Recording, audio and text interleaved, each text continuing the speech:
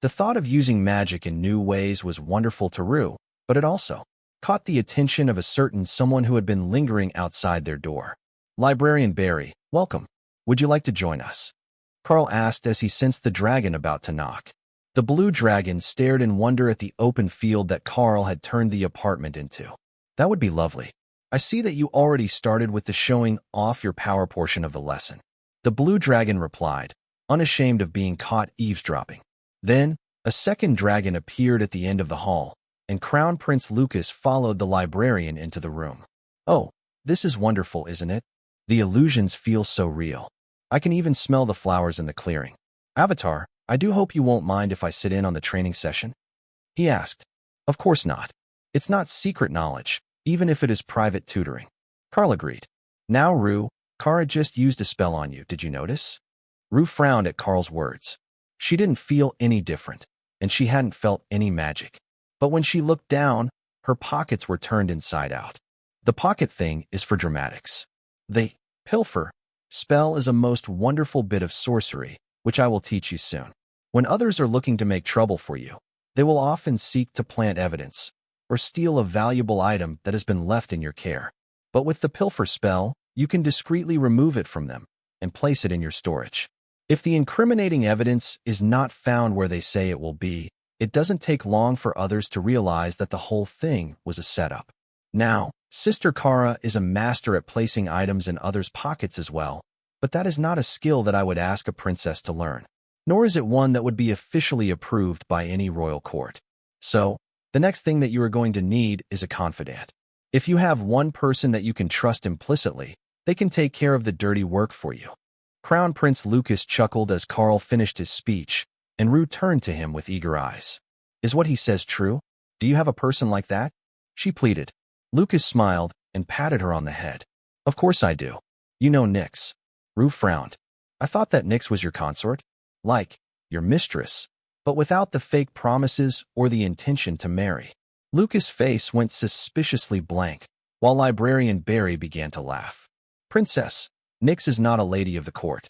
Nyx is an incubus with a fondness for bold and dramatic makeup. The blue dragon explained softly. Princess Rue just shrugged. Is there a difference? My mother was an elf. Kara walked over to whisper in her ear. All incubi are boys. The females of the species are called a succubus. Nyx is a boy? No, he's too cute. Not possible. She blurted out, which finally cracked Prince Lucas' composure. Oh, this is priceless. I'm going to have to tell him later. Lucas began, before noticing the gleam in Rue's eye. She was definitely thinking something age inappropriate. But really, Princess Rue was mentally calculating where she went wrong. Sure, she'd never seen Nyx in a dress. But his hair was spectacular, his accessories perfect, and he moved with a level of cat-like grace that she had been trying for years to emulate so that she didn't embarrass herself during her posture and grace lessons. Being an incubus was an unfair advantage. But where do I find someone like that? She asked after giving up on trying to understand how a mere boy had managed to surpass her skills. Karl patted her shoulder gently. It's not easy to find the perfect person. That level of trust is the hardest thing in the world to truly obtain. However, if you don't have a person like that, you can cheat. You either get someone to swear a binding oath, sign a blood contract, or gain leverage over them that they value more than their life. Alternately, you can do like I do and just summon one, should you gain the skill. Then, he called out the epic guard, who stretched gracefully as she examined the room. Is that a ghostwood treant? Librarian Lucas asked. It's a guardian, a summoned creature. But she patterned herself after a haint. They don't look exactly the same. She looks more like a treant and less spectral, but I have never met a ghostwood treant, so you might be correct. Karl agreed. You met a haint? No, sorry. Please continue your lesson. I will ask my questions after. Barry apologized, as he added the question to his notepad. Princess Rue's eyes went vacant as she examined the spells in her class tree. Okay, if I go far enough up the tree, there is a summoned void companion that I can call on. If I keep that active all the time, it can work as my assistant while I look for my own Nyx. She decided. Karl nodded, but Lucas had practical questions. How many skill points will it take to get to that companion? He asked. Rue frowned as she counted. About 100 if I go straight there? It's halfway up the tree. But there are other good things I want, like the void step, and void shield spells that aren't on that branch. So, it will be some time before you have it. Perhaps it would be better for us to focus on finding you a suitable person. Normally, they will work as your personal maid, as princesses don't usually have business assistants or butlers. Not that we could allow a butler into your room unattended once you were grown. Lucas added.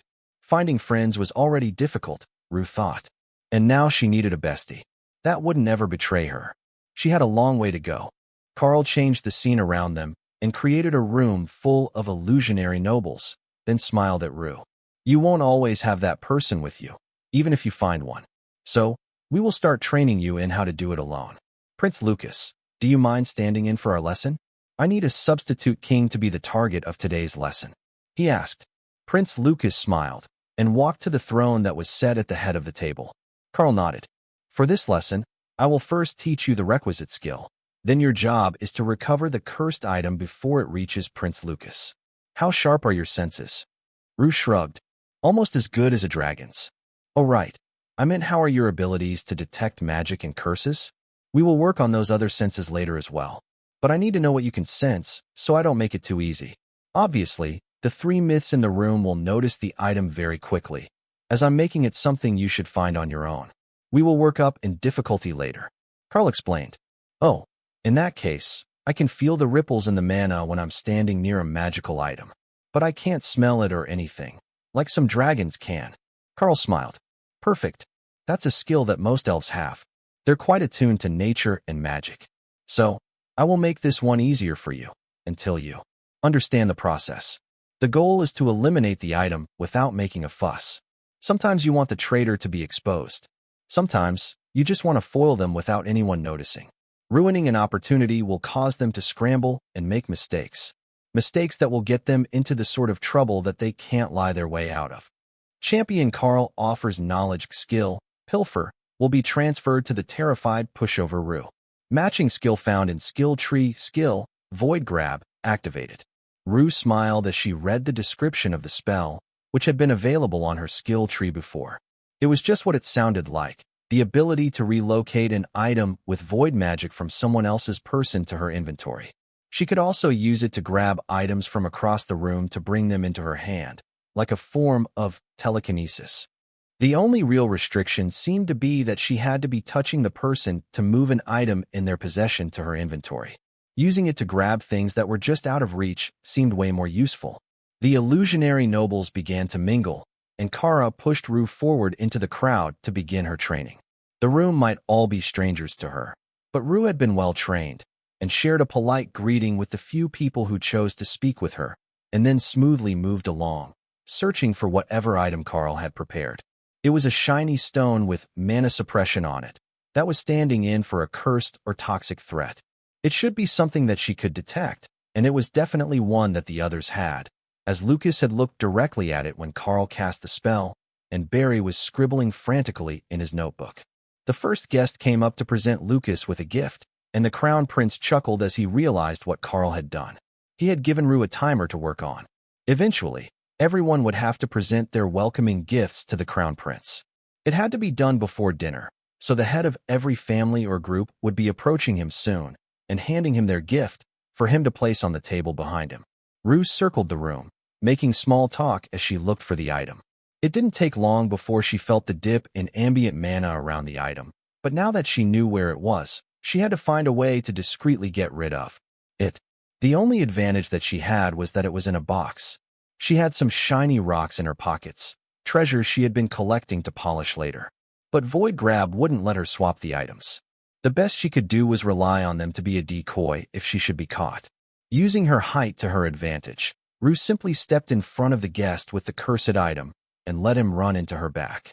He had been on his way to the prince, with the box in his hands, and nearly dropped it before a second guest caught Princess Rue's hands and kept them all upright. My apologies, Princess. I was distracted and didn't see you down there. The man stammered as Rue activated Void Grab and straightened her clothes. With luck, others would think that the spell was one for her appearance, and nobody would notice her attempt to rob the nobleman. Not entirely your fault, sir.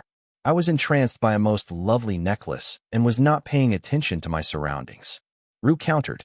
That was a suitable excuse for a young princess. and the nobleman smiled indulgently before handing her a polished amethyst. Inexpensive, but pretty. As a fellow lover of precious gems, this is my gift to you, he insisted. Rue curtsied and took the stone in both hands, then placed it in the small pouch that hung around her neck. There was no good place for a coin purse in most ladies' fashion, or any pockets. So, the necklace bags were a common accessory here in NAR, allowing the wearer to carry a collection of trinkets without filling their inventory. Thank you, it is beautiful. Then Rue moved away, looking for a way to get rid of the cursed item before it was discovered missing and someone searched for it. Finding and other similar spells would trace the former contents of a container, even if it was in someone's inventory. But they had a very limited range, unless cast by someone highly skilled. There, the perfect spot. An empty appetizer tray sitting on a table. Rue brushed by it and slid the item under a soiled napkin, then took a snack off. The next tray, just as the staff took the empty tray away. Within seconds, the item was out of the room, and Karl ended the scenario. Excellent work, princess. Actually bumping into him was a bit clumsy and caused a larger disturbance than necessary, but it wouldn't have raised immediate suspicions, as you never touched the box and didn't place a hand on the carrier. Karl congratulated her. It seems that she has a natural affinity for quick thinking. Disposing of it with the dishes was a brilliant move. They won't be washed until after an event, so if the finding is cast, it will only detect the item in a pile of dishes and not implicate anyone directly. Prince Lucas added, and that search effort would let everyone see that the item is not what it appears, as it would be in the open. Librarian Barry noted.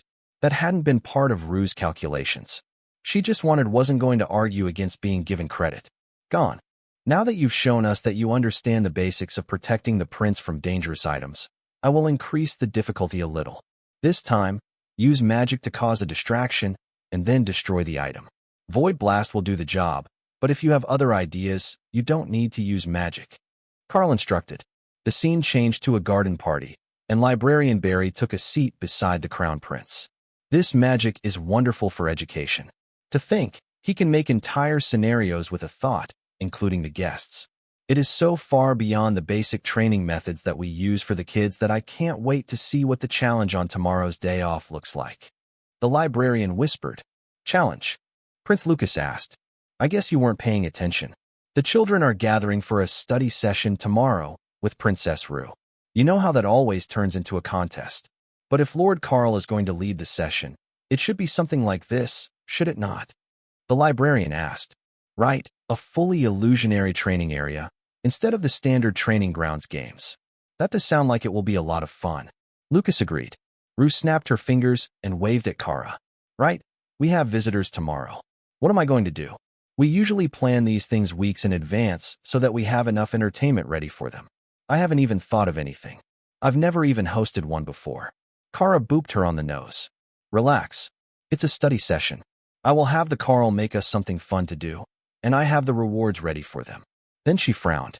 She was going to grab snacks from the Alliance house, but they were thousands of years in the past right now, and she couldn't even access the tiny world. That really limited her options. If she had taken up cooking like Hawk had, she might have had a chance to make some snacks of her own, but that sounded like too much work when she could just ask the Karl to make a construct that could bake.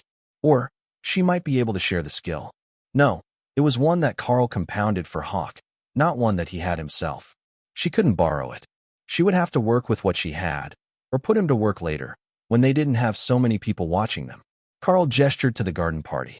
I will take care of the party planning. For now, you have a scenario to solve. Remember, you can use magic as a distraction, but the item needs to be destroyed without anyone realizing what you've done. Rue sighed, less eager to go back to training when there was a chance to make friends on her mind. But she giggled when she realized that all the people here were people she knew. Karl had duplicated the guests at breakfast for this garden party, and now she just needed to know who had the target item. Will you have her work on different items later? Prince Lucas asked. Karl nodded. Indeed. It's only day one of her training, so I'm going with simple to find threats. It's the technique that matters most. We will work on intelligence gathering and identifying threats later. Librarian Barry shrugged. I can work with her on those topics as well. It is part of the advanced curriculum. Rue made her way through the crowd, more comfortable now that the faces were familiar ones. You are evil, Prince Lucas whispered as he realized who had the item that Rue needed to discreetly destroy. It keeps things interesting. Besides, if you make it too obvious, what is she going to learn? Karl replied quietly as the princess made polite small talk. Then she found the item, and it was on one of the girls who had always been nice to her. Presumably, the target of the cursed item was going to be someone that she didn't like, but this was a training mission, and she had to destroy it anyhow. If she justified it as thinking that others were already suspecting her, it wouldn't seem as bad in her mind. Yes, that was the way. Lovely party, isn't it? Rue asked as she stepped beside her target. It really is. Do you think that Lady Karl will be here? She's so funny. The girl asked. Hopefully. Oh, did you know? She taught me a trick with void magic today. Rue replied. Then she snapped her fingers and cast 2 spells in rapid succession. Void Grab and Void Blast. The Void Blast was targeted at the glass one of the boys who liked to bully her was carrying, and gentle enough that it only cracked the glass, so he had a half-second of horror as the glass shattered and dumped sticky fruit punch all down his arm. Rue put her best innocent look on while the boy turned to glare at her. But being in a crowd, it was impossible to pinpoint the source of the magic from a distance, and her friend was also laughing along. Then, Rue focused hard to cast 2 simultaneous spells again. Void Blast, to destroy the item, and Void Grab, to pull a fresh glass of punch. From a server's tray. How utterly unfortunate. My apologies, I just learned the spell, and my targeting seems to be rather inaccurate. Please, accept a fresh glass and apology. She offered. The boy simply glared at her, then stomped away, and Karl ended the scenario. Spectacular work. I hadn't known that you had it in you. But it seems that once we get through the shy exterior, there is a skilled illusionist hiding underneath. Prince Lucas nodded. If I hadn't known what was going on, I wouldn't have even noticed that you had taken and destroyed the item. The distraction was nearly perfect. A bit more work on your timing and power levels, and you'll be an expert. Time passed quickly with Karl creating new scenarios for them to replay.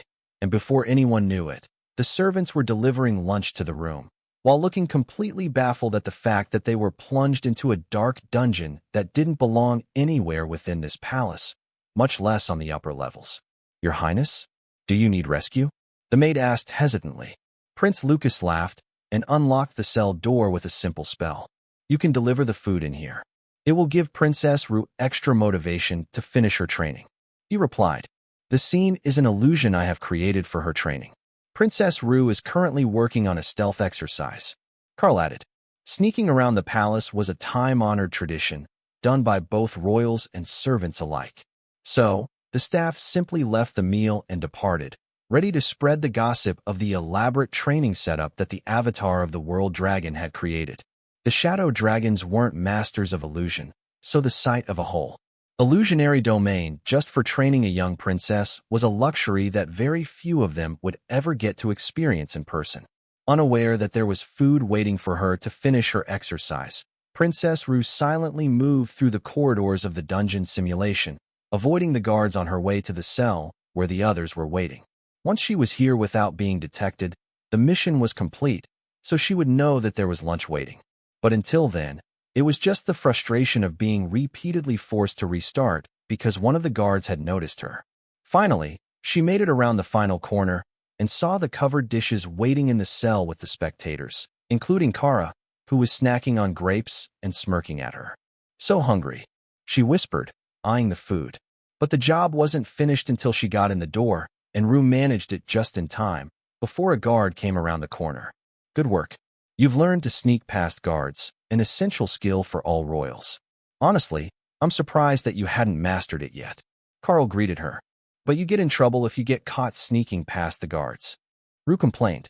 That's the point of learning not to get caught. Prince Lucas laughed. She's too wholesome to live. Kara agreed.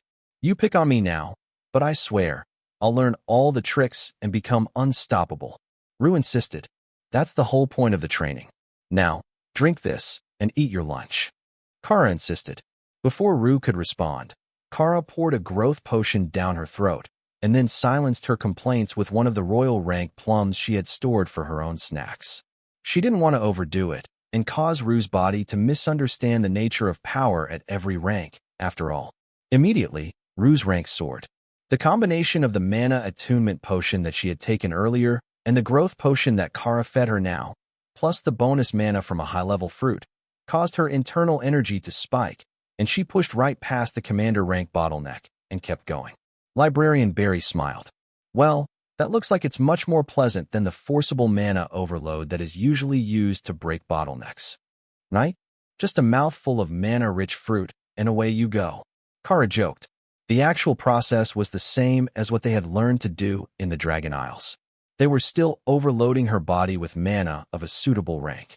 It was just the method that changed. Forcing mana in from the outside, or forcing your body to take more mana than it could accept, were painful processes. But your body naturally ignored most pains from digestion. What sort of terrifyingly effective magic is that? Librarian Barry asked. Chaos element magic. It's related to the mana suppression spell, but works in the opposite direction, Karl explained. Kara smirked, as she knew that he was lying, but telling the blue dragon that it was an alchemy recipe that someone could replicate, and not a spell that very few could ever hope to use would only cause more trouble and possibly mess up the timeline. That's a shame.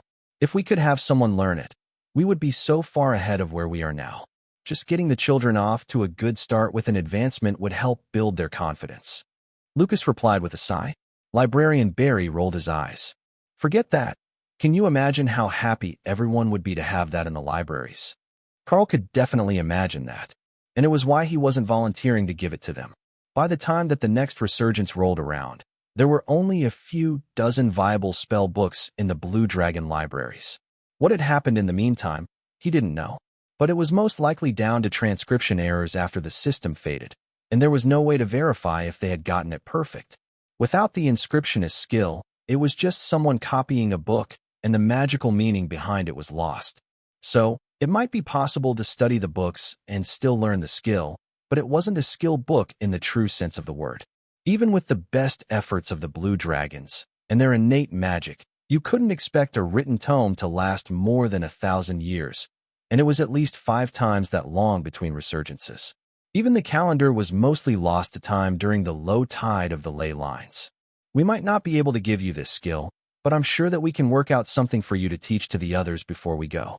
We're not going to be here forever, so someone will have to take up the teaching position once we've returned home, Karl suggested. Barry smiled. I knew that the emissary of the Chaos Dragon would be a reasonable man when it mattered most. Lucas didn't look convinced that this was the important time to be reasonable. Karl was clearly hiding much more regarding both his mission and his skills.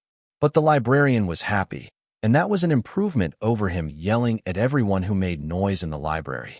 Moments later, on the other side of the palace, panic shook the quiet murmurs of the Royal Wing's staff. Did you hear? Princess Ru advanced a rank today. I heard that the emissary has a technique that will help her break through again within a month, and then she will be ahead of nearly all the other children at her age. One of the cleaning staff whispered to the woman working next to her. He gave her void magic as well. I heard that he might be grooming her as a future concubine to the next king. The other woman, a young sand dragon, replied. Do you really think so? I heard that the crown prince and the librarian are both in the suite with her and the emissary for a training session. What else could she be training for? Both women fell silent as soft footsteps came around the corner and a procession of royal guards approached. Your Majesty, they whispered, bowing as the queen and her escorts passed. The queen scowled at the two gossips, but held her rage in until she was in her suite. Did you hear that? Already the rumors are started. One measly breakthrough, and already the staff are talking about her like she's a legitimate royal. Someone get me the seer. I need a new reading. She demanded. Her guards, having anticipated this demand, rushed out and escorted the waiting seer in. The woman was a white dragon, stooped with age and blinded by the curse of her class. Seers could foretell the future and read the past, but never see the present. Their eyes were permanently fogged. Your Majesty, what would you like for me to find you today? The seer asked politely, facing an empty wall. I wish for you to tell me the future of the princess named Ru. The queen replied irritably. The seer smiled gently as she bowed, and then turned to face the queen's voice. Of course, now that the curse is lifted, her future will have changed. Every decision made ripples through time, changing outcomes. She began. Then, she paused as she was lost in a vision. The princess stood transformed, a void dragon coming into her own as a young adult. Beside her stood a massive shadow dragon, wearing the crown of a king, as he placed an onyx-studded crown upon her head. For a moment, the seer was about to deactivate her skill and tell the queen what she had seen, but something at the edge of her perception caught her attention. The city outside the palace was celebrating, chanting her name. But that was of little consequence. Such events happened even for birthdays. No, what had caught her attention wasn't the crowd. It was a lone woman, glaring up at the palace, wearing a stained dress that spoke of faded glory. The queen herself stood deposed, wearing rags pieced together from old royal cast-offs, her power level crippled, despite being a mighty adult shadow dragon. Then, the scene changed, moving back in time as the seer focused on the queen. I have warned you, time and time again. But you never listened, even after you were stripped of your throne and demoted to concubine. Now look what you've brought upon yourself. The king was telling her, immense sadness in his tone. Abruptly, an outside force slammed into her vision, as if a wall of interference had stopped her from seeing more of the future, and the seer collapsed on the floor. Seer, are you all right? What of the future? Tell me, what did you see? The queen demanded. The seer slowly shook off the pain of being forcefully ejected from a vision and moved to a seated position on the floor, still unable to stand. Your Highness, I have seen the future of the girl. Her future has diverged from her past. By the time she is a mature woman, she will have the power to assume the form of a void dragon. On the day of her greatest glory, she will stand beside the king with pride. But beyond that, the future is murky. Something is blocking my sight. I could not see the path that led her there, only the end of the journey. The seer answered, speaking softly. What of that emissary? Is he part of her future? The queen asked. The seer shook her head. By the time that she reaches her peak, he will be gone. He was not in the vision. The seer carefully considered her next words. What she said would determine the fate of the queen, and perhaps of the kingdom. A simple warning, if heeded, was all that it would take. But she chose to remain silent. The queen knew now that the dragonkin princess was destined for greatness. It was up to her free will to make the right decisions.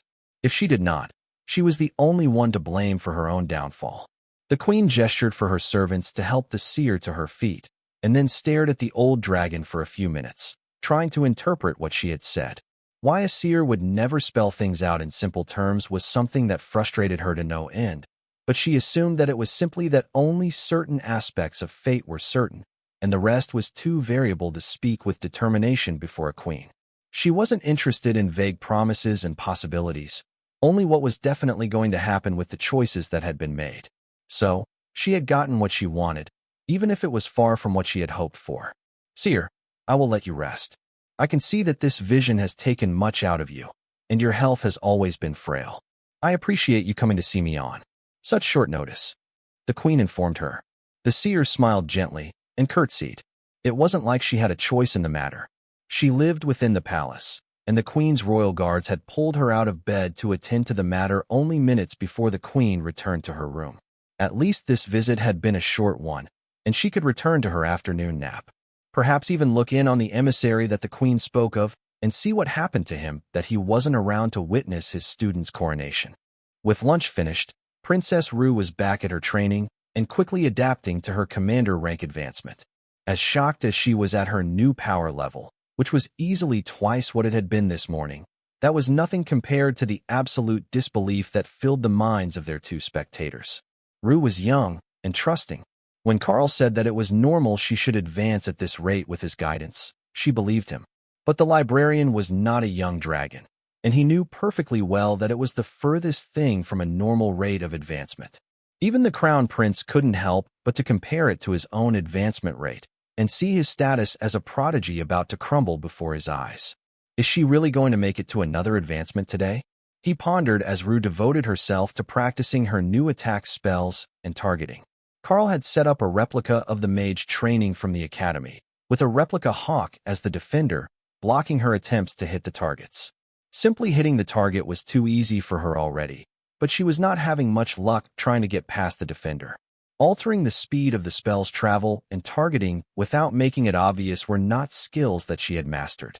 In Karl's mind, It wasn't really important to focus on this part of her training, as she would have plenty of time after he left to master the techniques.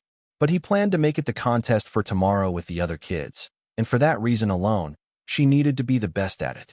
Everyone knew that she was just starting, so they would have very low expectations for her. Being able to even keep up with the others would be a huge win for her reputation. But her stamina also needed work, the same as any other new mage, and when she had to sit to take a break, Librarian Barry was immediately on Karl with questions. All right, now I need to know. What other skills do you have for teaching? Can you just force your student to learn anything that you want? Are there restrictions? Can you do it for anyone? He began, his words flowing together without time for Karl to answer. Karl spent a few seconds wondering how he could even explain this in a way that would make sense. The skills I can teach are limited to ones that I know, or a compound of skills that I know. But the more complex the skill, the more extreme the restrictions. For example, mana suppression is an artifact-grade skill. The only people who could possibly learn it would have to already possess a significant understanding of the fundamental rule of mana manipulation. They would need an affinity for both high and low mana environments, and possibly other restrictions that aren't as obvious. But if I just wanted to teach someone how to use a lightning bolt, then most mages, shamans, and blue dragons should be able to learn it. Even warrior-class blue dragons have a chance to learn lightning bolt. I suspect that if they could, it might even open a Mystic Knight-type class for them, as they would be on the path of mixing blades and magic. Karl explained. And what is the source of this strange ability? The librarian asked. The same as the rest of my skills, I suppose. I have become the avatar of the world dragon, so I will just say that the system is the reason. Karl replied with a shrug. Librarian Barry smiled. So, they're from your skill tree, not a fortuitous encounter. That is a good sign. It means that there might be another who might have a similarly useful skill for training young dragons. Karl hadn't thought about it that way. He was certainly the only one in his own time that had these particular skills, at least to public knowledge. But this time was much further into a resurgence, so there might actually be a few others who had a similar skill set within the Dragon Isles. Prince Lucas frowned, the black orbs of his eyes narrowing in suspicion. What I gather from this discussion is that you plan to secretly teach the princess more skills that will help her growth and guide her toward whatever goal you were sent her for. Karl shook his head. You're only half right. I will teach her more secret skills, but it's not toward a goal that I was sent here for, but one that she set for herself. And what goal might that be? Karl smiled at the annoyed shadow dragon. That's a secret too. Perhaps you can get her to tell you, but it's not my secret to share. Lucas gave him a sad smile. With how poorly our brothers behave, I highly doubt that she trusts me enough to open up about anything resembling her deepest secrets. But that's fine, I will figure it out given a bit of time. I do enjoy a good puzzle. More importantly, is it possible to teach someone to make this training ground? That magic is entirely too useful, and it's a shame that it's not available for more of the noble young dragons. Karl shrugged. It's not impossible that someone will learn it. But who has enough affinity for illusion magic to make the domain? If they can do that, then the other spells that go with it are not impossible. However, it's not that challenging to modify the gargoyle spell to create a flying defender to protect targets. Surely, someone here knows that spell. Librarian Barry smiled. I know the gargoyle spell. I often use them to watch over the library in my absence, and the ones stationed around the ceiling are quite real. Karl nodded. Then you can use a standard training ground with durable targets for the purpose. Originally, I had a Dragonhawk serve as the defender. They're especially enthusiastic about the job if you have a water mage in the group. After a full day of practice, Princess Rue was feeling quite confident with her skills when the next morning came around, and it was time to meet the nobles she had invited over in the dining room. This was a mission that Kara had set for her. The transformed badger would not be there to help her through the awkward parts, or to serve as a mythic-ranked deterrent factor, so the princess would have to make a good impression all by herself. Good morning, everyone. She greeted her age mates as everyone gathered at the table. Good morning, princess. They chorused back, then looked around for Kara. Miss Kara won't be dining with us this morning. She is busy preparing something with emissary Karl, Rue explained. A few of the children looked sad to hear that the strange girl wouldn't be with them. Kara had so many fun ideas that she had instantly made friends with the most curious of the young dragons. So, not seeing her for the morning was a real loss. even if they were likely to see her later while they were visiting Rue. Did you make plans for the morning? One of the boys asked, unsure if Rue could come up with something decent on her own. Emissary Karl agreed to help set up a special area for us using his illusions. It's going to be fabulous, I'm certain. I was hoping to keep the details a secret, so it doesn't ruin the surprise, but you won't need to bring anything special. Rue insisted. Oh, that should be fun. The staff have been talking about his illusionary domain all night. Do you think that he will teach it to you? The boy replied. Rue shrugged. I'm not sure if I'll be compatible with it. My class specializes in void magic, and illusions are different. But if I am, I definitely want that spell. Is it that cool? One of the girls asked. You have no idea. It's like a whole separate space. It's not just a little spell that changes the look of a room. You'll see, it's wonderful. The kids chatted as they ate, and then everyone followed Rue through the castle, unsure where they were going. Everyone knew that Rue had been moved to stay with Emissary Karl, but most of the kids didn't know where he was staying. Oh, you got the good spots over the library. It's always empty up here, so it's no fun to play in. But the rooms are so big. One of the boys commented. Rue smiled. Yeah, it's a really nice room. Librarian Barry loves that it's so close to the library, so he can come to watch the training. The emissary knows so much cool magic that it's impossible to send the blue dragon away. The other kids giggled at the thought of the dignified librarian pouting about not getting to see a new spell. That would be quite the sight. Then, the door to the suite opened, and the kids found themselves looking out over a massive garden space with floating targets, an aerial obstacle course, and tables full of snacks guarded by foxskin maids. This is, holy goddess, it is. I don't know the word for this, but awesome doesn't even begin to cover it. Where even are we?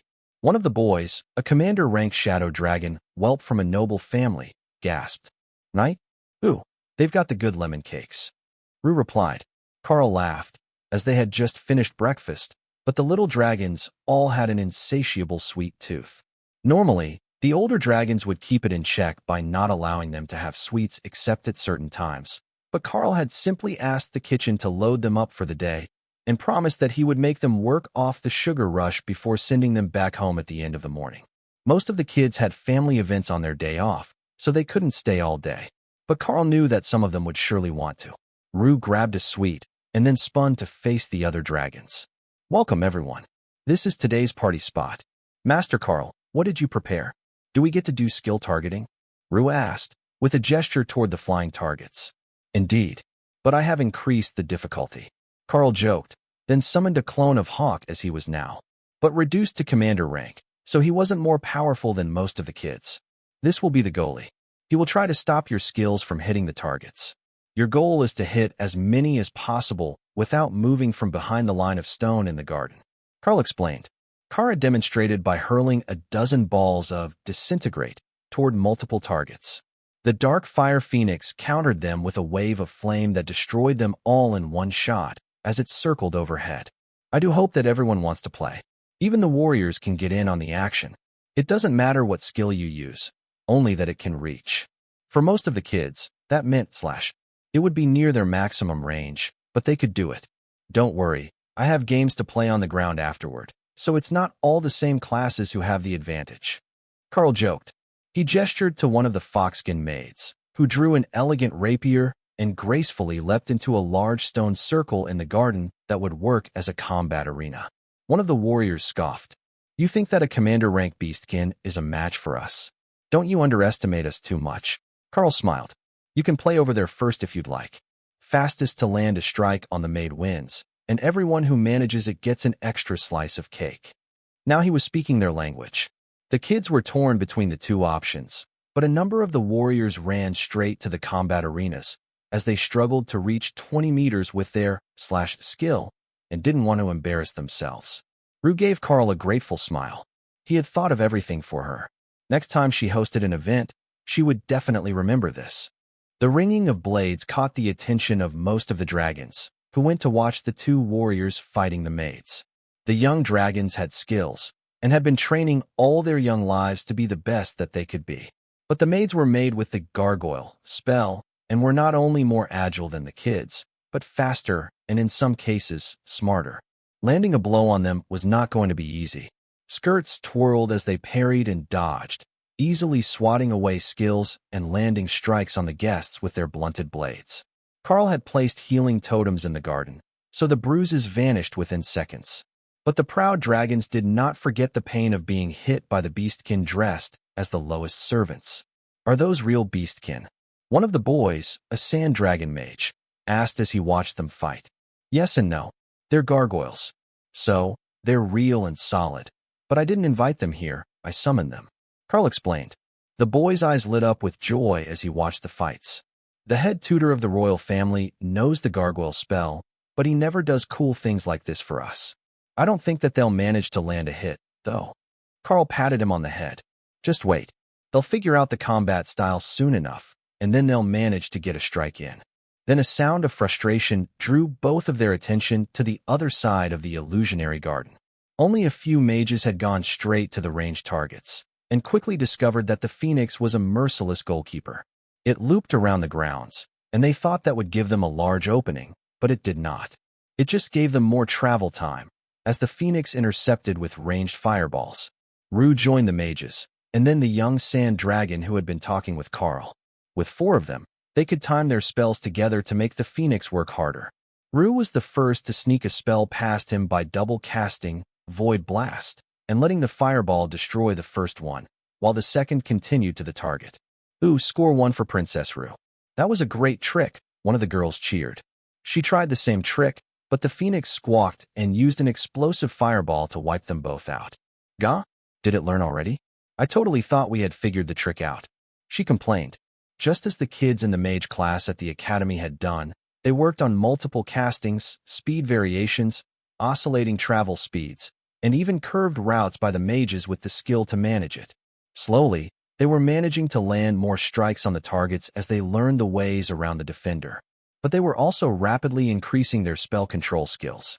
From a table in the corner of the garden, Librarian Barry watched in awe as the mages improved their skills by more in 1 hour than they had in the last semester of tutoring. Competing really was the best way. Unfortunately for the boys sparring, it was not so easy for them to win. The extra cake slices were well guarded, and the first boys had given up when they got tired, allowing a new pair to take over. One of them was a rogue, and he was getting much closer than either of the boys before him. His agility was enough that he could keep up with the maids, but Karl knew that was not the only way to win this challenge. You only had to land a single strike, not win the fight.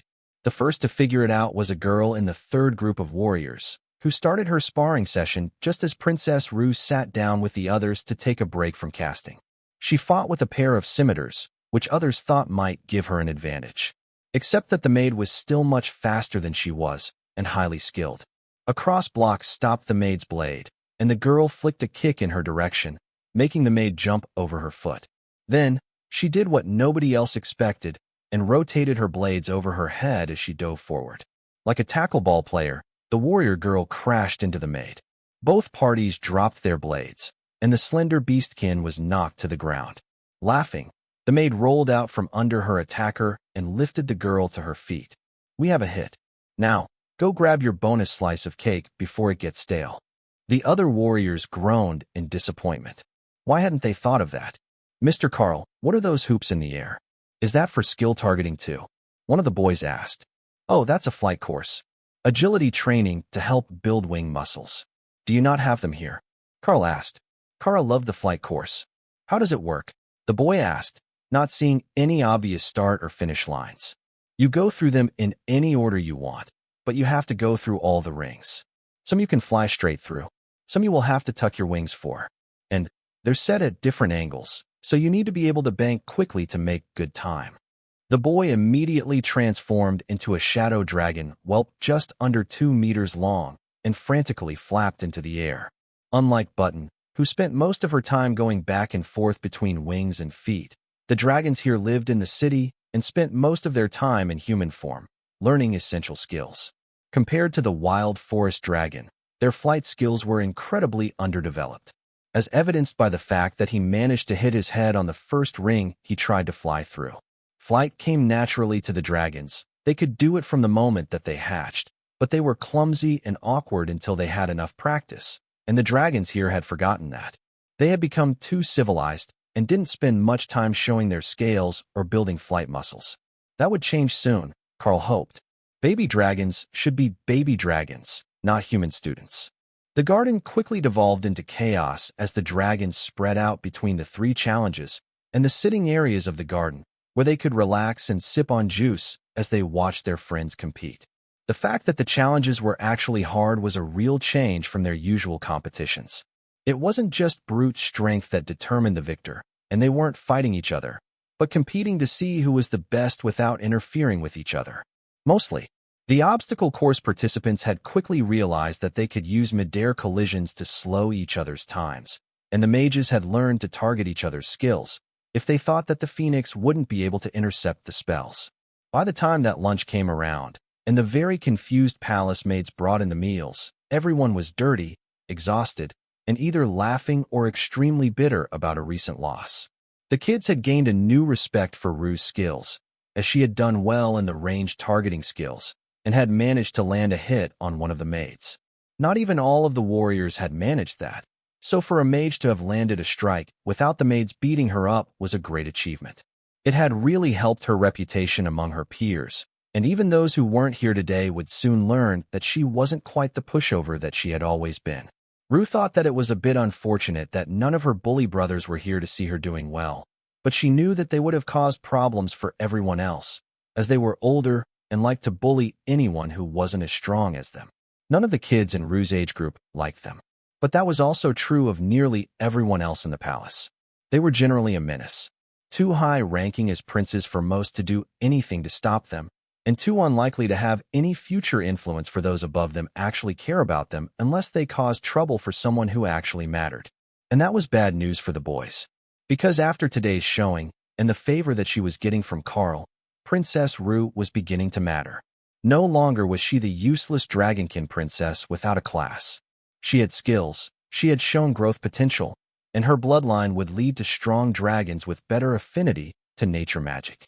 Many of the shadow dragons valued the royal connection, but the nature magic affiliated felt even more strongly about it, because they could get that connection and not lose out on the nature affinity, thanks to her elven mother. With more than half dragon in their ancestry, most of the children would be born as full dragons, inheriting the dragon genes from both sides of the family. But the ones who became dragonkin would still be powerful. Rue hadn't considered any of that.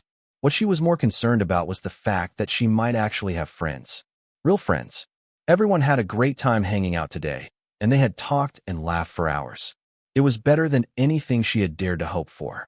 Now, they would all split off after lunch, going about the rest of their day, but it looked like Karl would let her keep playing here in the illusion for the afternoon, as Librarian Barry had been hiding in the corner taking notes all morning. After over 4 hours, he would have quite the list of things to ask Karl, and that meant that the illusionary domain would remain the same for some time. "What are you going to do this afternoon with your day off?" one of the girls asked Rue as she waited for everyone to finish eating. "I think that I will work on my sparring skills. The maids in here are excellent opponents, and I want to practice combining my spells and sword work." Rue decided. The girl frowned. "I wonder if my mom will let me." "No, we have to see Grandma this week. Mom was busy last week." Rue nodded in understanding. "I don't know how much practice I will actually get. Dad is always busy with the older kids or the queen, but we usually do a family dinner on the day off." The other kids nodded in agreement. The royal family dinner was locally legendary, both for the number of guests at a family dinner and for the drama that inevitably came out of it. Karl smiled as he watched the excited kids chatter about their afternoon plans. He was doing well with Rue, and she was integrating well into the crowd. An excellent sign. So, as they planned for their afternoon, Karl planned ways to get the Dragonkin princess to advance again and pondered whether to get Librarian Barry to help him scheme on how to build her political influence. Then, he realized that there was a better option. If he just told the crown prince that he was grooming her to be married off and become queen in one of the neighboring nations, he should jump at the chance. He was one of the few siblings that she liked, and he was set to become king. So, a strong bond with her would seem like the perfect opportunity for him to extend his influence. Hopefully, Karl wouldn't have to guide the process all the way to her coronation to be considered successful. Probably not. As soon as he got things on the right track, Misty would likely call him back. After a few minutes, servants came to start collecting the kids, who had all found various reasons to delay their departure, including a few who wanted to work off the extra sugar from lunch with one more sparring round or a lap around the obstacle course. Why are there tiny dragons everywhere? Dicarion, the avatar of the black dragon, asked as he stepped into the room. I knocked, but nobody answered. He added, "Oh, sorry. We can't hear outside with this particular domain in place. There should have been a staff member at the door to let you in." Karl replied. Dicarion nodded and waited for an actual answer. They are having too much fun and looking for reasons not to leave. I set up a flight agility training course, and it's become incredibly popular. Karl added. The black dragon ducked as a wayward shadow dragon whelp nearly clipped his head, then laughed as the boy managed to clip the hoop with his feet, which sent him careening to the ground. All right, I admit it. They need the training. Librarian Barry smiled at the black dragon's words. That's what I've been saying. Emissary Karl should extend his generosity to the rest of the palace and start training young dragons in essential skills using these most wonderful skills of his. The echo of a divine voice rang through Dicarion's mind, and the avatar smiled. I think I understand more clearly now. You really must not be allowed to have a baby dragon. After a month together, it would be riding on your shoulder like a cat, just so it didn't miss anything. He joked. Kara smirked, then climbed up Karl's back to sit on his shoulder, using the large feathered wings of his Tengu form for balance. Like that, but with scales. Dicarion agreed. That combo is a bit terrifying, even without considering that the Tengu form is just a disguise. Chaos and pranks together at mythic rank are just overkill. Librarian Barry agreed. Avatar Karl, is there a chance that this can be enchanted as a permanent feature of the castle when you leave? The other children would love a chance to train on such exceptional grounds. Dicarion asked. Karl shrugged. I don't see the harm in it. Making an illusionary domain enchantment isn't all that difficult, and I could place the spell on room with all the essential functions. This one is actually cast on the whole suite and the rooftop outside, so that there's more room for the children to fly. But you can only access it from the door to my suite. You can really do it? Barry asked. Of course. I won't even need an illusion stone for something this simple. I can just carve the runes into the stone of a room and recreate the effect. Karl paused as he remembered that they were not aware of his trade skill. He had forgotten for a moment that he was in the past and not at home. The blue dragon was almost nose to nose with him again, drawn in by the possibility of Karl escaping without explaining his secret knowledge. Then Karl licked his face. All right. Sorry. Personal space. What skill do you have that allows you to do that? He asked. Rune crafting. Both dragons, and nearly all the staff in the room froze, then turned to stare at him. You're a rune lord? Barry whispered reverently. I should have told them that it was me. I wouldn't mind having dragons worship me. Kara sighed. You'd still make me do the work for you. Karl reminded her. Not if they were going to look at me that way. The last time I saw that look, Lotus was giving it to a slice of cake. Karl's smile confused the older dragons. Was he messing with them? Or was he laughing at their reaction? Just pick a room, and I will make a copy of this training space in it for the kids. Karl informed them. He could make it on a statue if he wanted, but that wouldn't be nearly as impressive to most people as altering an actual room in the castle. An artifact could be restricted or hidden away, but a physical room would become a part of castle lore. He agreed too easily. Dicarion noted, which means that this room isn't the extent of his skills, but something that he threw together on short notice for the kids to come play in. Barry agreed. Kara smirked, and one of the fox-skin maids came over to give the crestfallen blue dragon a commiserating pat on the shoulder. It's not the end of the world, friend. You'll get to see many more wonderful uses of this skill in the future. She consoled him. Barry smiled. Like gargoyles that display empathy? That's a new one. They're usually nearly inanimate unless someone threatens their space. The maid winked at him. Ask the Karl about what he does for real combat trials. We're just guardians of the garden who will play with the kids. Dicarion frowned. There is something wrong with your gargoyle spell. I swear that they're not supposed to encourage people to dig into your secrets. But I've never seen them speak before, either. So perhaps they're always like this. Karl shook his head. No, I modified the spell to activate it within the illusionary domain, then used reality warp to make them more lifelike. And you know how foxes are. The librarian sighed dejectedly as he realized that was another spell that he was unlikely to ever be able to learn. Having Karl around seemed determined to frustrate him. Every question he asked only left him with two more questions that needed answers. What does reality warp do? He asked, knowing that the answer was only going to annoy him more than it satisfied his curiosity. It's not as extreme as the name sounds. It makes illusions solid at the rank that they were cast. So, if I use a mythic illusion to make an army of winged void badgers, I can turn them into solid void badgers with the spell.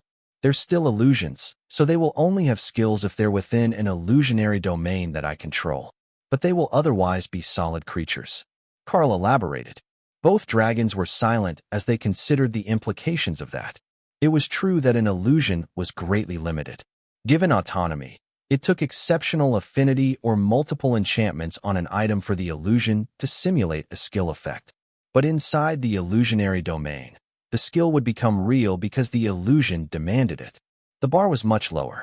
It just relied on the illusionary domain remaining intact. While they were preparing questions, Kara flew off Karl's shoulder and darted through the obstacle course, passing multiple dragons on the way and turning one particularly hapless dragon around, causing him to fly back through the same hoops he had just completed. Then he stopped, confused when he realized he was back where he started. I should have put lights on them, so they knew what ones they had done. But that doesn't work with multiple racers. Karl sighed. Just one more reason for everyone to watch. Every race needs a good referee. Dakarian agreed. But how do we make them stop racing? You know we're all going to get yelled at when 30 parents have to come personally collect their kids who are pretending they can't hear the staff. And the annoyed guardians coming to collect the kids was exactly what happened. Where's my wayward sister? And why are there so many young dragons here? There are nobles all over the royal wing looking for them. Nobody knows what room you are in. Prince Lucas complained. Karl's expression changed from confused to bemused as he realized the chaos that they had inadvertently caused. The palace staff had relocated them to an unused section of the palace because the princess room wasn't suitable to be exposed to outsiders, and foreigners weren't traditionally housed in the royal wing, except to place them close to residents of the wing. So, when the other noble children's parents came looking, everyone who knew where they had gone was already at the suite, watching the children. That led to dozens of nobles wandering aimlessly, looking for an envoy that only a few of them had properly met, and most of them couldn't describe properly outside his dragon form, which had been what made the biggest impression on them. Fortunately, that was enough for some of the servants who were up on the gossip to lead them in the right direction, but this wing was so unused that there wasn't anyone nearby to guide them when they got close. At least not before the first of them found it, entirely accidentally. Oh my, this is quite the room. Tell me, what did you have to do to get the king to grant you a training facility like this? And why wasn't this in use before? The mythic-ranked dragon pleaded as he entered the training area. This is actually a standard visitor's suite and a rooftop patio that I converted with an illusionary domain. That's why you don't recognize it. Now, I take it that one of these younglings is yours. Karl asked. The one with the missing front teeth. The dragon agreed. That made it easy. The boy was missing his front teeth in both dragon and humanoid form, and they left a very noticeable gap. He's on the ground over there by the obstacle course. I think that he clipped his wing on the hoop again. Barry noted. Thank you, librarian. The mother dragon tried not to laugh as her boy got to his 4 feet and cursed fluently in Draconic, then flapped back to the end of the line to wait his turn to start again. You brat, get over here. Don't tell me that you lost track of time. I can see the maid I sent to fetch you. His mother shouted. The boy took one look at her and bolted, headed for the edge of the illusion. Unfortunately for him, he was flying the wrong way, and that side of the illusion was an interior wall of the suite in reality. He couldn't escape in that direction. With a resounding thud, he bounced off the barrier at the edge of the spell, put in place by Karl to prevent anyone from wandering into someone's bedroom or falling out of a castle window. The little dragon rubbed his head as he got back to his feet and glared at the barrier that didn't let him flee his mother, while the woman stood with her hands on her hips. Nice try. Now, transform back. It's time to head to Grandma's. Sheepishly, the boy transformed back into a humanoid, but his mother's lecture as she led him out of the suite was loud enough that it attracted other parents from 2 floors away. That caused an influx of parents and a tide of children rushing to find their assigned servant and escape before their own parents found them loitering far longer than they were supposed to have. If mom didn't catch them before they got back to their own rooms, it didn't count, right? With all the troublemakers gone, the crown prince took Ru's hand and turned toward the door. Emissary, I will return Ru to you after dinner. Sisters, this is Emissary Karl of the Darklight, host in Sihosesa. Luke announced. Greetings, Emissary. The two older princesses responded with a curtsy. Are we going to food now? I'm hungry, Ru asked. Not quite yet. We've got to pick up the suitors for these two before we eat. But they're on the way.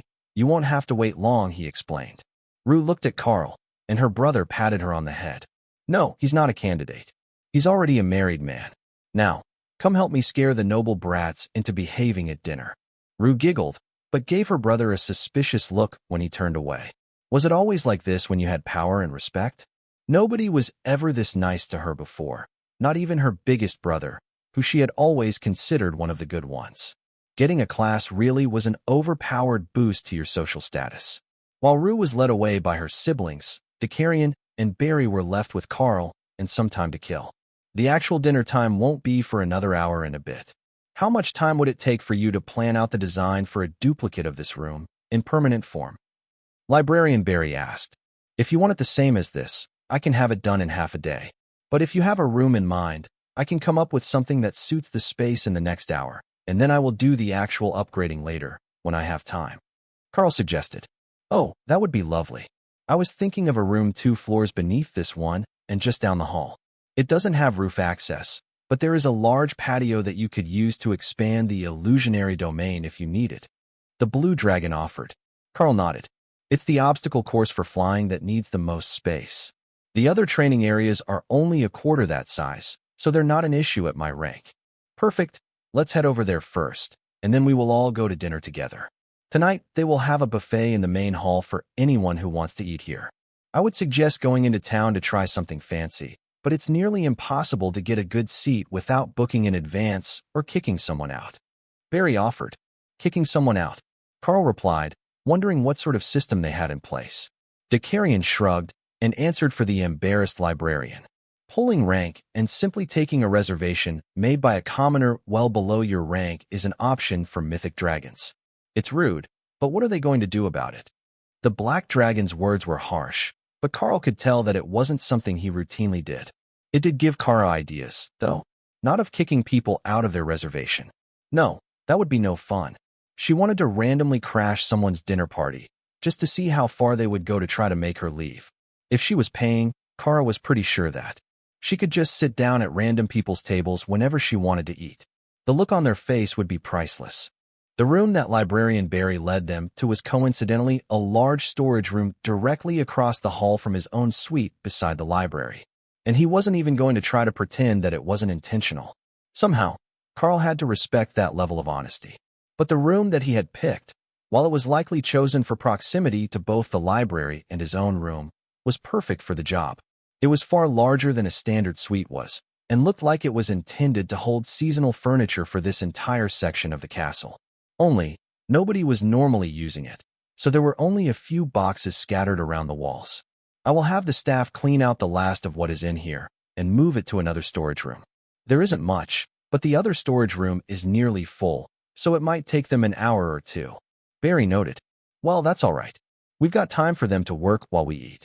Then, we will come back. I will upgrade the training room by the library, and all the kids will have an excuse to come visit your wing of the palace. Karl joked. Dakarian laughed. Getting them to even come close to the library is hard most of the time. It's like they're allergic to education. Karl shrugged. You just have to make it fun.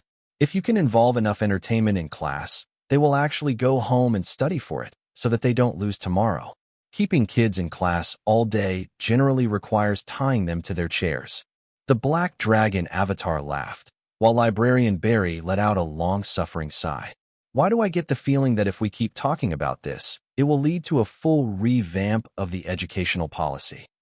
He asked. Karl shook his head. Unlikely. There are far more blue dragons than there are Karls in the world, and convincing the church to change educational policy to introduce more hands-on learning and energy-burning exercises into their classroom time is unlikely to be a fast process. Karl knew that firsthand. The process still hadn't changed by the time that the next resurgence came around, so any changes that they were likely to make here would not spread outside the palace. Or at least they wouldn't affect the whole church. Dakarian smiled fondly at the memory of his training as a youth. You know, I grew up in Zindab, to the south of here, and most of our training was done on our wings. The blue dragons made us fly while we recited the answers to their questions. At the time, we thought that it was just them ruining a perfectly good flight, but now I get your point. Burning off all that young dragon energy is a good thing. Once they get older, it's easier to get them to sit all day. So, it wasn't a new idea. It just wasn't how things were done here. The dining hall was unusually empty today, with only visitors present, and a few who did not have family in the palace, or near enough to fly out and visit for the day. The kingdom only took 1 day a week off, but the palace took it completely off, with only a small staff left on duty. Even the serving staff was just one young dragon with a large cart stocking a buffet, instead of the dozens of staff and fancily plated dishes of every other day. Karl loaded his plate and followed Dakarian to the nearly empty table, only to find that they were suddenly popular. I heard that you made up a new challenge for the kids. An adolescent dragon began the moment that he sat down. Indeed, a modified training scenario, but it's excellent for youthful challenges. Though, with a bit higher difficulty and some larger obstacles on the course, it could work for anyone. Karl agreed.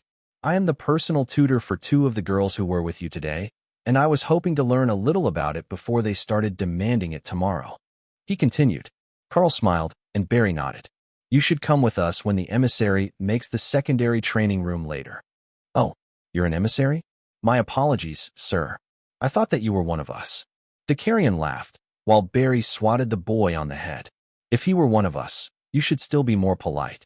But he's a mythic world dragon, not a librarian of the blue. It's you. I heard that you made quite an impression the other day, flying in. I don't typically come to these dinners except on the weekend. They're too crowded, and my position would put me in a dark corner somewhere. The tutor noted.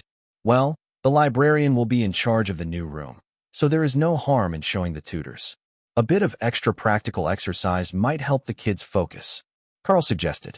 It seems that we will have a big day ahead of us. Dakarian noted. We should have probably picked a bigger room. Karl agreed.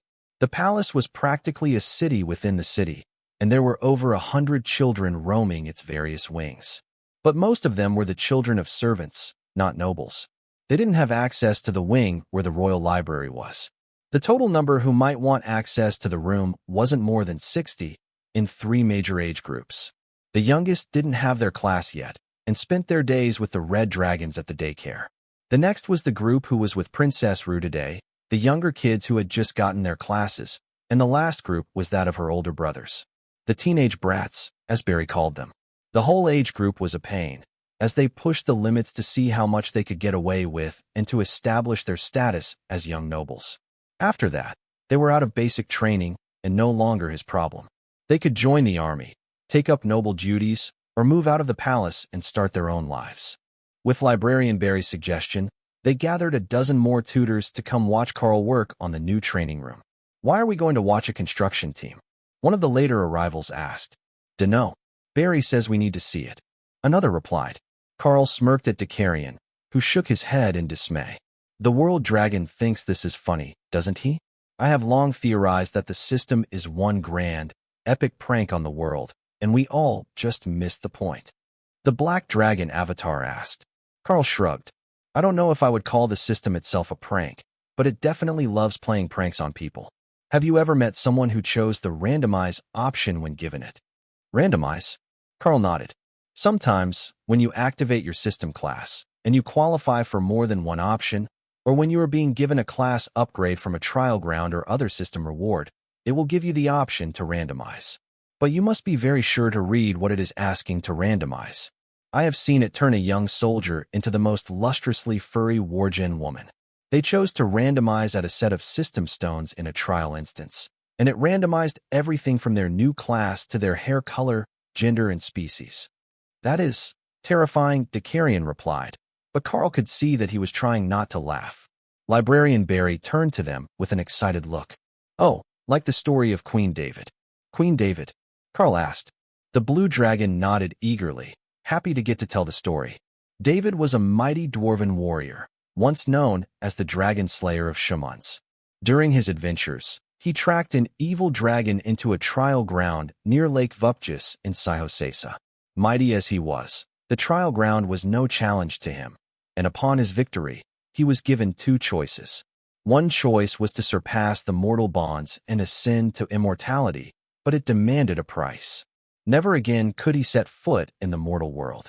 The second option was one that none had seen before. The system asked him if he would like to randomize his reward. Now, the hero was no fool, and he extracted a promise from the system before he chose. The trial ground promised him that there were no outcomes that would weaken him, so he chose to randomize. And the system played a joke on him so cruel that none could have ever expected it.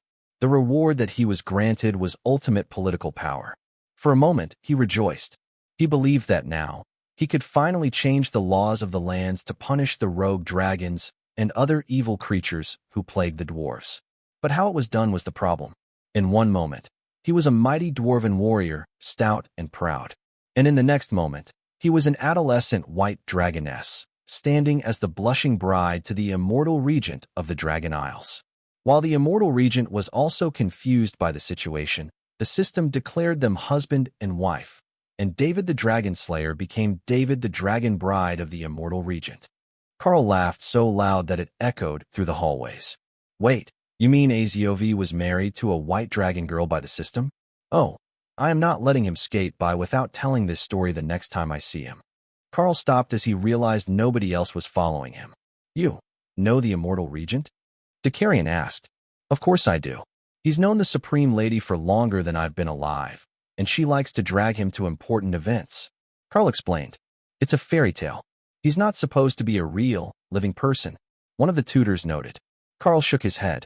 He might wish he was imaginary now that I found out that he got married and never introduced me to his wife.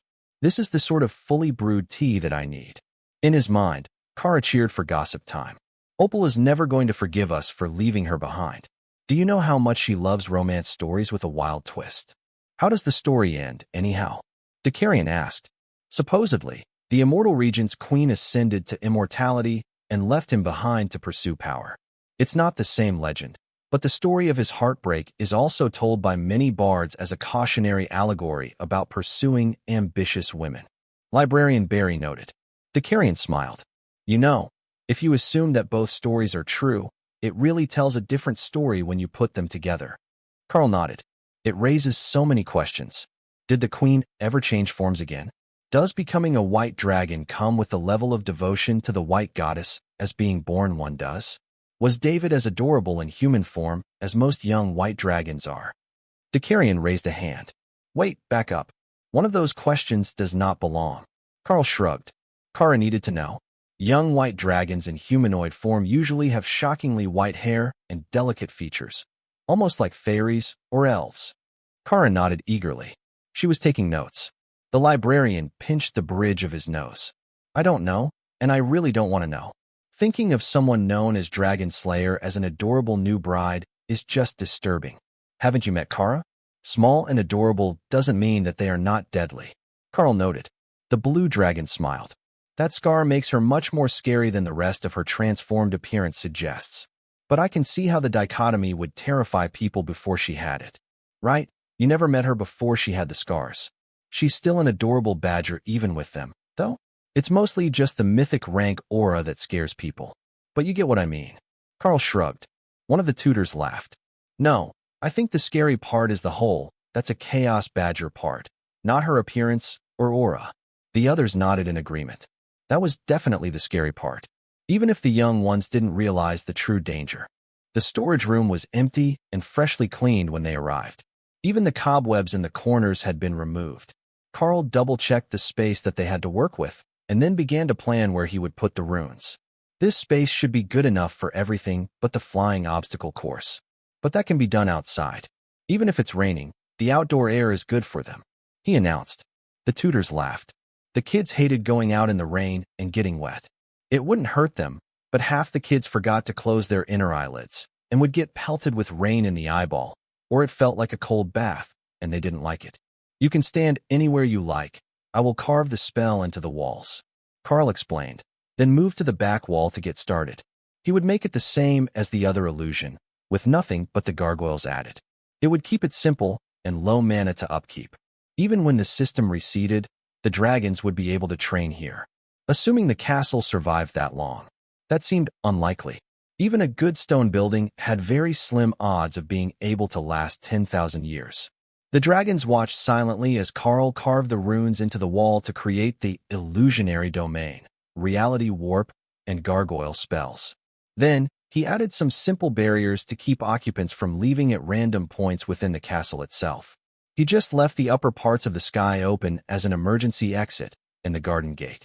Unfortunately for the blue dragons, none of them could read what he was writing, which was driving them all insane. But when he finished and activated the spell, they could only stare in awe at the huge garden they appeared to be standing in. This is beautiful. Is it durable? It's an illusion, right? Yes, it's a solid illusion. It is possible for a stronger totem or myth to shatter it, but as long as the room itself isn't damaged, you can reactivate it.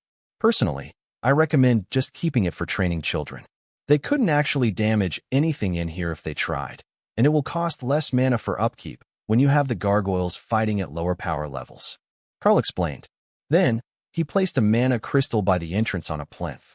This will store enough mana to keep the illusion active for some time without maintenance, so that you don't need to worry if the kids sneak in to compete. I've adjusted the illusion to put a barrier over it, but you can still fill it with mana. Dakarian and Barry channeled mana into the crystal for a few seconds, then frowned at each other. How much capacity did you manage to give such a small crystal? Barry asked. The whole plinth is actually mana crystal. It just looks like stone inside the illusion. If you turn it off and look in the corner of the room, you'll see a huge crystal. Karl laughed. Are you expecting it to take that much damage that you needed such a huge mana storage? Barry asked. Karl shook his head. No, but if you send some of the older kids in here, ones getting close to the totem rank, you'll start burning through a load of mana if they're training on the target range. It's better to have at least a day or two worth of storage. The tutors nodded. That made perfect sense. They were not at that level, but if someone stronger than them was going all out in here with their friends all day, then even a mythic ranked barrier or gargoyle would need quite a bit of replenishment. This really is a versatile training ground. But can I ask why the gargoyles all look like bunny girls? One of the tutors asked. Did you want something different? I can change them. It's not a problem. No, they're fine, I guess. I was curious in a more academic way. Karl smiled at him. Oh, in that case, it's for motivation. Step into the sparring ring and challenge one of them to a match, and you'll understand. The tutor looked confused, but he stepped into the ring and drew his sword. A bunny maid entered the ring, curtsied politely, and then drew a two-handed battle axe. The weapon looked ridiculously oversized next to the petite maid, but her speed was incredible, and the tutor was immediately forced onto the defensive, as he hadn't been expecting her to attack with such force. What the hell was that? Barry asked as the tutor finally managed to fight the maid to a standstill. They're gargoyles. They have basic weapon proficiencies, and I gave them an option to use warrior-type skills. But gargoyles aren't weak, no matter what they look like. They auto-adjust to your rank when sparring, so it's a fair fight. But they're not going to go easy on you when the victory condition is first blood. Karl explained. Did he just get unlucky with the axe? One of the tutors asked. Possibly. Dual scimitars or a Nodachi-style long sword probably wouldn't be better. Bunnies are fast and agile, with strong legs. May I? The second tutor asked. Go ahead, there are more sparring rings. The dragon rushed to an open ring and bowed to the maid, who curtsied to him. He took out a mage's staff, and the maid chose dual scimitars. He had a barrier spell, but the maid was fast. Very fast. It only took half a second before she charged, dropped to her knees and slid under his lightning bolt, then swatted his legs out from under him with the flat of her blade. The mage rolled to his knees as she returned to her starting spot. I get it now. It is incredibly humbling to have your ass kicked by a bunny girl in a maid outfit, he muttered. Barry smiled. Karl was onto something. Nothing was quite as motivating as mild embarrassment. After 5 minutes, the two contestants were thoroughly humbled and grateful to escape the ring. Oh, that's what I forgot. We didn't call for staff to bring refreshments. If they're going to be training, we should have at least one palace maid on hand to call for drinks and light snacks. Karl realized. And popcorn. Dakarian muttered. Librarian Barry smirked. This was definitely popcorn-worthy.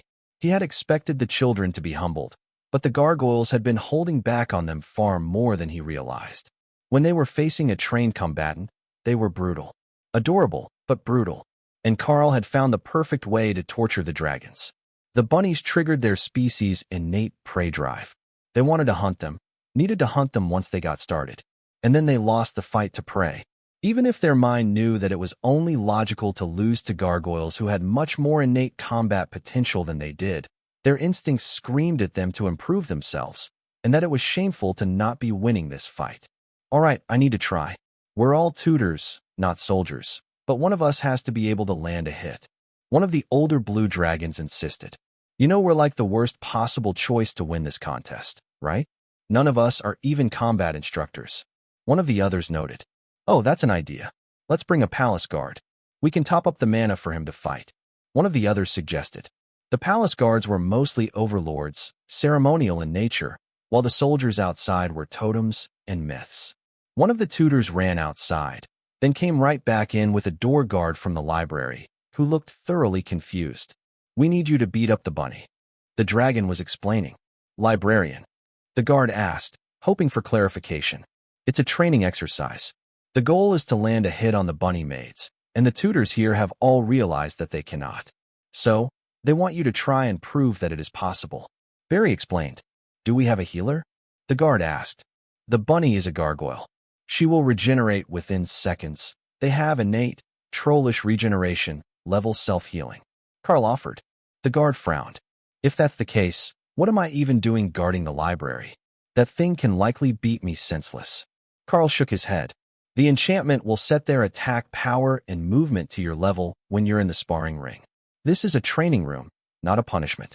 The guard nodded and drew his blade before entering the ring. As usual, the maid curtsied as she drew her weapon, a battle staff this time, with metal balls at the ends.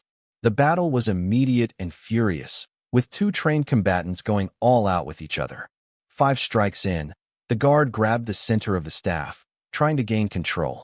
But the bunny was more agile, and used his hold on the staff as leverage to give him a double-footed kick that slid him halfway across the arena. I should have seen that coming. He muttered as the gargoyle backed off to let him recover. He should just be glad that I didn't let the badger program their fighting style. Karl quietly joked to Dakarian. The black dragon smirked. She would have definitely kicked him in the dick. Kara left her space to join the fun. You get me. That's rare. But if they're going to leave their vitals exposed like that, it's only right that you should attack them. Dakarian smiled down at Kara. And what do you consider the vitals? The basics. Eyes, ears, groin, that spot between the shoulder blades, and the Achilles tendon. Kara replied with a shrug. Barry frowned, while Dakarian smirked at the badger.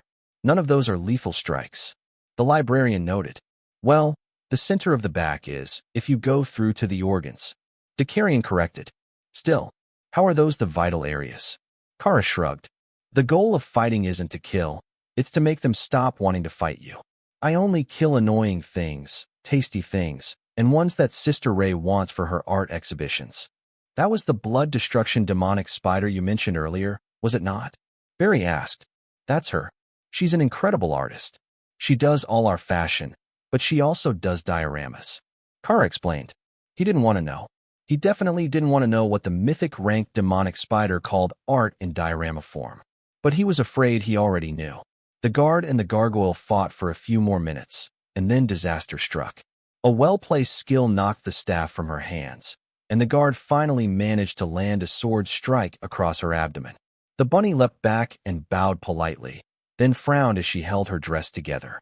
A few seconds later, it mended itself, as the dress was part of the gargoyle's spell. But his victory was secure. The guard had proven that he could land a strike on the gargoyles. Karl knew that in the future, there were going to be many more creative contests than simply trying to land a strike. The better that the combatants got, the more specific that they could get. But for now, even against the average guard, the maids were still a serious contestant. Do you mind if I call someone else over? The guard asked. Just not too powerful.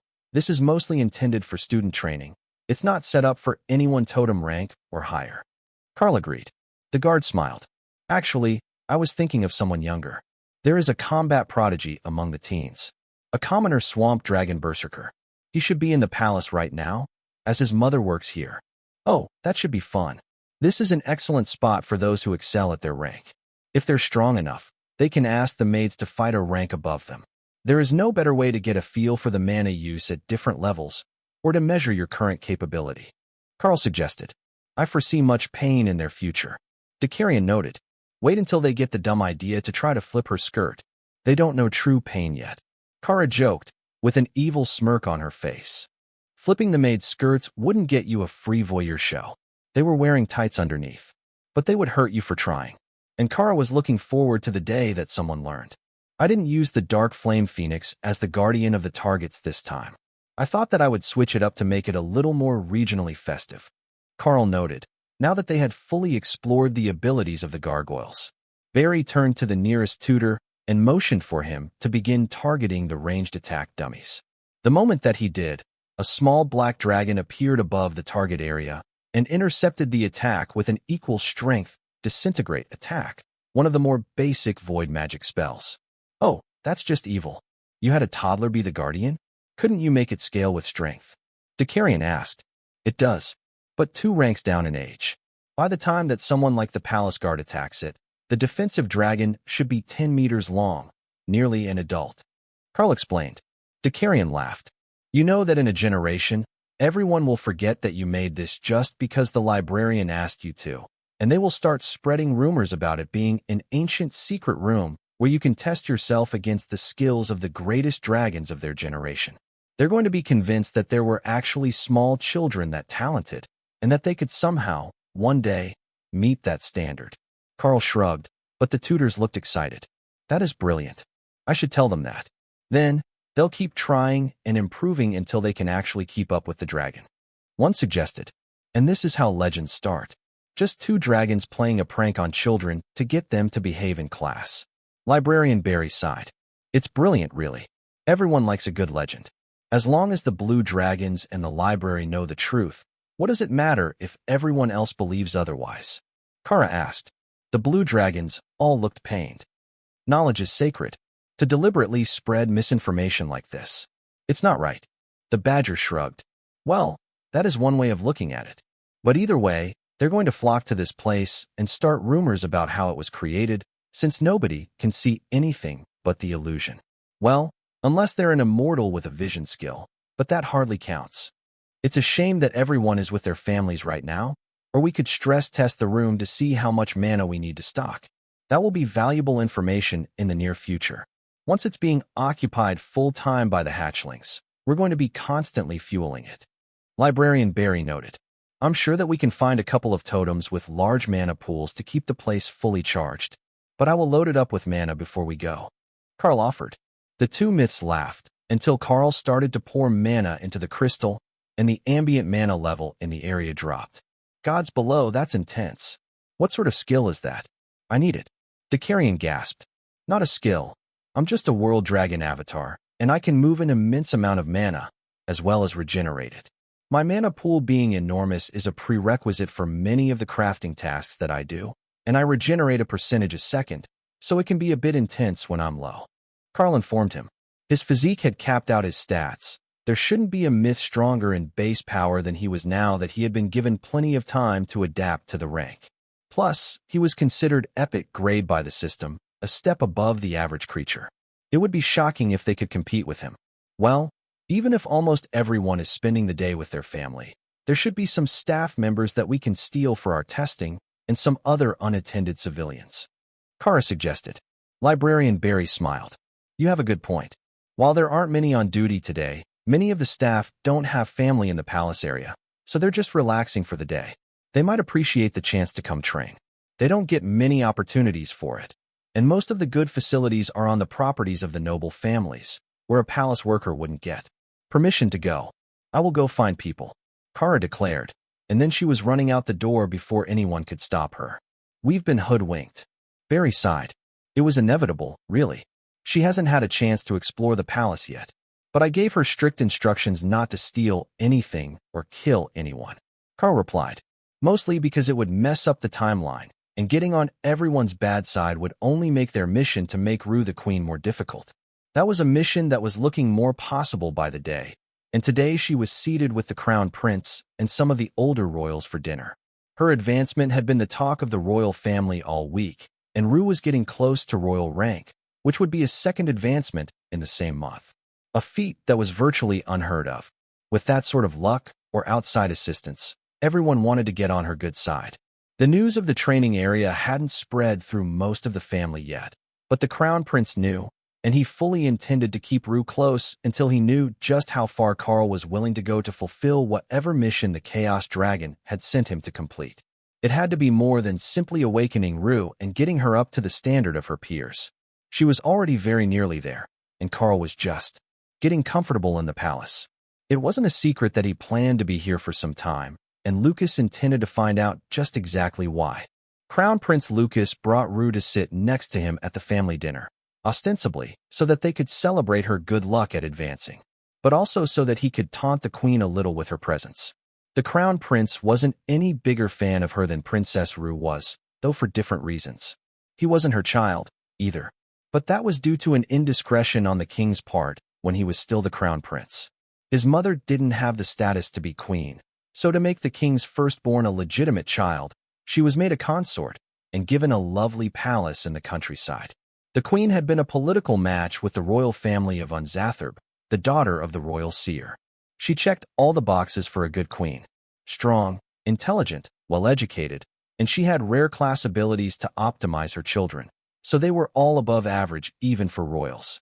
But the crown prince suspected that her personality really was irredeemable. The woman was evil to the core. The eldest princess smiled at Ru, who was doing her best to remember every bit of royal etiquette, now that someone was actually watching her actions. So, little Ru, what did you plan to do now that you have a class? I hear that you've gotten a most wonderful tutor from Saiho Seisa, she asked. Ru smiled. He really is wonderful, eldest sister. Emissary Karl knows all sorts of amazing skills as an avatar of the world dragon, and he is helping me learn all the basics of spell control that I was behind on. The eldest princess smiled, while the crown prince smirked at her. You know, we could likely bring your boy over for some training.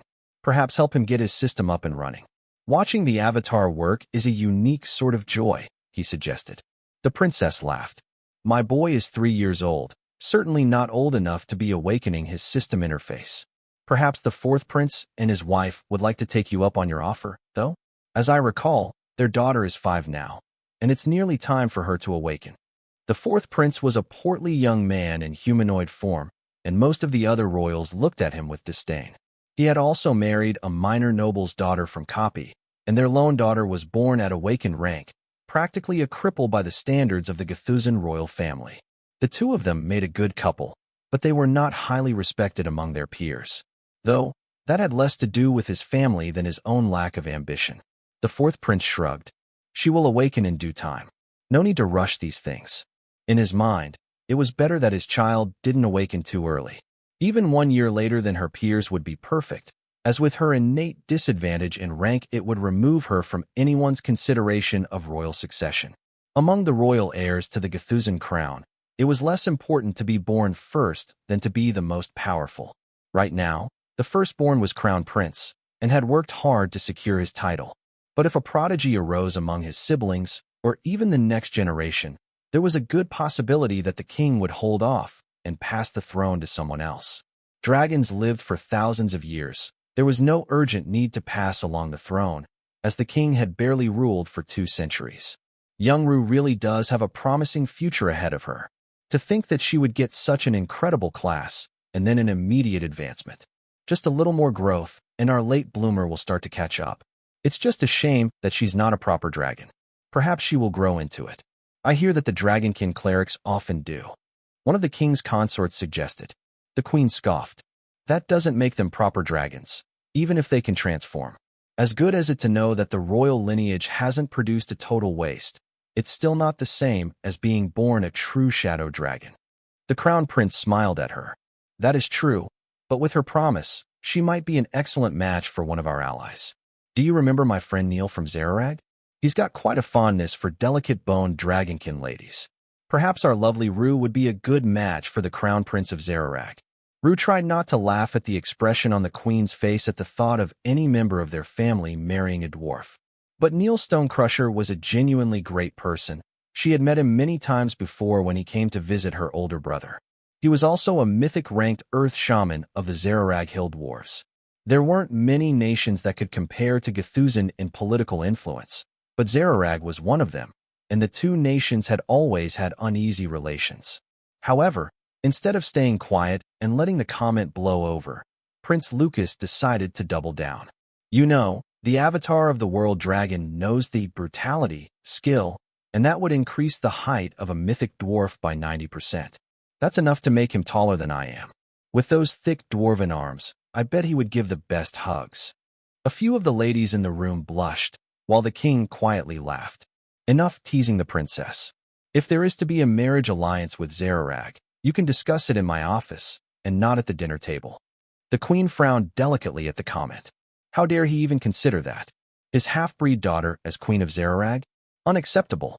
But the queen did not miss the looks from the younger generation of dragons at the table. The political benefits of that sort of alliance would be immense, but the union of a dragon and a dwarven family was not an easy one to obtain. There was too much history between dragons and hill dwarves for either family to easily accept the blending of families. On the other hand, dwarves and elves had been at odds for centuries. Not exactly as enemies, the way that the dwarves were with dragons or giants. More as rivals. If the dwarven king did marry a half-elven dragonkin, he would be known forever as a man with an elf fetish. Princess Rue ate quietly for some time as the conversation turned to domestic affairs. Those were all things that she was too young to be involved in. Only once they grew close to adulthood did the royal family members gain roles within the government or bureaucracy. Prince Lucas did his best to keep her in the loop, though. He quietly described the situation when others discussed official business and the nuance behind relationships between noble families that were relevant to matters of state. By the time that the dessert course came around, it was no secret that the crown princess had taken a liking to the young princess, and that he intended to groom her for a greater role than that of being married off to some rising nobleman's son. The Gthuzan royal family wasn't so particular about gender, as long as you had ability and power. But with dozens of royals already half a century or more her senior, there weren't many major roles open unless she became overwhelmingly strong. It was a drawback of being among the youngest of a large family. Every good job was already taken by someone who had proven that they deserved it, and they were all family, so they wouldn't be bumped out just to make space for you. But Rue didn't mind. Now that she had Karl and Kara here to encourage and guide her, she was certain that she would find a way to get vengeance on everyone who had bullied her for being slow to awaken. Once she was done with that, she would definitely be able to find a good spot for herself. Maybe that alliance with the dwarves wouldn't be too bad. The pained face on the queen's face made it a tempting option, even if it seemed unlikely to happen. However, picking her future husband by who irritated her stepmother the most probably wasn't the secret to a happy marriage. It might be, but most likely not. Prince Lucas watched as Rue's mind seemed to wander, and at first assumed that she simply couldn't follow the domestic affairs conversation. However, when she commented about the current transport issues due to heavy rain, he realized that the issue wasn't that she didn't understand. It was simply that none of this mattered to her. As part of your education effort, to catch up to your siblings, why don't you accompany me to work during the afternoons this week? He asked Rue, who was only vaguely paying attention to the conversation, as they contemplated all the possible foreign royal mages that would make her stepmother's face scrunch up in that "I'm angry, but can't do anything about it" look. Oh, that sounds fun. You're in charge of palace guard training, right? She asked. And the daily operations of my own holdings. You'll be there for a bit of both, and you'll still have all morning to train with the envoy. Lucas agreed. Rue's excited smile made her siblings chuckle in amusement, before decades of ingrained suspicion kicked in and made them wonder whose position Crown Prince Lucas was training her to take over. She wasn't set to inherit any territories, so it wasn't knowledge that she was in urgent need of, and if she had no lands and wasn't going to be marrying a royal, there was no need for her to know about the training process for a palace guard. None of what he was saying boded well for them. Brother, wouldn't it be better to leave her with her sisters? If we're preparing her for a political wedding, surely she's further behind in the areas we specialize in than in.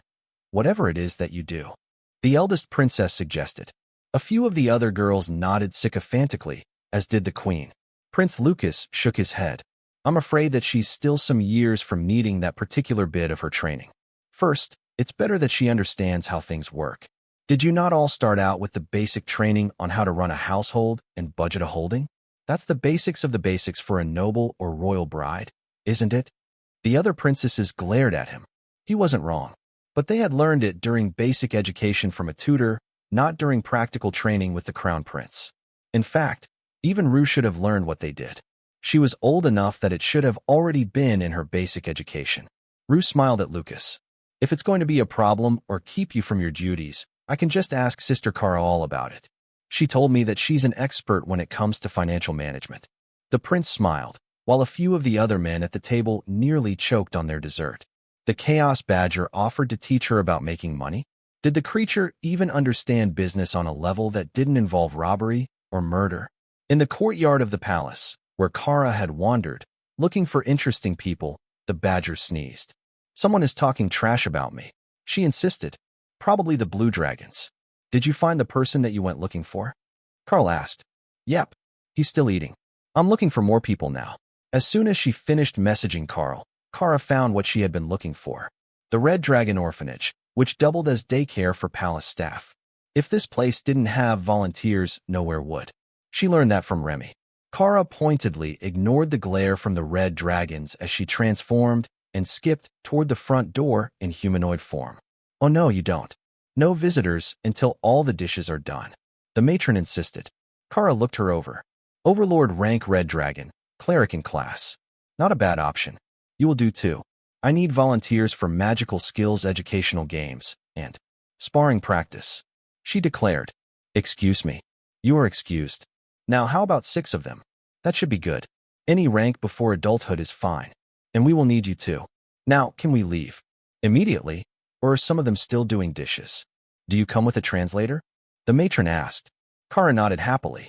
Of course. Bring the children, and I will lead you to him. Librarian Barry should be there too.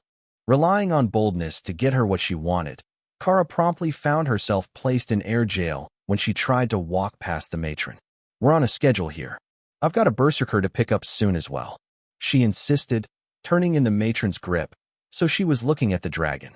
The red dragon stared at the strange girl dangling in her hands, then placed Kara back on the ground. What training area are you talking about?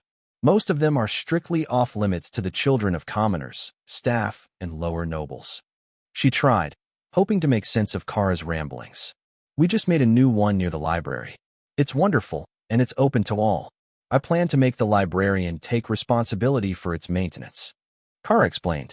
If it was being operated by the blue dragons, then it would be open to all. But the way that Kara phrased it sounded more like it wasn't Barry's idea at all, just something that was being foisted on him. Does the librarian know yet? Kara nodded eagerly. He even asked for it on his own. Who made it? You said it was just created. Karl, the world dragon avatar from Saiho Seisa. There are maids with cake. Kara explained. The kids began cheering about cake, and the matron glared at Kara. Did you take lessons in how to piss me off? Or does it come naturally? Kara smirked, then transformed, so she fell out of the dragon's hands before transforming back. It's a natural talent, but I have a lot of practice. You know, this is much easier when people don't ask questions. Just trust me on this one. The Karl never makes things that aren't fun. The matron looked inside, then pointed at a group of kids. You're all coming with me. No lazing about the house, just because your duties were finished early. Let's go see what the world dragon avatar needs children who just got their class for. The matron relented. If nothing else, she could dump some of the brats on him for a few hours while she took a break. The group that she pointed to, and a bunch more who were just eager to get out of their rooms and do something that might be fun, all gathered at the door, getting their outdoor shoes on. Perfect. The more, the merrier. Now follow me, loyal minions. Kara declared as she removed a Darklight host banner from her space and attached it to a spear as a tour guide flag. Never mind that the kids all knew their way around better than she did. The matron shook her head in dismay as the badger led a procession of kids through the palace, taking detours through restricted areas, and then stopping at the family suites. Pardon me, young lady, we're here to collect your berserker. Can he come out and play? Kara greeted the elderly dragon, who opened the door. The old woman laughed. His father informed me of the situation. Yes, he can come out to play. Do you mind taking his little brother as well? Of course, as long as he is old enough to have a class. Two boys soon joined the procession, and Karl led everyone through the halls, where they were soon joined by a group of palace guards, who had been warned that someone was leading a tour group through the service hallways that were not open to the public. Lady Kara, is there a reason we're not using the main hallway? It leads directly to the library. The guard whispered. Why didn't you say that earlier? Lead the way. The guard shook his head in dismay as he realized that Kara was lost and just walking in the general direction of Karl, without regard to what hallways they were in. By the time that they finally arrived, Princess Rue and Lucas had already returned to the training area. Rue was sparring with one of the maids, while Barry took notes and Lucas shouted hints to her. The blue dragon saw that the berserker he had been promised was finally here, and ran over to grab the boy. Perfect timing. Go to the sparring ring and pick your weapon. The combat maids will test your skills. The goal is to land a strike, and if that's too easy, you can do it when they're a rank higher than you. The librarian explained. Oh, this place is wonderful. I don't recall there being a garden on this side of the palace. Was this blocked off before? He asked. In a way, it wasn't here before today. But that's not the important part. I need research data on your combat skills. The orphanage matron sighed when Kara smirked at the blue dragon. Those were surprisingly difficult to understand when they were working together. Even when they were using whole sentences, they skipped too many of the little details that were needed for anyone to understand them. Karl whistled, getting everyone's attention. Welcome guests. We need data for the blue dragons. So, I would like all of you to line up in front of the targets here, on the row of black stones. Then, on my signal, start trying to hit the targets with ranged skills. The kids looked confused, but they lined up anyhow. What they didn't understand was how this was supposed to be a challenge. Even the youngest of them could at least aim their skills well enough to hit a stationary target. Then the first one activated a skill, and a tiny shadow dragon appeared to block it with a disintegrate attack. Gah! There is a defender, the girl shouted, while the others laughed. The little dragon looked extremely smug as it circled overhead, and the kids began to understand the game. You're never going to get rid of them now. Dakarian whispered as Karl watched the chaos unfold. That's fine. I've still got my room to train Rue in. I can leave this one for whatever chaos finds its way to the library wing. Karl whispered back. That's diabolical. The blue dragon couldn't be in two places at one time, but there was valuable training data to be gathered in both as soon as Karl started training Rue in private again. The students trained until they were exhausted, and the red dragon finally demanded that they return home, well after their usual bedtime. That let Karl take Rue to bed at a reasonable hour, and let the other dragons return to their rooms to prepare for the return to work in the morning. The only one that wasn't planning a big morning was Prince Lucas, as he was deliberately putting off all the interesting parts of his day for after lunch, so that Rue would be there to see that his day was more than endless boredom. It was the opposite of how he usually did things. Normally, he would get all the fun things done first, and then do the rest so that he didn't have the temptation to ditch the boring parts. It was the only way that he got them done at all. While Rue and Karl worked on her mana reserves for the morning, having her draw in increasingly large amounts with Kara's enthusiastic assistance, the Crown Prince focused on finishing all the paperwork waiting in his inbox. To say that Nyx, his assistant and best friend, was shocked was an understatement. Lucas never got all the paperwork done in the same day it arrived, much less before lunch. All right, Spill. What has you all worked up today? Do we have visitors? Should I prepare rooms in the royal harem wing? The incubus asked curiously. It's not like that. I'm spending the afternoon with my little sister. We're going to go inspect the troops, visit some of the minor royals whose welfare is under my jurisdiction, and then go for dinner. Lucas explained. Oh, you are not leaving me behind for this. You mean Rue, right? Rue is adorable, and I hear that she has a class now. Void Avatar, isn't it? He asked. That's right. I'm curious to see what sort of skills she is going to gain from such an interesting class. Lucas agreed. Then shouldn't you be at her training instead? Lucas shook his head. No, she's not going to pick up a new spell without any skill points, and she's not going to get them from a basic training scenario with the World Dragon avatar. Though, putting 2 or 3 avatars in the same spot is bound to lead to something good if you leave them long enough. 3? Don't tell me that Killjoy Dakarian is with them.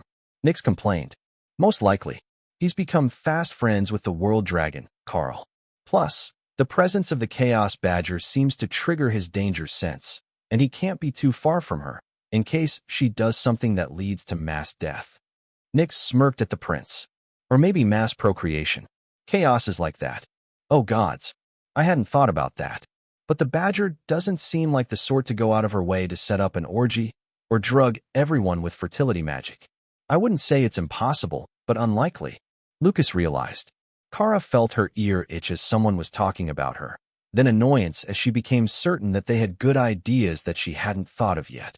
Rue was doing well with her mana comprehension, and Kara was starting to introduce royal rank mana to the influx, just to see if her body would begin to adapt, or if it was too soon to start pushing her toward a second advancement. With the blood of a king in her veins, she might be faster than usual to adapt.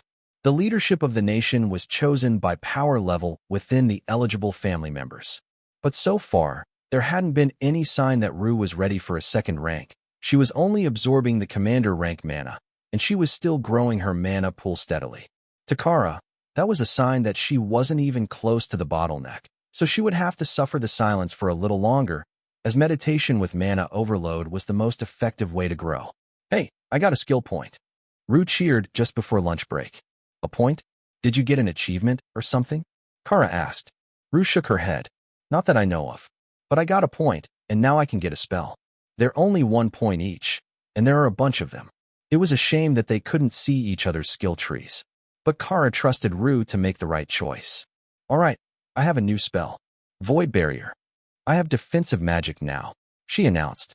Kara smiled. That was easier than teaching her how to use Disintegrate as a barrier-type spell, and every mage needed a little bit of both offense and defense. Ooh, we should have the Karl teach you all about Beast Armor. That spell is a wonderful one, and it works for pretty much everyone. Kara suggested. Karl nodded. Bestial Raiment is a very friendly spell. If you would like to learn it, the spell will make you armor, so you have a layer of protection under your barrier. It's also epic grade, and it scales with your level, so you can keep using it forever. Can you make it dragon-themed? Rue pleaded. I can try. Just give me a moment, and I will try to alter the spell a little to guarantee you something dragon-related. Karl agreed. Now that she had mentioned it, the idea sounded interesting. The only question was what he could combine that might improve an epic skill, or at least convert it to dragon armor. Perhaps beast form? That might work, as she was a dragonkin. He might also have luck with draconic might, which would improve strength. The dragon in the name might be enough to alter the armor spell. It was a bit of a dilemma, but he had time. She was about to head out for the afternoon with her brother, and that meant that Karl could spend half the day planning out spells for her advancement to build her into a bigger, better candidate for the throne. Prince Lucas arrived promptly after lunch, his assistant following along dutifully behind him. Karl couldn't help but notice the annoyed look that the crown prince was giving the incubus when he realized that Rue was more excited to see Nyx than she was to see him. But the princess' lack of filter more than made up for it. Nyx, I just found out that you're a boy. Why didn't you tell me? She demanded, hands on her hips. You didn't know? Girl, I'm not feminine. I'm just fabulous. Plus, I'm quite sure that we've been over this before. The incubus joked. Rue frowned. Had she heard that from him before? No, she didn't think so. But there were parts of that event that were a blur of sugar and excitement. She might have talked to him at some point and then forgotten about it. As they walked out of the room, chatting happily about all the things that they were going to get to see today and the important parts of the Crown Prince's responsibility, Karl got to work on modifying spells. The first option was to combine Bestial Raiment with Beast Form.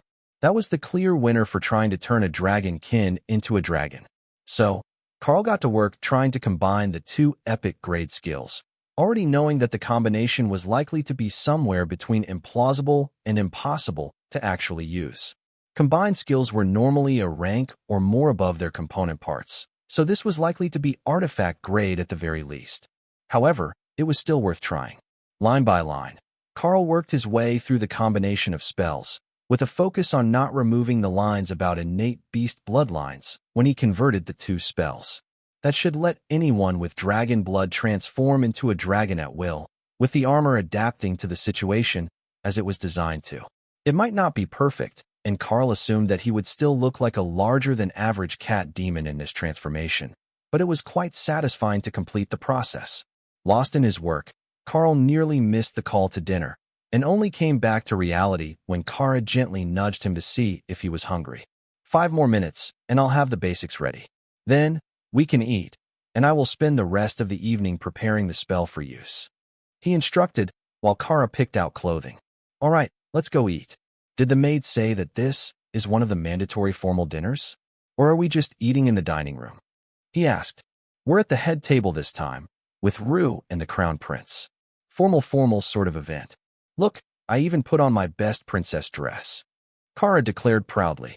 Honestly, it looked like a wedding dress with black accents, but Karl wasn't going to argue about it. The palace had sent not just 1 but 2 maids and a guard to escort them to dinner, which was a new one to Karl. They had been here long enough that they wouldn't get lost on their way to eat, but before it had always just been Rue who led them. Is there some big event today? Karl asked as they got close to their destination. Nothing major.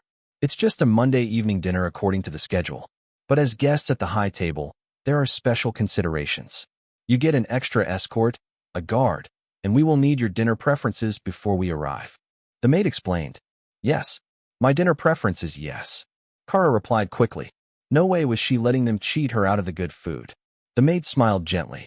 What I mean is that we've got different meats and meat-free options, so that every guest at the high table gets exactly what type of meal they would prefer. Oh, then I will take all of them. And cake. The maid nodded. The mixed platter, with cake for dessert. Understood, Lady Kara. Karl shrugged. I will try what she's having. Nothing that the royal kitchens turn out is likely to be inedible. The room was mostly empty when they arrived, but Crown Prince Lucas, Rue and the king were all gathered at the front of the room, chatting easily while sipping juice. Karl had expected that from Rue, who always picked juice over anything else, but even the king was not drinking liquor today. Not even a glass of wine, which would be the customary pre-meal beverage. Ah, Envoy Karl, Lady Kara, welcome. Please, join us at the head table today. We have most wonderful news. The king declared. Certainly. Thank you for the consideration, Your Majesty. Karl replied, while Rue nearly vibrated with excitement. But they couldn't sit until everyone was present, as it was considered horribly rude to arrive at dinner after the king was seated, and he had arrived quite early today. You look like you're going to burst. Karl joked as Rue came out from behind her older brother. Rue nodded rapidly, but didn't speak. We've got big news, but she promised not to say anything until the king makes the formal announcement. It's killing her inside not to be able to tell you right away, and she even tried to escape earlier, just to share the news. Prince Lucas explained. I see how it is. Keeping secrets is hard. Karl agreed. And you're really bad at it. Kara mentally added. I blame Thor. Kara had to try not to laugh at Karl's response. He wasn't wrong. Thor was nearly incapable of keeping a secret. Every time he found out something good, he wanted to share it with the world so that everyone knew how good it was. The closest that she had ever seen him come to keeping a secret was when he tried to block his thoughts from Opal so that she couldn't use them to narrate private moments that he spent with Tessa. Once everyone learned that the king was at dinner early, the palace residents began to rush to the dining hall. There was talk of an announcement that had brought the king to the dining hall early, and much confusion about just what it could be on a day like this. There were no major international conflicts ongoing. They hadn't gotten any surprise visitors that anyone knew of, and there hadn't even been rumors about a big event that would necessitate an official royal announcement. But the nature of this one was nothing that any of them had expected. The guests rushed to their seats, leaving Karl and the senior royals as the last to be seated. But the king decided not to make the announcement right away, and the tension in the room built to a palpable level as the first round of drinks arrived. Karl smirked at the king's amused expression. Then the royal tapped his spoon on his glass, bringing silence to the room so that he could speak. Family, friends, loyal subjects. Today is a most wonderful day. 2 important events have been presented to me, and I will share them with you now. First, the youngest of my daughters has advanced far enough in her class progression that she has been granted an official role within the palace. Princess Rue will be under the supervision of Crown Prince Lucas, while she studies to take over as the head of palace training after he ascends the throne. The date for his ascension has not yet been set. However, my dearest Rue's position is directly related to the second bit of news I have to share with you today. Under the control of the Blue Dragons, a new training ground has been opened to all in the palace under totem rank. You may book space with the librarian, or you may drop in for a training session at your leisure. I have been informed that the space is currently limited. However, the extra training space is expected to reduce the load on our other training grounds, and to allow opportunities for high-level experience to those looking for advancement within the palace. The king paused to let his words sink in. Everyone had been distracted by the news of the new training area, as rumors of that had already spread through the palace.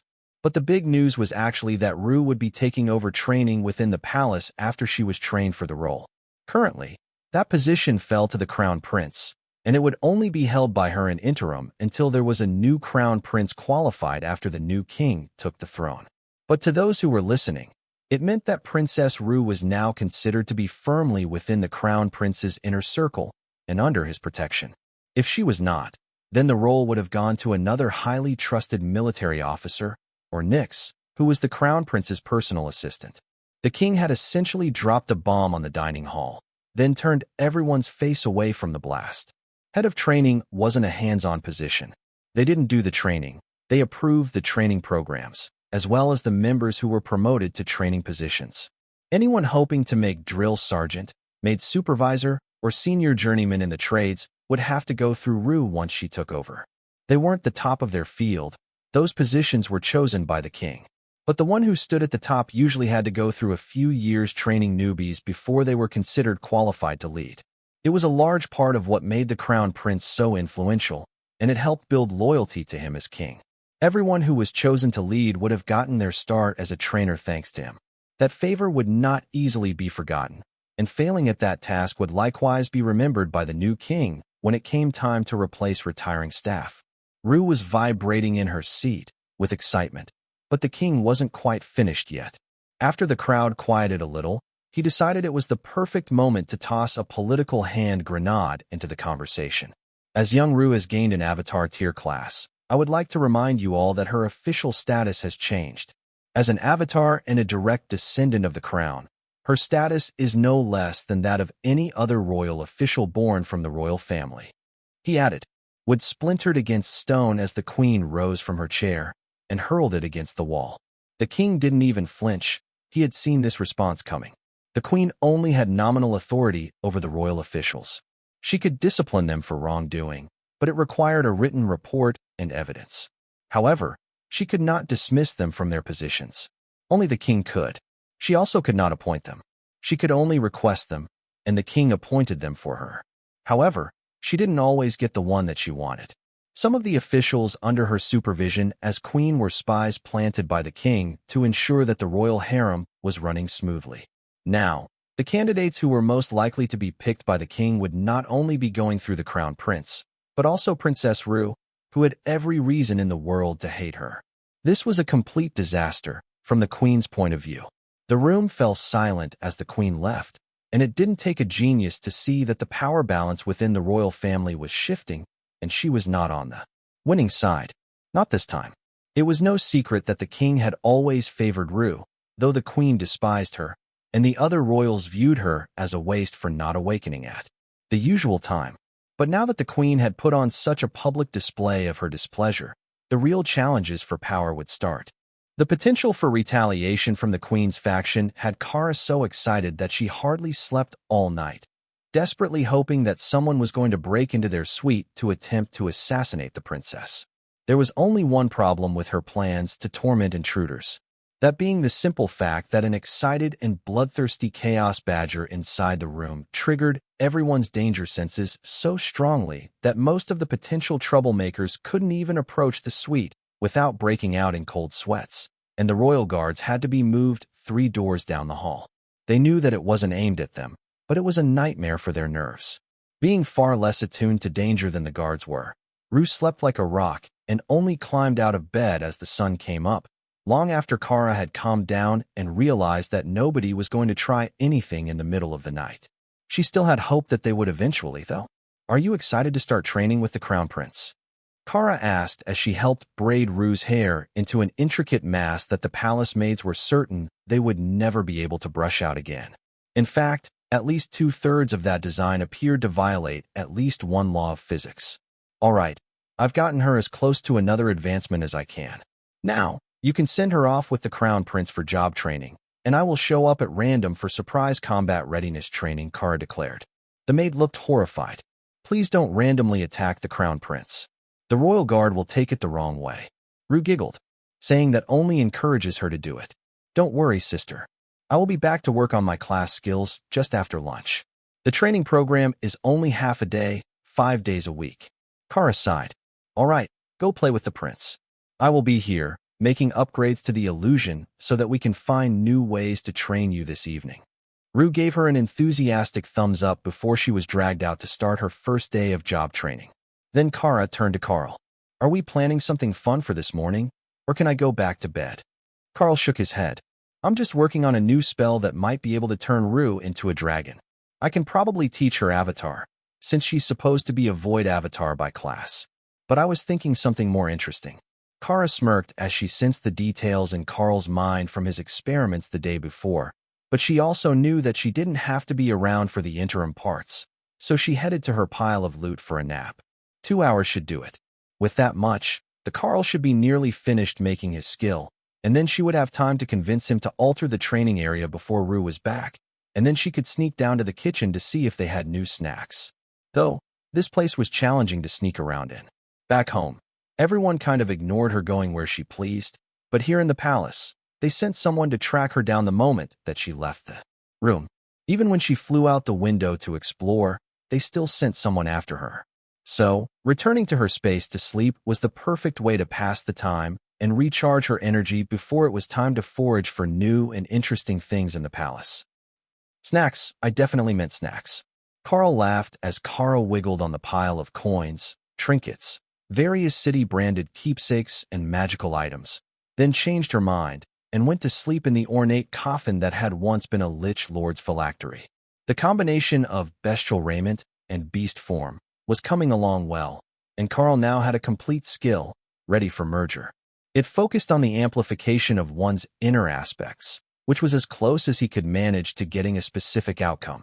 But if he was right, it should give you an epic grade form, fully clothed in a way appropriate to the situation. New skill learned, War Beast, Artifact, Grade Transformation. Grants a fully armored bestial form with epic grade status. Karl stared at it for a moment. It sounded so simple. But how could it be, when it was an artifact grade transformation spell? Plus, that spell name was not at all what he was expecting. Did he focus too much on the armor portions of the spell combination? Well, he couldn't argue too much. It worked, he had the new spell, so it was usable and possible teachable. Are you going to try that? Or am I? Kara asked lazily from her nap spot. You know what? Why don't you do the spell testing for me? If you can use it, just transform and show off the form for a bit so I can inspect it. Karl agreed. Alter the room. If you wanted dragons, this might be big. She warned. Karl brought up the illusionary domain again and set it to look like the training garden. Kara wouldn't actually be able to fight with anyone without causing issues, but it would at least let her test the new skill in private. Relative privacy, Karl realized, as he sensed a palace maid standing quietly in the corner. He could send her away, but that would only breed gossip, and so far, the rest of the palace had no idea what he had been doing, as it wasn't a visible process. Kara came out of her space in humanoid form, wearing short shorts and a crop top, barefoot. Karl laughed as she looked in a mirror to examine her appearance for the day with obvious satisfaction. He wasn't sure what look she was going for, but it seemed that she had found it. You know, I can use this spell on other people, not just myself. This is pretty good, Kara announced. Oh, that is new. Neither of the spells it evolved from could be cast on others. You know, we should likely have Barry here for this. Karl noted. Kara smiled cheerfully. He might cry if we don't. You, dragon lady in the cute dress. Bring us the librarian. Karl laughed as the maid blushed and ran out of the room. But they were only a few floors above the library, and Barry was sure to be at work by now, so they wouldn't have to wait long once he knew that there was spell testing going on. We need one more person. Not a dragon, not a Karl. Kara decided. All right, we should be able to find that. Wait here for a second, and I will ask the guards. Karl replied. He stuck his head out the door and waved to the guard at the end of the hall. Good sir, We have need of a volunteer for a spell test that is not a dragon. Preferably an elf or other humanoid, not a beast, either. Karl called. Of course, sir. I will have one brought to you if the rank doesn't matter. Karl shook his head. We will be casting the spell on them, so the rank doesn't matter. All the guards, and most of the maids, were dragons. But the spell granted a beast form, which would probably just turn them back into their default form, but tougher. That would defeat the whole purpose of the spell, in Karl's mind. Moments later, the guard arrived with Nyx and Barry behind him. Well, that works. I was not expecting you to grab the Crown Prince's advisor, but he meets the requirement. Thank you for your prompt effort. The guard smiled as he bowed. The pair had already been coming down the hallway, alerted by the maid that something was going on here. You have a new spell to test? Did I hear that right? Barry asked as soon as he was in comfortable speaking distance. Indeed. I have been working on researching it for some time, and now I believe that I have it working. So, with our friendly neighborhood Chaos Badger to nullify any unwanted effects, I am ready to test it. It should give an upgraded and armored beast form transformation. However, I'm not sure what will happen when I use it on different species. Karl offered. Barry was nodding eagerly as he took notes. Thank you for inviting me to be present for the first round of tests. Kara smiled at him, and the dragon frowned. I missed something, didn't I? Kara nodded eagerly. Thank you for your service. Then she cast War Beast on the librarian. Gone was the mild-mannered and aging man in blue robes. In his place stood a massive blue dragon, adorned with silver and crystal armor plating that covered the majority of his body, including blades on the leading edges of his wings. Ooh, epic blue dragon. Nice. Karl laughed as Kara cheered and motioned for Barry to do a spin so she could see all of him. Indeed, he was epic grade. His nameplate in the system interface had changed to the same silver outline version that dungeon bosses showed. The armor was also impressive in design, leaving only the membrane of his wings truly vulnerable. They couldn't be covered with armor. They needed to be modulated to fly properly. But other than that, the blue dragon was ready for war. Barry was doing his best to examine himself, but Kara was on a roll. Next to be transformed was the maid, who had just returned with the snacks and drinks. She transformed into a petite but muscular swamp dragon, covered in armor that looked like it was made of tree bark. Ooh, it is themed to the dragon. I like it. Karl nodded. It also doesn't change their rank or age, so it's not turning them into ancient dragons just to get the right power level. The maid laughed, and it turned into an amused roar that seemed to shock her. Wait, she was a dragonkin, right? Karl asked. The maid nodded eagerly, then delicately lifted her foot to examine the red nail polish that had transferred from her hands to the transformation. Nice. That is just what we wanted to happen. Were you always part swamp dragon? Or is the form unexpected? Karl asked, as Barry was still in self-research mode and not speaking. I am 1/4 swamp dragon. My mother is a half dragon. She explained. So, it goes with the highest percentage of beast blood. Now to see what happens when we cast it on a demon. Kara smirked, and Nyx looked panicked. How about you let Karl cast it on me? He suggested. He definitely did not trust the Chaos Badger not to turn him into something weird on purpose. Karl cast the spell, and Nyx began to glow, then shrank, and kept shrinking. When the spell finished, he was a white-furred ferret in shining silver armor. Still mythic rank, but weighing under 2 kilos. But Nyx hadn't noticed the size difference yet. He was admiring the soft white fur, while carefully brushing a few spots that were out of place. Karl laughed. We should have given him unholy beast form from the start. He is adorable. Is that what this spell is? Barry asked, drawn out of the inspection of his improved form by the potential for new knowledge. Karl shook his head. No, that is the spell that I use to look like a Tengu. It can also make me a demonic crow. But look how happy the demon is in ferret form. Nyx ran up Barry's leg, chittering happily, before he realized that this form wasn't capable of speech. What is the point of an armored ferret? Barry asked, confused as to why the spell would have given the demon that form. Nyx concentrated on one of his skills, and the ferret form was surrounded in energy, floating in the air. Then he flashed out a few rend-type attacks, before darting across the illusionary domain so fast that Barry's draconic eyes could barely track him. Oh, it's an agility-type transformation. I get it now. It's not about pure strength, but a dungeon boss that size and speed would be insidious. Nyx nodded his tiny head and then curled up in Kara's arms. Nobody will ever expect the tiny combat ferret, but I would like to mention that even though the body is small, Nyx could still throw a human across the room in this form. Nothing compared to the physical might of an epic dragon, but not weak. She explained as she stroked the soft fur on his head. I wonder if Misty will let me keep him when we go? He's so soft.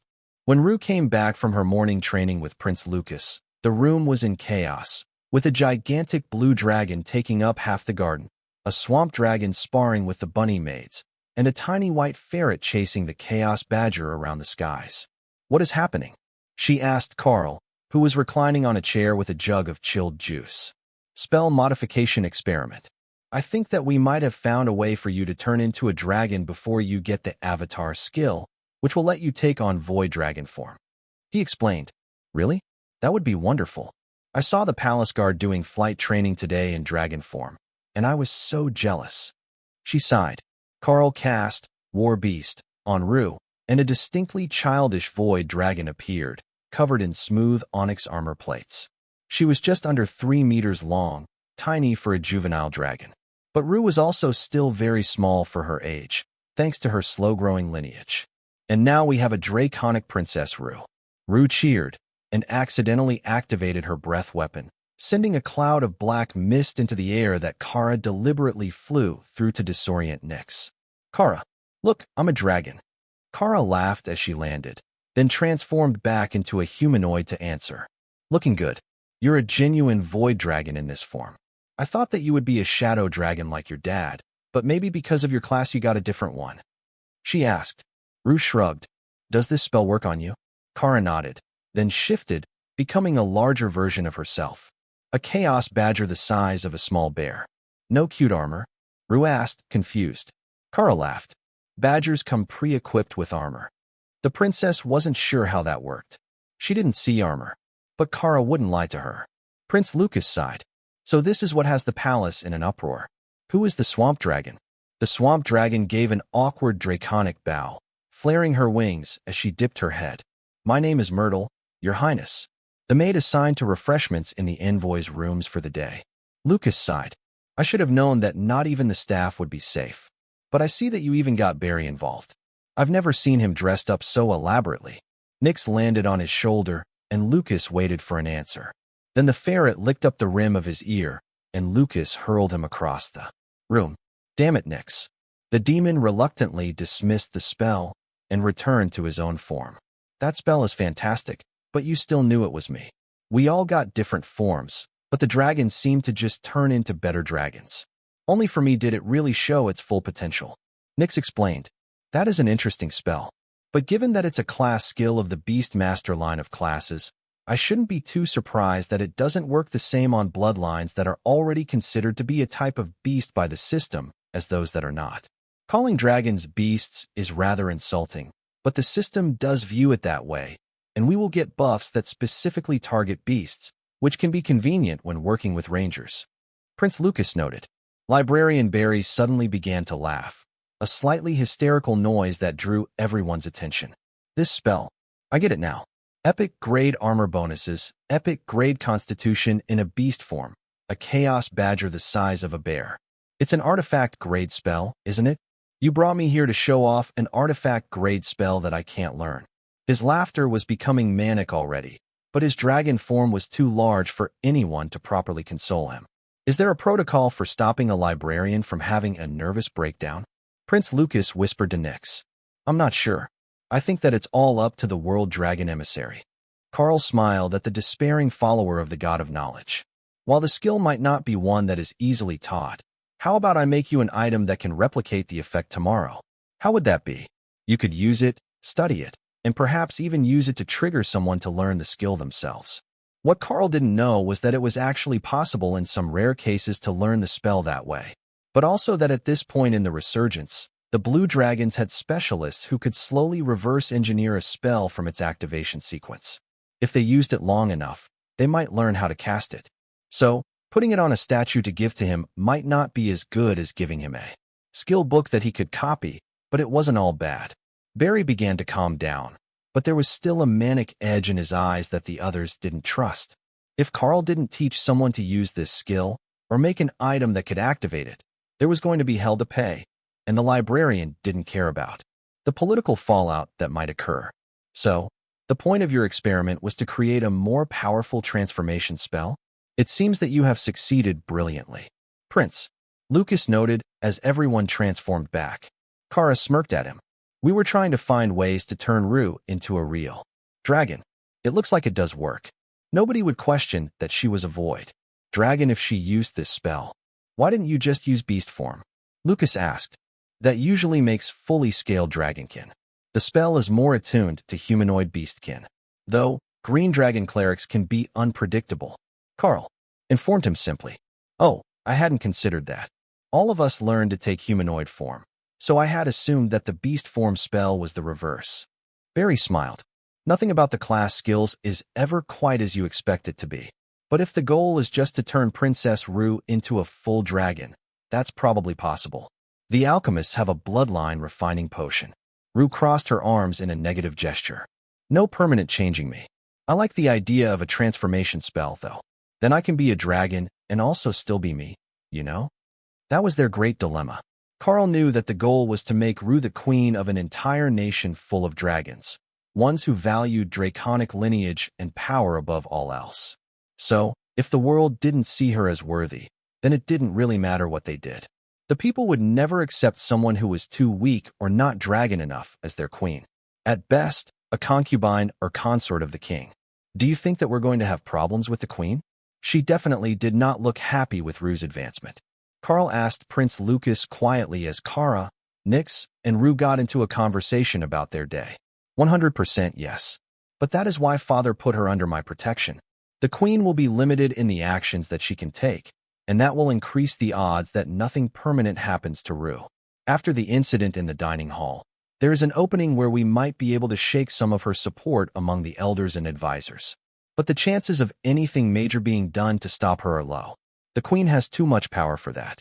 The only thing that will really change is if the king orders her imprisoned as a threat to the royal family, or if he steps down and I take the throne early.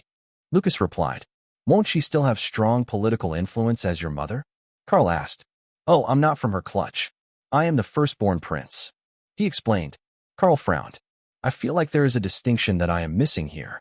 Barry chuckled from behind Karl, then moved to stand with them. What he means is, he was born before the king was crowned as king, and before he was married. His mother is the first concubine, a classmate of the king's from the Shadow Dragon clan. The librarian elaborated. Oh, so it's like that. Well, I can't say that I don't understand. The woman who would become my wife often spent evenings in my room while we were at school. So, there would be a very real chance that I might have ended up like the king, had our situations be reversed. Karl replied. How would you have handled it? Lucas asked curiously. I don't think that it would be an issue in my situation. You see, my wife is somewhat possessive. If another woman were a real threat, she would have gone missing. Don't take that the wrong way. She's really a lovely woman. When we went on training missions as students, I let her pick the group, so she would be more comfortable. That led to our traveling group being the two of us, a female berserker and a nature priestess who are now longtime partners, and a war priestess of the Red Dragon. The librarian chuckled. No men to hit on her, and no women who were a threat to her position. Well, maybe the Red Priestess. They are known to be fond of violent men, and your aura really is something else. Karl nodded in understanding. Even when he tried to suppress it, his aura was influenced by the beasts. It wasn't as harsh as it once was, now that he had Tion and Leo, who balanced out the ladies. But it was still intense and predatory. It took me far longer than it should have to realize that the only reason that she agreed to that group was because it worked out well for her. But in the end, it worked out for the others as well. He added, Is the Lady of the Red now an orphanage matron? Or did she stay on the path of battle? Barry asked. The path of battle. She's engaged to a lovely young man, and they were serving as the protectors of a coastal town on the southeast island the last that I talked to them. Karl deliberately left out the details, but it was enough for the others to form their own guesses. Both Lucas and Barry assumed that she had most likely gotten romantically involved with an orc, as they were presently the most common species on the southeast island. They got along well with the Red Dragon clerics, as both factions held similar outlooks on life. So, It wouldn't be a bad partnership for her. But back on topic, the queen is going to lose almost all her political influence when I take over, unless she can win me into her faction. However, I'm not the candidate that she has been backing for the position of crown prince.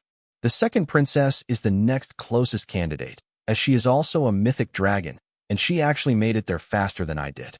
Her potential is extremely high. She is from the queen's first clutch, and she shares her mother's ambition. Politically, we are rivals. Mostly friendly rivals, but it's not a secret that she wants the position from me. I've been able to hold it well so far, and I'm not too concerned about my foundation. The king supports me, and I've built a strong base within his faction. The real threat is Taru. Plots, assassination attempts, another curse, or poisoning. Any and all of them are likely to happen, and now that she is studying under me, any of them that are too close to successful are a threat to both of us. Lucas explained. Barry nodded. The faster that Rue can gain skill points to fill out her tree, and at least one more advancement, the better. She started late, but if she shows extreme promise, then attacking her becomes less of a removal of political rivals and more of an attack on the nation's potential. The best security that she could hope for would be a marriage proposal with a delayed timeline that would let her grow and would shield her from most of the threats, as she would be removed from political power outside her training to assist the crown prince. Nix pointed at his own chest. That's why nobody attacks me. I'm a demon. I'm not in line for anything but my current job. There are no more promotions that I qualify for, and nobody could realistically take my job by disgracing me. Karl considered the options that they had for Rue. Getting her skill points wouldn't be easy, even if she managed to earn one on her own, just training with the combat mates. If the two most effective ways are a marriage alliance, or getting her to grow much more rapidly than her peers, the second option is certainly the one closer to my area of expertise. I don't even pretend to understand politics, much less international politics. So, I will focus on trying to get her a few more useful skills, and then another advancement. With that, she should be on par with the prodigies her age, and I believe that with just a bit of work, I can optimize her potential. Karl decided. Optimize her potential? Prince Lucas asked. Karl nodded. There is a skill that I have for helping my beasts grow. If I use it on someone who is not a bonded beast, the effect will be different, but it should still be a marked improvement. One rank of maximum potential at the very least. So, if she's already got a strong enough bloodline to take her to totem rank, she could be a myth in the same time frame. Or, if she inherited enough of the king's potential to become a myth, it would give her the potential to reach immortality, though not the tools. But the tools can be trained. I'm sure that you all know that already. It's not exactly a secret what needs to be done, it's just not as easy to do as it is to understand. The two mythic dragons looked shocked at Karl's words, and he wondered if it was some sort of secret. Wait, don't tell me that nobody told you? Your myths, you should have started way before now. In fact, how would you even make it this far without starting? Karl asked. Oh, we know the system's secrets to growth. But that's it. They're secrets. Nobody reveals them to us in advance. You have to find out from the system what method to mythical status is going to work for you. Librarian Barry explained. Karl frowned. Nonsense. You might not understand the fundamental rules or the design that others are using, but that is no reason that they shouldn't know the basics. I didn't learn it from the system. I learned it from a monk who was probably weaker than anyone on the royal family's staff. Of course, he hadn't understood the value of it then, but telling them that part would thoroughly ruin his point. Barry still looked skeptical, so Karl decided to do a demonstration. The first step is the same for everyone, I believe. First, you need to pick a focal object and create a single point to channel mana through in your mind's eye. That clear spot you go to when you're focusing on the system interface or your inventory. My guess is that yours is most likely a book. Karl joked. That made the blue dragon laugh. Actually, you're not too far off. There was a tree in the paper forest near the temple where I grew up. I used to go there to read in the shade on nice days. I used a sapling of the paper trees as my focal point. Karl nodded. And I used a world dragon scale as mine. It's just a simple golden scale, easy to replicate. But that is where the methods diverge. We can easily teach young Princess Rue the first step to get her on the path to understanding. But how it is done from there on changes. I use a constellation of points, arranged to represent a specific design. I am currently using 72 points in the constellation, and the amount of mana that I can pour through them to refine mana using my understanding of the fundamental rules is immense. You used a sapling, so my guess is that you are growing a tree with an increasing number of branches, and each of them ends in the same branch and bud as the original sapling. It's the same concept, with a very different execution. If we teach it to those who are still far from the totem rank, who haven't begun to comprehend the fundamental rules yet, there is still a chance for them to increase their growth rate, and then realign their power matrix to align with their understanding later. The two older dragons frowned, and Prince Lucas began to speak slowly. How did you even get to 72 points? It took me a decade to go from 9 to 18, and I've been stuck there since, even though my understanding has improved. He asked. Karl nodded. The later steps are brutal. There are no small intermediate jumps with the constellation that I'm using. It's a straight doubling, and it requires an immense amount of power to rearrange them while creating the new points. The dragon nodded. That could be my issue. If I have to go straight to 36 points, I don't have the power to do the rearranging. I would exhaust myself before I finished. Karl shrugged. There are other ways, some with smaller steps, but they don't lead down the same path that I'm on. Some also intensify the existing points until they can be split. Then you get the doubling naturally and just need to rearrange them. Picking the path and method that you want is the hard part. And nobody can tell you what to choose. They can give you advice, but you can't actually do it by mimicking another exactly. Rue cleared her throat. What was that first step again? I don't understand. Karl laughed and sat down on the grass of the illusionary garden. Study session time. Nyx went to sit on one side of her, and Barry immediately moved to the other, while Lucas laughed. The badger knows the magic words. Karl nodded. Indeed she does. It's all good, though. I will lead the class, since I'm a bit further down the path than most. I also have some insights into the process that others might have missed. The immortal Azov explained them to me when he was helping my wife. And that was how the eclectic group found themselves sitting cross-legged and meditating when the maids came with breakfast the next morning. Sirs and madams, your meal is ready. The maid whispered. Please place it on the table in the garden. They will be up in a moment. We've just been working on our power matrix all night. Karl explained, used to keeping a bit of his attention separate while he was deep in meditation. If he didn't, who knew what the beast would get up to? Karl laughed at his concern. She was far too good for a little attention split to catch her all the time. The smell of food slowly brought the others back to consciousness, and a slow smile spread across Rue's face as she tested her own progress. I think that I'm at the bottleneck of another advancement. This is wonderful. One day is all that it took for me to move through half a rank using this method, and I've only got one point of focus. Her voice was a hushed whisper, afraid to wake the others. But they were already becoming aware, and Prince Lucas was smiling at her. Perhaps we can put off our morning duties today? If you're at the bottleneck, we can help you break through, and then you will face everyone one rank higher than you were. It will be a great way for them to build faith in your abilities. The Crown Prince suggested. Rue nodded eagerly, ready to do whatever it took to start getting the respect that a princess deserved. Being chosen to help the Crown Prince with his duties was already a nice slap in the face to the older princes who certainly wanted such a prestigious position, but it was far from enough to feel satisfying. Karl smiled at her. All right, what we are going to do is to flood your body with mana one rank higher than you are. By common designation, that is royal rank energy. I'm not sure what it is called here. Probably a palace servant, or scullery maid or something. Rue laughed at his description. He wasn't wrong, but the way that he phrased it was just too funny. This was the palace servant rank she was reaching, and then would be the senior servant rank and the palace officer rank, before reaching totem rank. It was just easier to describe power level by the jobs that they did. Karl began to flood her with royal rank mana, and Rue squeaked, startled by the influx. Focus on refining it through the focal point. It will make it faster to break the bottleneck, and then you can advance before lunch. He instructed. Kara nodded in agreement. Then I can dose you with a growth potion, and you will be almost to another advancement. No drugging the princess. Lucas and Barry shouted at the same time. Kara smirked, while Rue laughed. The level of trust in the good intentions of a chaos badger were somewhere between 0 and non-existent. Though, given Remy's experimentation process, that was likely not the wrong call. More than once, emergency healing had been needed to keep test subjects from exploding. That was why she did it with healing totems active. New mana was forcing out the old in Rue's body, and her cells were adapting as quickly as they could. But that was painfully slowly in Karl's opinion.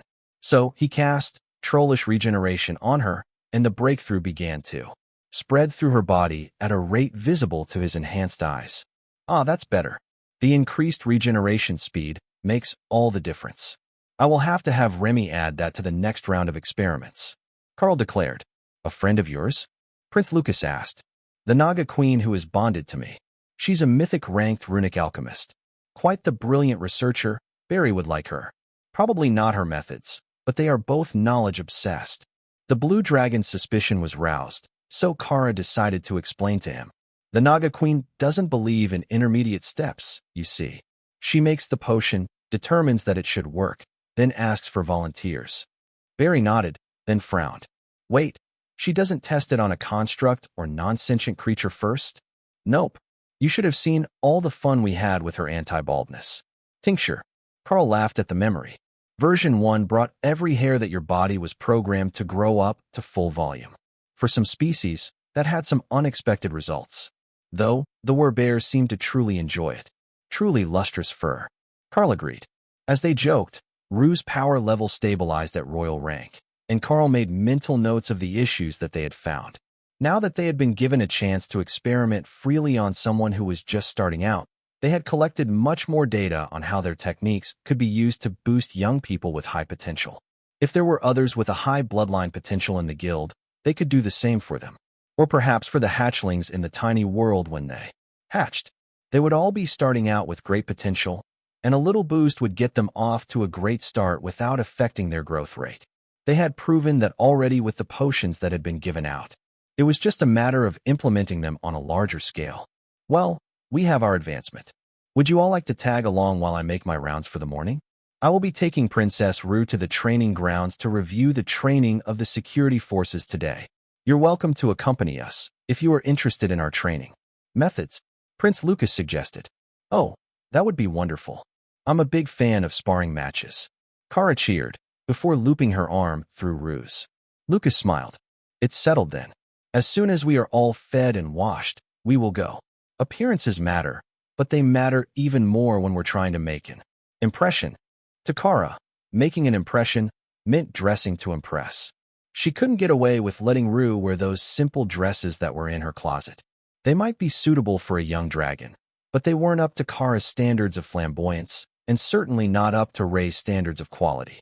The big sister would never forgive her if she found out that Kara had let an actual princess wander around wearing clothes that she didn't make.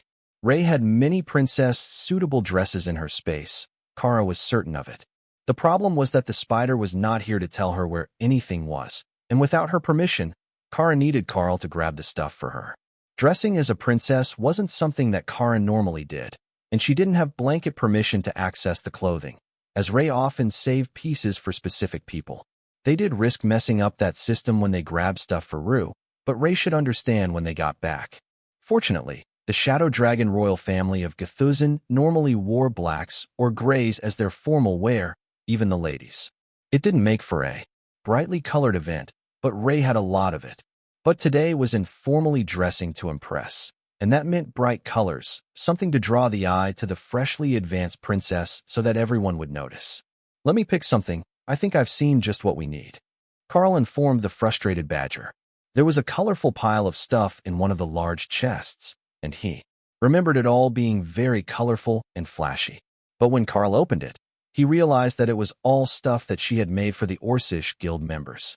It wasn't princess dresses, but battle robes. All right, new box. Ah, here is another one full of... Nope, that's not for outdoor wear. How about this one? Ah, here we go. It's a bit childish for the responsible princess vibe, but it's suitably fancy. Karl decided. They were leftovers from the dresses that Ray had made for the wedding, in many color samples, and in multiple layered designs. It might not be the style common in this age, but the dresses were all beautiful, and they all went with pale skin and dark hair. At least, Karl assumed that they did. That was who they had been made for. What color do you like best, princess? Karl asked as he inspected the cast-off chest. Purple. Prince Lucas gave her a strange look, but Karl brought out a dress that had a black base covered in golden floral designs, and a gossamer purple outer. What about this one? I think that it should be purple enough, and it will bond, so you can change in and out with a thought. He offered. Rue held out her hands eagerly and changed into the dress the moment that she got her hands on it. Wow, that's quite the fashion statement. Mythic ranked spider silk and nether gold embroidery. Nyx gasped. I take it that you approve? Karl asked. I want it. The incubus agreed. Karl went to the next chest over, hoping for menswear. The two were logically side by side, and what Karl found inside the second chest was just as flamboyant as the incubus could have hoped for. Here, try this, he suggested. Out came an impossibly white double-breasted suit, with vibrant violet embroidery weaving up the sleeves and pant legs. Oh, now we are talking. I don't even know how she got it that white, Nyx gasped. I think that she spins it that color and doesn't dye it later. If you like it, it's yours. Nyx snatched the suit, and then changed to match Rue. He picked the princess up and spun her as she laughed. We are going to stun them today, darling. Trust me, this is going to be wonderful. And your power level stabilized so far above the bottleneck that anyone who didn't know would think that you advanced months ago. I can't wait to see the look on the queen's face when she finds out. The incubus joked. Rue rolled her eyes. Please don't cause trouble with her. She already hates me. Prince Lucas patted Rue on her head, still in those impossible braids Kara had created. She will calm down soon. She should have gotten over it years ago, but I suspect that her seer-class family members told her something that made her bitter. He offered. Karl frowned. He had forgotten that the queen was related to seers. That would explain the hatred. The whole reason that Karl had been sent here was because of a vision, or perhaps an alternate future. If the seer had been focused on the queen, they had likely seen Rue killing her. The queen didn't dare to actually kill the princess outright, but she had cursed her to nullify the threat, and then held a grudge. However, now that Karl was here and helping her grow, that hatred and sense of danger was growing. She really might do something dumb. Karl changed into a black suit, then waited for Kara to change. A crop top and shorty shorts are not suitable for this event. He reminded her. But I like the breeze. So that was the reason. We're making Rue look good, remember. Why not just activate the armor? Spell, and we're what it gives you. You can be her bodyguard for the day. Karl suggested. Kara tried it, and ended up in leather armor, with sandals, a top hat, and a... Right, too much chaos. I forgot that spell had an odd interaction with you. No, I kind of like it. The top hat is a nice touch. Try it again. You're guarding a princess. Karl insisted. The second try gave her tattered black jeans, black leather boots, a white tank top, and a bunch of gold chains with a flat cap. Ooh, I'm a debt collector. I'm totally keeping this one. Barry laughed at the tiny hooligan. You know, I think that the spell actually understands you better than you think. It might not get your sense of fashion, but it understands your personality. Kara nodded and brought out a smooth club to sling over her shoulder. Now I'm good. Karl, upgrade this for me. Karl laughed as he took the simple wooden club, made of totem ranked wood taken from the dungeon. He only carved one word into it, and the bat glowed with black energy. Perfect. Fear not. Princess, bodyguard Kara is ready. What does that rune say? Barry asked, confused as to what sort of spell or effect would work with only one rune. Bonk. It's a good rune. Perfect for stunning without killing, Karl informed him. The blue dragon looked shocked, but Kara was very pleased with her new bat. Stunning people was precisely what it needed to do, as she didn't plan to start smashing skulls in the middle of the day. Not while she was all dressed up. Prince Lucas sighed as he changed into a less casual suit and gestured at the food. I, for one, need something to eat before we go out. I suspect that this morning is going to be far more enjoyable for the badger than I would prefer. He insisted. Kara winked at him, and Rue giggled. They were definitely going to cause chaos when she went out rank higher than yesterday. Their first stop of the morning was the training grounds for the palace's interior security force. So, it was full of highly skilled overlord-ranked warriors, and a lot of female staff members or minor noble daughters who had come to spectate. Watching shirtless men grapple will never stop being a peak pastime. Kara intoned in that strangely wise voice that Karl knew meant that her foresight skill had triggered, and she had seen something. A few of the spectators nodded, then did a double take when they saw who had spoken. Then again when they realized that Rue had advanced. Princess, congratulations. That is twice in the same month. A remarkable feat, if I do say so myself. The closest of the women informed her. Royal concubine Anath, it's a pleasure to see you this morning. Thank you for the well wishes. Ru replied formally, while the older woman smiled indulgently. Such good manners, not like those other brats. Everyone present knew who she meant. The teenage princes were terror around the palace, and not just to Ru. But now Ru was on the same power level as them, despite being years younger. If she was trained to fight, things were going to change around the palace, and the queen's youngest sons would find out very quickly that they were not as far up the social ladder as they thought, despite being sons of the legitimate queen. Perhaps I will be able to do some battle mage training with your grandsons in the near future? I know that I've got plenty of duties now, but I would welcome them to come to my tutoring sessions. Ru suggested. The concubine's sons were older and much stronger, but as secondary princes, they had spent a much longer time in basic education, and were only now focusing on trade skills to complement their training as diplomats and bureaucrats. However, they had all gotten mage-type classes, and the whole palace was raving about Karl's new training area near the library. I will speak to them about it, perhaps at the end of the week. If you're not busy before the family dinner, I'm sure they can find time. Anath offered. That would be lovely. If they're reluctant, you can tell them that we have a more extensive set of options in the private training area. Ru agreed. Prince Lucas smiled as Ru naturally began building alliances among the royals who weren't antagonistic to her. Those boys were also part of the king's faction and his own, so they were excellent choices to bring to the training area for a social event. Another shadow dragon came over to them, and Crown Prince Lucas's smile turned from professional to gentle. Envoy, I don't believe that you've met my consort. She has been holed up in her nest with our first hatchling, the one I used the advancement potion on. He explained. The little one is asleep. She informed him quietly, before the crown prince kissed her forehead. It's a pleasure to meet you. Karl replied. Mildred is my name, common-born consort to the crown prince. She replied with a curtsy. Karl shrugged. I care little about birth status. Being the crown prince's chosen and mother to his heir is enough status for me. Kara nodded in agreement, while many of the nearby nobles gave Karl strange looks. That statement completely upended the hierarchy within the palace. A commoner could only rise so high. Or was Karl himself common-born? No, that couldn't be possible because the only world dragons in the world were all descended from a divine royal bloodline. Perhaps with his lineage, it simply didn't matter, as he was detached from the small details. Kara noticed the looks that many of the royal ladies were giving Karl, and decided that it would be more fun if she elaborated. You see, he's a 3-time over-ranked Guild War champion of the Darklight host, a former city lord, avatar of the world dragon. At this point, background really does matter less to him than character. Besides, a few more years, and he will be immortal, and who would argue if he declared himself king of some random territory? She joked. The crown prince's consort smiled. Well, that is certainly one way of looking at it. Is the envoy really that powerful? Kara's eyes went wide as mischief flashed into her brain with a vision.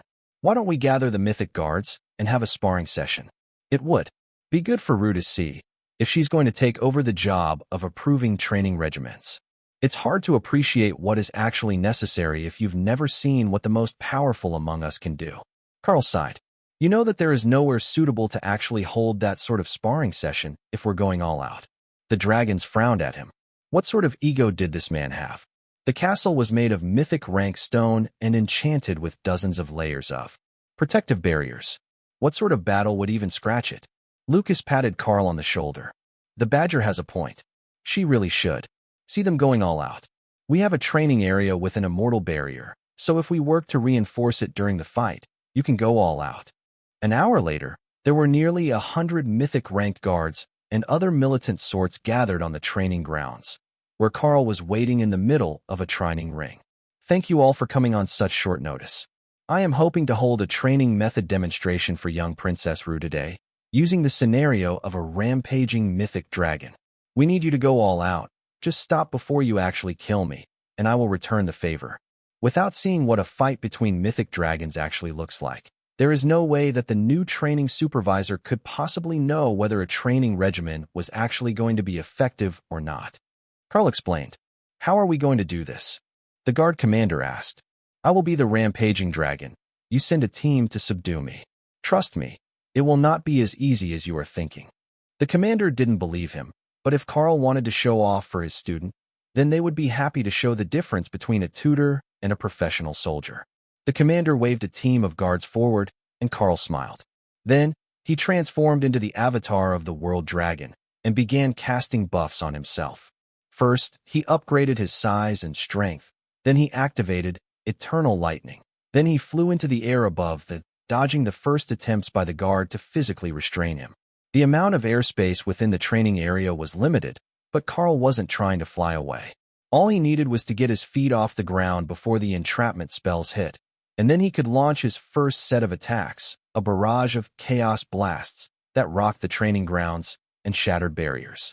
The guards responded in full force as they realized that Karl wasn't just going to go easy on them and hold a mild demonstration.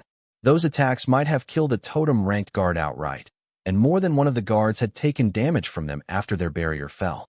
But what was really concerning them was the fact that if Karl started out with that level of firepower, what was he holding in reserve for later in the fight? Build the net. The team leader ordered, and the 5 dragons began to instantly cast a cooperative lightning cage around Karl. As soon as the 5 portions linked, they began to tighten it, but Karl was already in action, and Nullify broke him out before they could even realize that something had gone wrong. Then, Karl was on them, with Rend on his claws for an all-out scrap, like a feral dragon was likely to do. They loved to go for the physical damage, and when they were tied up with you in close combat, it was hard to get entrapment spells or other complex magic in place. The team leader flew back, using his wings to get some distance from the fight as Karl raked claws at chest height, narrowly missing him. That gave the others a moment to rain lightning on Karl, and eternal lightning flared with power. But that was far from enough to stop him, and the guards cursed as they realized the vast power difference between them.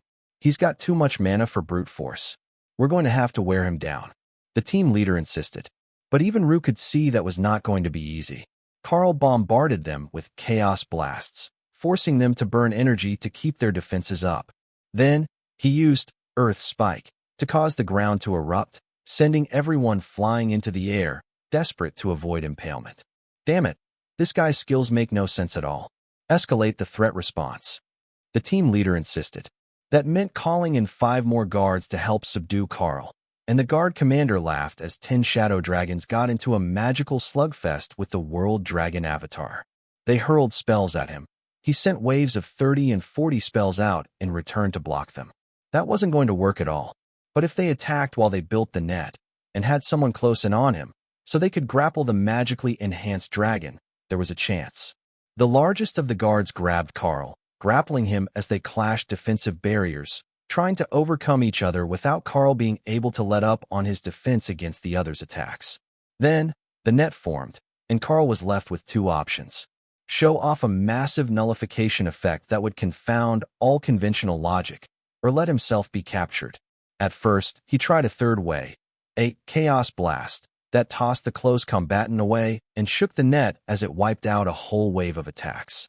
But the attackers burned enough of the spell off that the net held with ease, and Karl was pinned to the ground, with his wings tight against his body.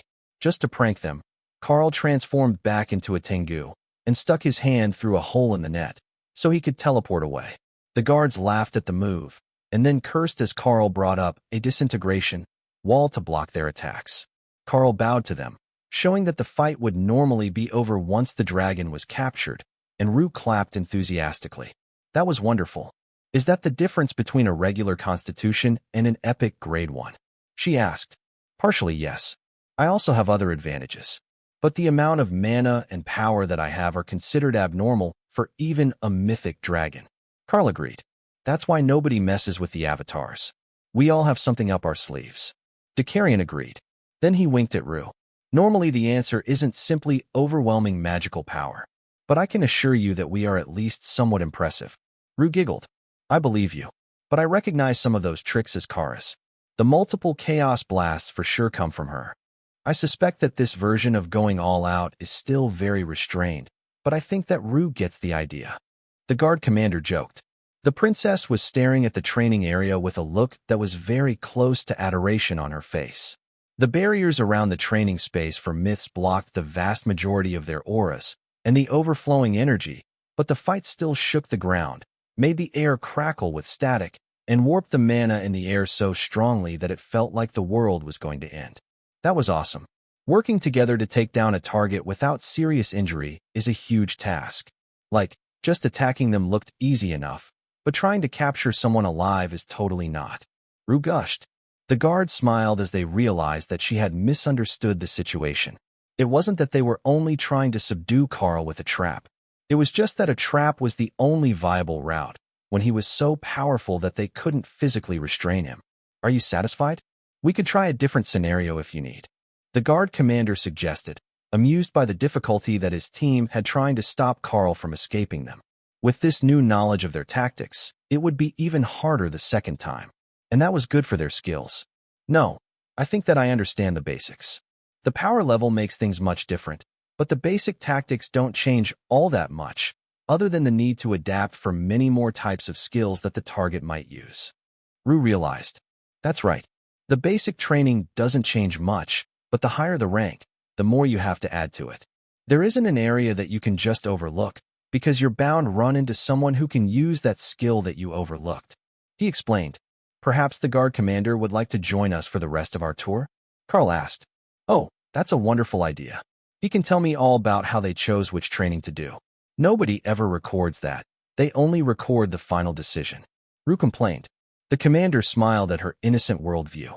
That's because nobody wants to get into the dirt and politics that make up most of the decisions that get recorded for posterity. So, they only ever record the outcome, and then they don't have to look bad for how they got to it. Rue nodded as if this was one of the great wisdoms of the world. I see now. Nobody wants to look bad in the records, so they only record the good parts. But isn't that a pain when you need real answers, or assistance with a problem? The commander shrugged. That's why you ask people directly and don't rely on the written record. One thing that we are good about is recording who made the report. So, if you can find them, or someone who was there, you can fill in the details of events that happened in this generation. Beyond that, things get murky, and your best bet is to go to the oldest person you know who has encountered something similar. They will have likely done it the same way that the person you're thinking of did. The small details had all of Rue's attention, but Rue had everyone else's. The advancement was the talk of the palace today, along with her fashion sense, and Mildred, Crown Prince Lucas' consort, was basking in the glory. She was rarely invited to social events, other than ones for the entire extended family and harem, but Rue and Karl were happy to drag her along with them today, which was giving her a break from dealing with a fussy hatchling. Why don't I have snacks sent to your suite? Once we finish the rounds, we can have a nice break while the men talk about man things. Mildred suggested. Oh, that would be wonderful. I've got a gap in my schedule before afternoon training, so it should be just us. Rue agreed. Mildred called over a maid and whispered directions to her before following Kara and Rue toward the next group of palace staff that she was supposed to be inspecting today so that she could understand their training methods. The men were the ones who were actually in charge. Rue was just a trainee, while Mildred and Kara were just tagging along as protection and as spectators. The next few groups they went to watch were just palace servants. Nothing dangerous or exciting. Just torture for Rue, who had to finish her work before she could go play with her friends. So, when they sent a maid ahead to ensure that everything was ready for them in the illusionary domain garden that Karl had set up for Rue's training, the only thing on their minds were snacks. Rue had just turned the final corner toward their rooms when a massive explosion rocked the palace. Stone exploded outward, only blocked by Kara's quick reflexes as the entire section of the palace was shattered. Then, the roof began to collapse, and everything went dark. Karl was with the guard commander, Barry, Crown Prince Lucas, and a handful of servants from the last group they had inspected when the explosion shook the palace. For a moment, he sensed Kara's shock, then outrage from the badger. What happened? Is everyone all right? There was a brief pause before Kara replied. Not sure yet. Someone set off an anti-magic bomb in our rooms. The palace has collapsed on me, and I'm not sure where Rue and Mildred are, but they should be close.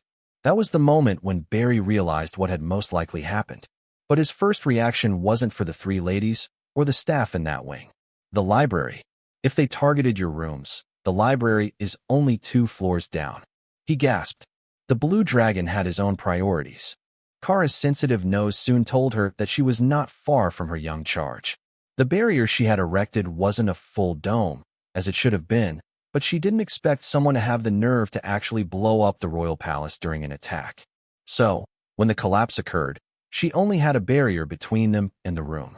However, Karl kept an eternal lightning barrier over Rue at all times, just in case of emergency. A precaution that was paying dividends now.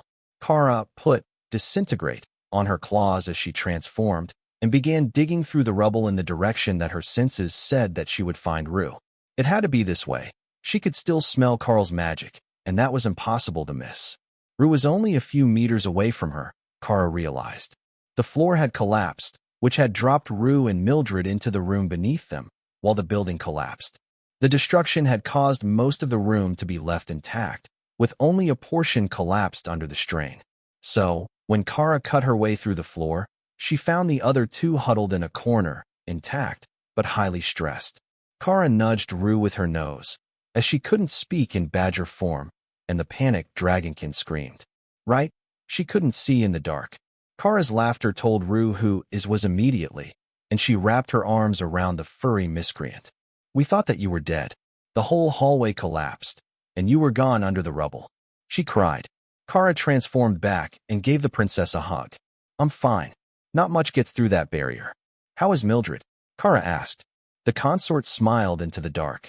Just a little beat up. I might not have had a barrier on me, but I do have defensive items. The question is how long it will take for someone to find us. The door is blocked with rubble. There is no light, which means little air circulation. So, if we remain in here too long, we will suffocate. Kara shrugged. I can dig us out. No problem. Someone made this place out of mythic rank stone, and it's a real pain to cut through, but I can do it. But I suspect that if we just wait here with a barrier over us, Karl will come and find us in a few minutes. He has the good earth magic, so he can move stones. Or, they can just go all dragon and hurl them away like in a drama. Mildred's panic began to fade at the assured tone of the badger's voice. Kara was so confident that they weren't in any actual danger, only inconvenienced by the fact that the door was blocked, that it was impossible not to follow her lead. All right, we wait here for your Karl. Why didn't you end up with us? Mildred asked. I was 2 steps forward. I fell into the next room, and that one is full of stone. The wall behind you stopped most of the direct blast from destroying this room. The secondary collapse sounded really bad, but I didn't have to cut a hole to start digging, so it's likely only a floor or 2. Badger logic was a wild thing, Rue realized. 2 floors of a stone palace landed on her, and she still viewed it as an acceptable level of damage. If we're waiting here, I think that we should use the time to try to understand who would want to blow up the envoy suite. If someone in the palace is trying to start a war with Saiho, we really need to know. An attack like this could cause the Supreme Lady to launch an all-out attack on us, and that would not be good for anyone. Best case scenario, she only sends her armies. Worst case scenario, she calls an army from the immortal realm to come and cleanse the area. Mildred whispered. Rue sounded panicked, but Kara didn't think it was that serious. I don't think that it was intended for Karl at all. More likely it was for the 3 of us specifically, and whoever said it didn't think that we would send one more maid ahead of us, when there were already 2 inside with snacks and refreshments. I am certain that they intended that bomb to go off when we were standing in the doorway, so it should be one of the 3 of us, and I would like to point out that even if I had been standing at the door, I wouldn't die. Well, probably not. But you get my point. Nobody would target a maid I haven't even met enough times to ask her name. And trying to assassinate Karl would most likely get everyone they've ever met brutally dismembered alive, then resurrected so that they could be dismembered again. So, one of us was definitely the target, and as Mildred already has a stable status in the palace, I am guessing that it's Princess Rue. Kara elaborated. Mildred nodded, while Rue looked horrified. Then, her expression faded to confusion. Wait, you said that you would not die from that explosion, but it shattered mythic rank stone, broke barriers, and the illusionary domain that Karl set. How could you live through that? Rue asked desperately. Whether it was for future reference or pure curiosity, Kara didn't care. It was keeping Rue focused on something that was not her imminent demise, so she could continue to stay focused. I am a Chaos Badger. First, I can transport myself to the Chaos Plane at will, so it's hard to fatally wound me. But more importantly, My level of regeneration allows me to have most of my body turn to ashes and still regenerate to full health in only a few minutes, unless it has a fundamental law imbued into it to stop my healing. That's how I got these scars. A demigod was feeling cranky and had an order-related natural law understanding, plus holy claws. Mildred smiled. This was not the time for that story, but she definitely wanted to hear it. While Kara told stories to the girls, Karl and the majority of the palace guard were searching through the rubble of the palace, looking for survivors. Fortunately, most of the wing was unoccupied. However, with the new training area near the library, which was directly below the blast, there would be at least some people nearby. The access hallways were collapsed, but Karl could feel the mana fluctuations of many living creatures beneath them. I don't think that the barriers on the library broke. The training space that I made is also definitely intact. I can feel the spell, and I can sense the mana crystal that I put in the room. Both are fine, but the upper levels collapsed, which sent rubble out into the courtyard and blocked the door. We should start from the side to get to the library area for the majority of the survivors, and then I will head for where Kara is. That should be where the princess and Lucas consort are as well. It's not far from my suite, so it was close to the center of the blast. But they all had barriers on them. I cast it while we were waiting for the sparring to start. Better safe than sorry, right? Karl explained. You put a barrier spell on them? Oh, that is a relief. Mildred isn't nearly as strong as we are, and she's a shaman, not a warrior, so she's not physically strong, Lucas sighed. Karl sighed in relief. That also means that she has healing magic. If they were injured, she could heal them, and then they just have to wait for us to find them. How did you want to relocate the stone? Should we have a team pile it up?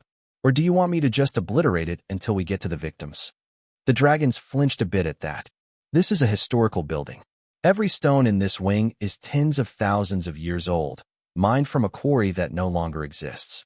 The loss of so much of it is already a tragedy, but deliberately destroying it is a crime that could land someone in prison for the rest of their days. I don't know what would have possessed someone to use a bomb, even if they were targeting you. Just knowing where they were and the consequences of that sort of decision should have been enough to stop them from doing something so monumentally stupid. Barry elaborated. You make a good point.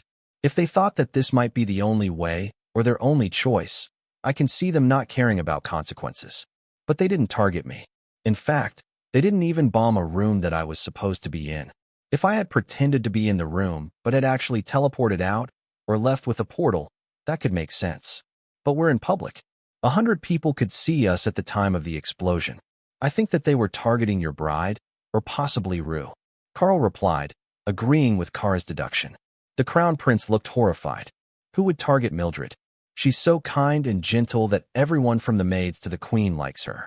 And the queen only barely tolerates most of the king's faction. The fact that she likes my Mildred is already a miracle. No, I think that someone is targeting Rue to stop her from rising to prominence, and they either didn't know or didn't care that there were others with her. Not to mention the staff. How many of them were lost today? Karl frowned. At least 3 is my guess. There were 2 sent to the room, and then 1 accompanying the ladies. That 1 might be fine, depending on where they all were when the explosion occurred. But the 2 inside the room are almost certainly not. The illusionary domain collapsed, which means that the damage had to have been severe. I built it with reality warp, so everything in there was a solid object. To destroy the illusion was not an easy feat. As Karl listened in on the conversation that Kara was having with herself, planning ways to torture whoever tried to ruin her plans for the day, he also realized that they hadn't just blown up the illusion, they had used anti-magic to remove it before the bomb went off. Removing the illusionary domain would have been a secondary effect.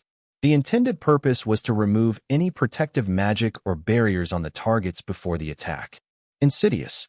However, the ladies weren't close enough to be hit with that part of the attack. It had been mostly contained within the illusionary domain, and what escaped was only enough to take out the wards on the room itself. Your domain, is it a spatial warp effect?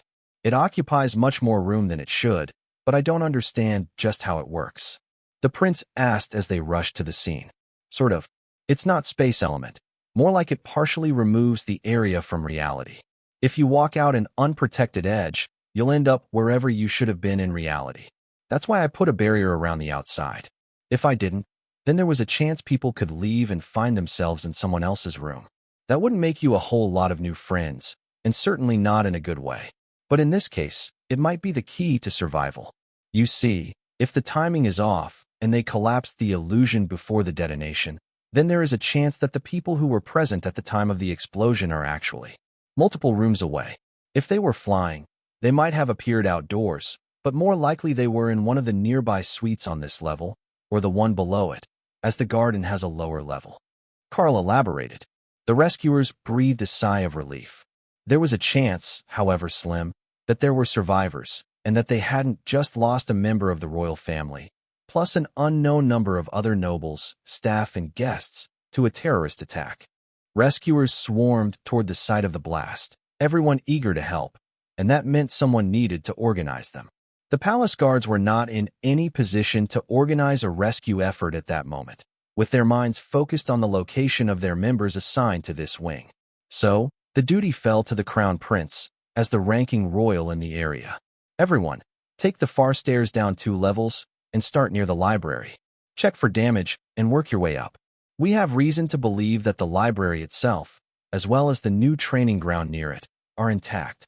If you find anyone wounded, please take them to a safe location. We will have healers stationed on top of the rubble, as well as on the outer perimeter of the damaged area.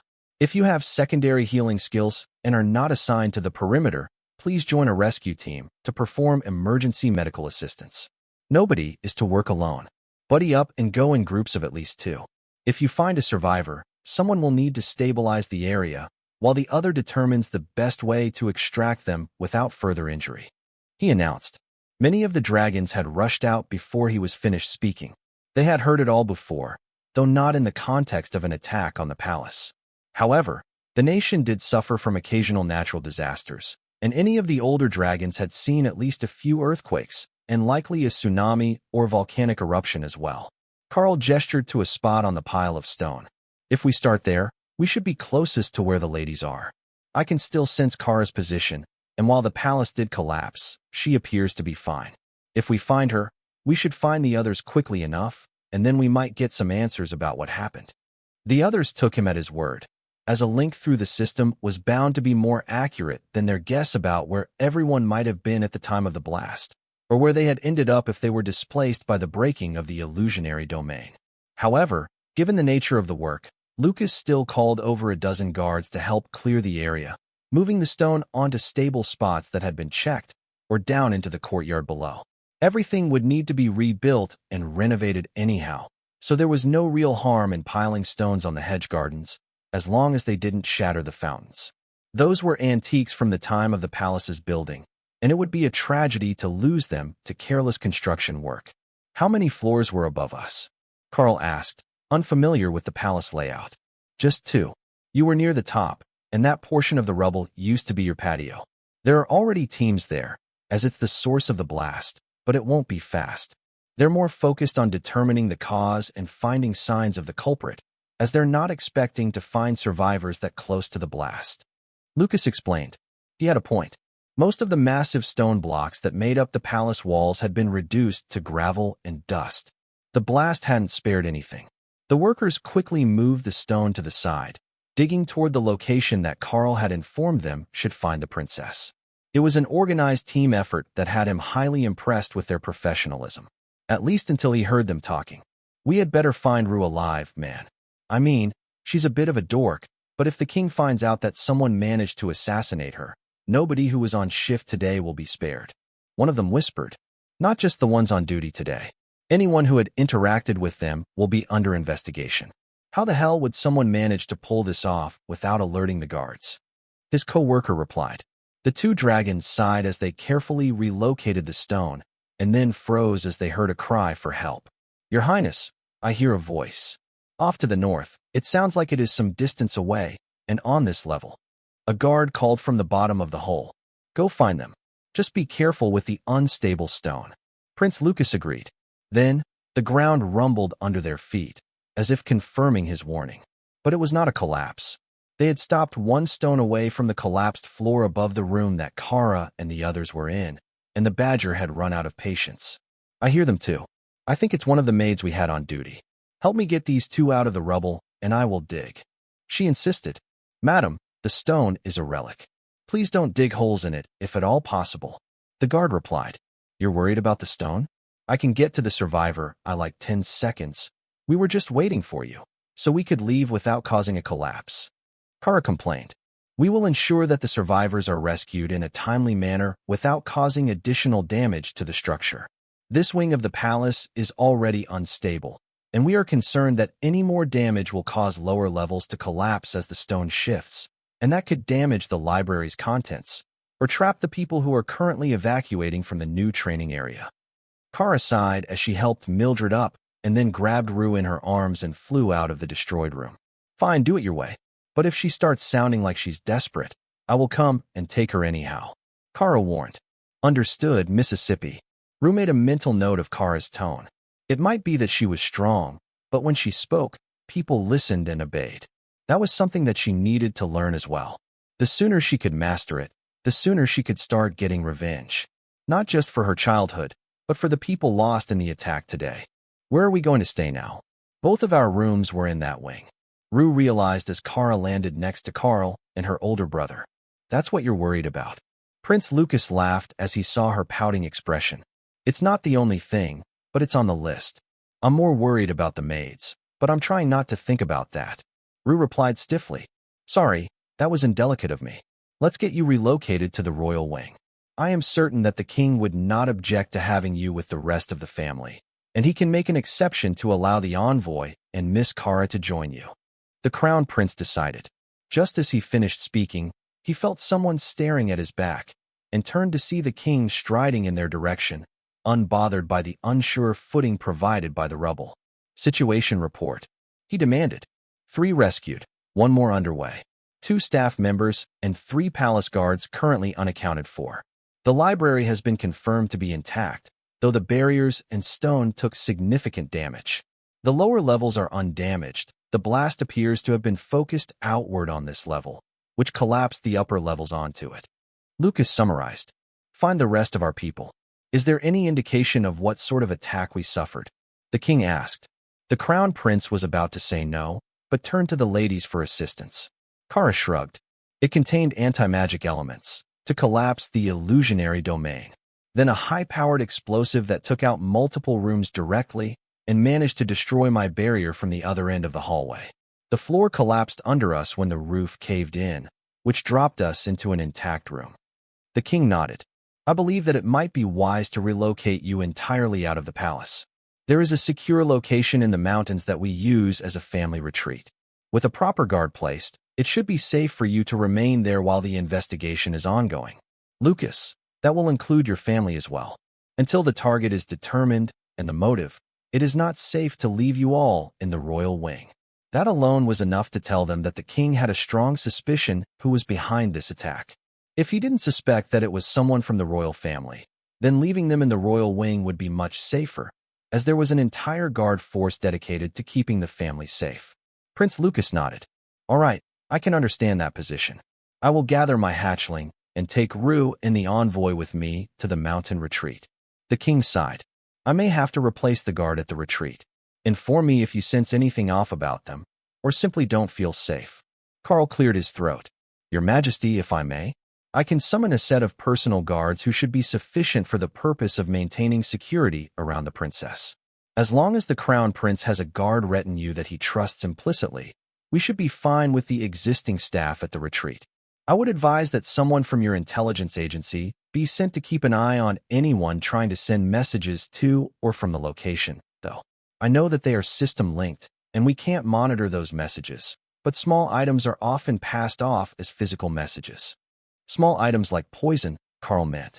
But the messengers themselves were often used to ferry items within their inventory.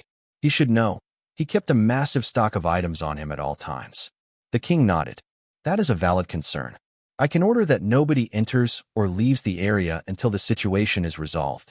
However, it could be some time, and food deliveries would be necessary, as well as any shopping that needs to be done in the town. Karl smiled. I can offer to do that.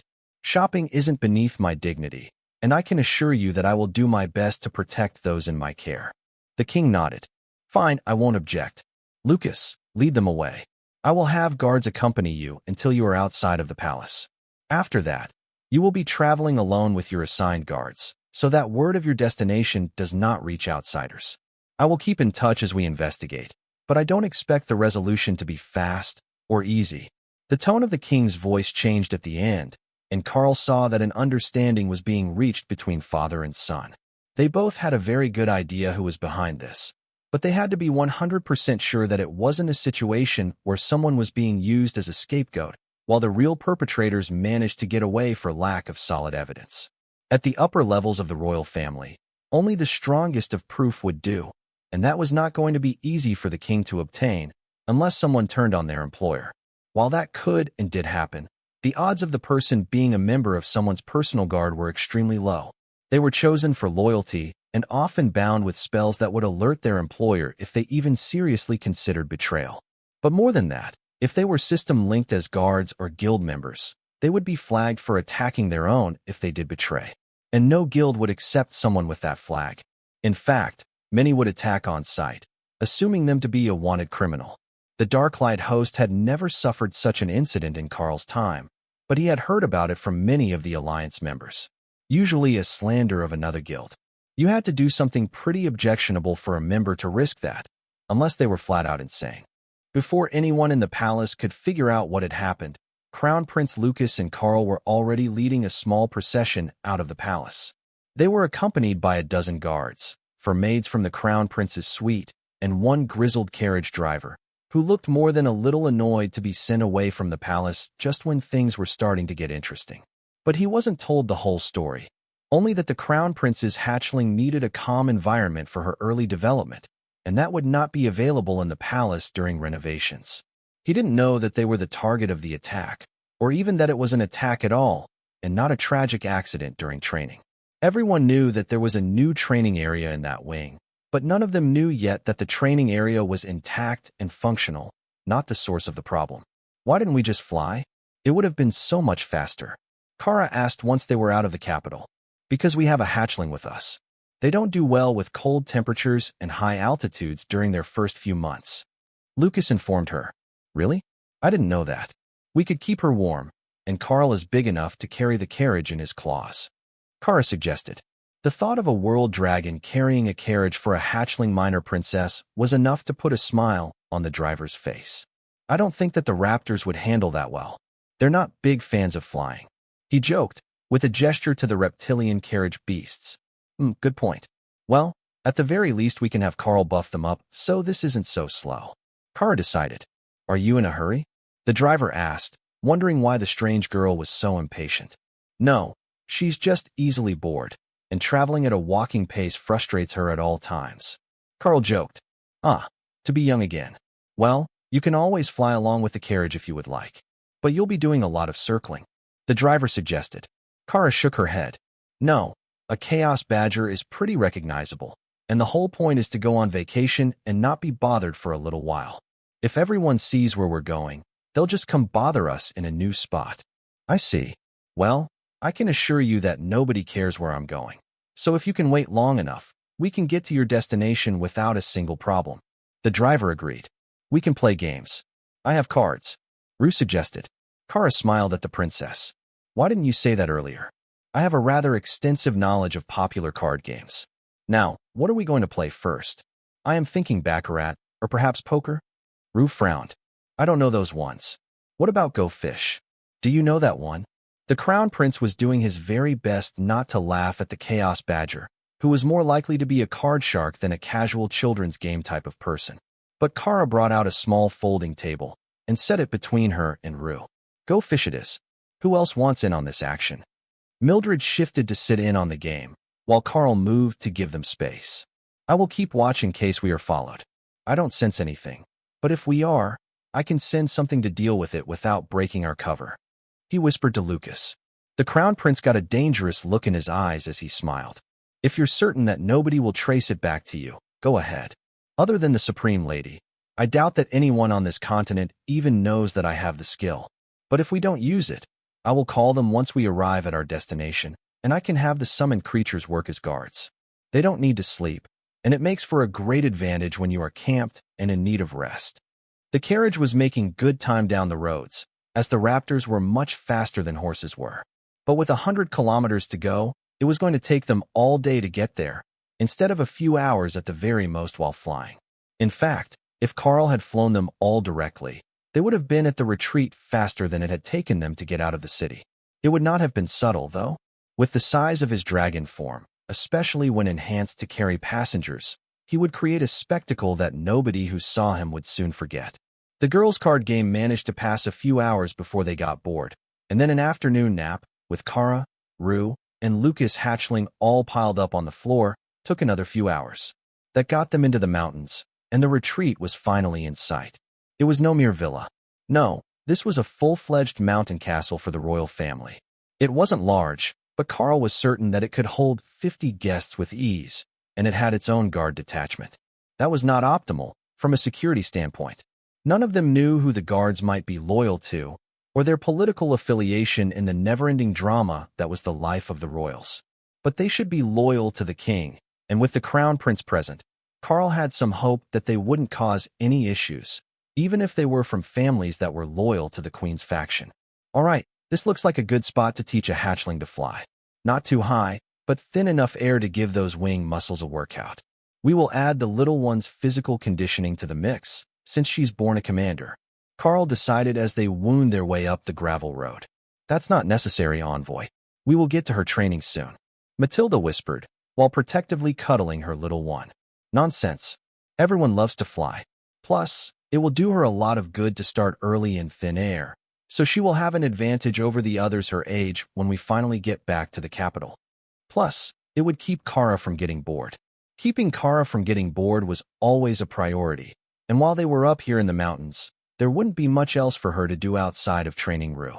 So, having the hatchling to play with would satisfy her need to cause chaos, as well as serving a productive purpose. His Royal Highness, the Crown Prince, has arrived. The driver declared as they reached the gates. The guards blocking the way saluted as they saw the royal emblem that the driver had been given, and then opened the gates for them to enter. The arrival of a carriage had put the whole staff into a frenzy, with last-minute cleaning and room preparation underway the moment that they had been spotted coming up the hill. That was one of the other reasons that it was preferred for them to travel by carriage. It gave the staff time to prepare for their arrival when they weren't informed in advance.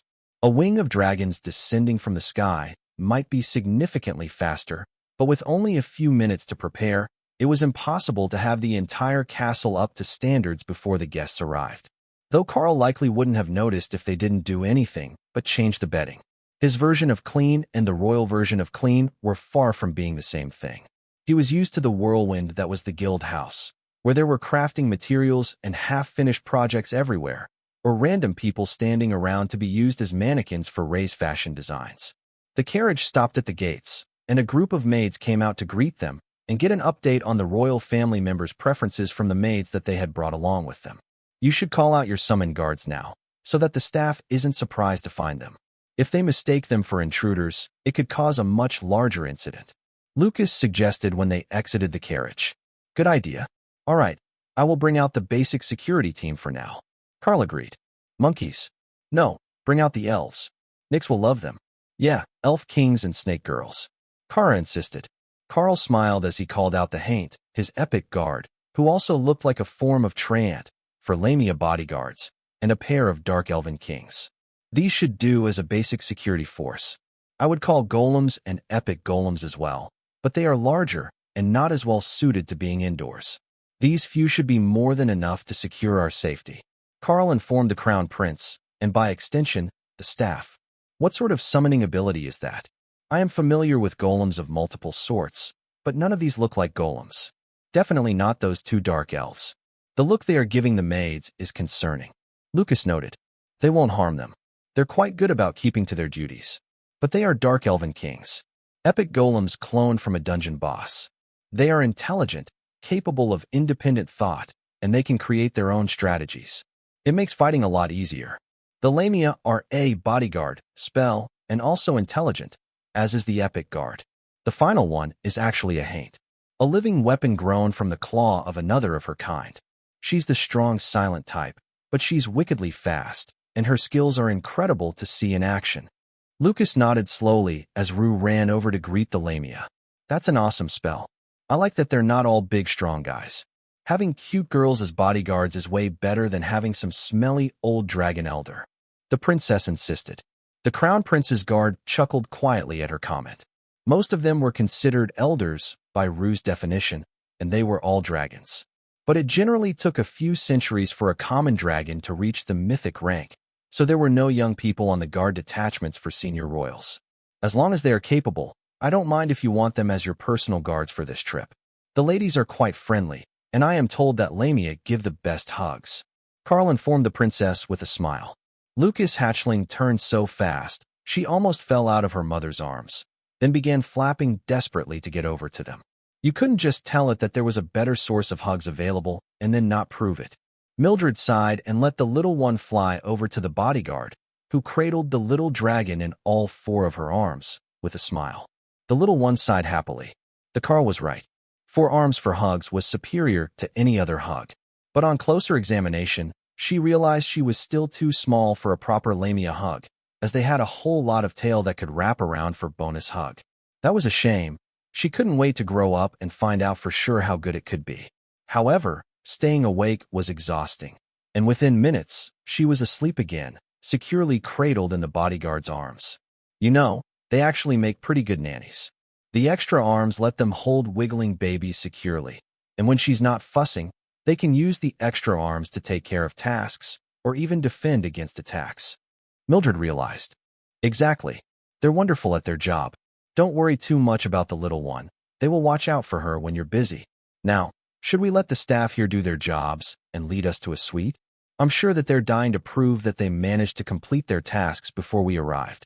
Karl teased the flustered new mother. The staff eagerly motioned for them to follow and led the groups to royal suites in the castle, each with far more space than even Karl thought that they might need. The rooms were designed with dragons in mind, so the main rooms were 5 meters tall, large enough for all but the biggest of dragons to walk in from the central courtyard before transforming. But there were also signs that said there were dens dug into the mountain for dragons who wanted to relax or meditate in their scaled forms, a state that was nearly impossible to maintain within the capital. There simply wasn't enough space for everyone to be in dragon form in a big city. Sir, this is your suite. If you need anything else, please let us know. The maid informed Karl as she stopped in front of a massive room. All I will regularly need is access to the princess for training purposes. I am her tutor, and we're working on both magical and physical skill development. I will also set up a temporary training area here, but that won't require your assistance, other than for food and beverages during the training sessions. Kara nodded eagerly. She was ready to start training again. The bunny maids were great fun to play with, fast and smart. Of course, she wasn't trying to beat them up. It was more fun to try to capture and tickle them because they fought so much harder than they did to simply avoid injury. Back in the capital, the palace was in a state of utter panic. The attack had failed to kill 2 of the 3 maids who were in the illusionary domain. As Karl had suspected, when the illusion was broken, they were deposited multiple rooms away and then trapped by the falling stone. But now they had been rescued, and they were quite emphatic about the fact that an unknown person had entered with a tray of supplies, and that had been the source of the explosion. That person was wearing palace servant livery, but neither of them had recognized him, and the man left before they had a chance to finish their tasks and speak to him. Unfortunately, the 3rd maid had entered right then, and that had triggered the explosion. So, it was clear to the king and to everyone else within the inner circle that it was a deliberate attack, and that someone among the 3 noble ladies was the target. Of all the bad ideas that lesser royals had come up with during succession battles, this one had to be the very worst, in the opinion of the ministers. But the more information they got, especially about how a mythic-ranked illusionary domain had been dispelled by the nullification effect before the blast, the more they began to realize that this was no mere sibling squabble taken to extremes. But if it wasn't, then it was something much worse. What are we going to train first? Rue asked as Karl began setting up a new training area within an illusionary domain, in the suite next to his own. The castle staff were as enthralled as the palace staff had been by the new facility, and just as horrified by the thought of having to clean it when the training was finished. The basic setup was the same, but this time, it was themed to match the mountains that they were located in. It was also larger than either of the ones that came before it, with a larger flight obstacle course and more training scenarios. In addition to spell targeting, Karl had added combat strategy to lead troops, a financial planning course, and a large open-air office area for Prince Lucas to continue her training. Just because they were considered to be in hiding didn't mean that she could slack off on her new duties, and the Crown Prince had every intention of ensuring that she was the best trained assistant that anyone had ever seen by the time that they returned. But Karl had more plans than that. I will let Kara lead you through the training today, while I work on some new material for you. I suspect that there is a way for me to either get you some skill points, or to teach you some new spells and skills that will help your growth. You're doing very well, but we need to shock the world with your progress when we get back to the palace. He informed Rue when she arrived for her training. Got it, boss. Don't worry, Kara knows how to do all the things. Karl smiled at the princess. Knowing how to do the things was not the problem with letting Kara lead the training. The problem was that Kara knew too many things. And she was terrible about keeping them to herself, instead of teaching them to children much too young to be learning such things. Kara mentally laughed at Karl's thoughts. She was younger than Rue was, so what was the harm in teaching the little princess a few more interesting things? She happily led Rue into the training area, while Karl sat down in the suite to begin working on a way to transform Rue into a proper shadow dragon for legitimacy, without changing her entire bloodline using evolution. That would be the easiest way, but the princess had insisted that she didn't want her bloodline to be changed. She was capable of attaining a void dragon form if he applied the right skills, but the royal family were not void dragons. Life would have been so much easier if the first skill he made would have turned her into an epic grade shadow dragon. It would have given her all the status that she needed in the royal court, as there was no real way to differentiate between a skill that transformed her into the draconic side of her lineage and an actual evolution. At least, there was no easy way, and certainly not one that the public would have access to, when it came to testing a royal family member's claims. As he settled into work, Prince Lucas came to join him, sitting on the sofa across from Karl. What is it that you're planning for Rue? Do you have a hidden skill that she can learn, like how you taught her one that awakened her class? He asked. Karl nodded. I do, but I'm trying to find a way to get her to shift into a shadow dragon, so that she will feel more legitimate to the royal family. I could forcefully evolve her, but she didn't want that. So, I'm trying to find a way to do it with a skill, since the first one I came up with turned her into a void dragon, following her class, not her bloodline. Lucas sighed. I can talk to her later. There is a lot of prejudice against half-dragons or dragonkin in the royal family, but Rue deserves better than that. Karl shrugged.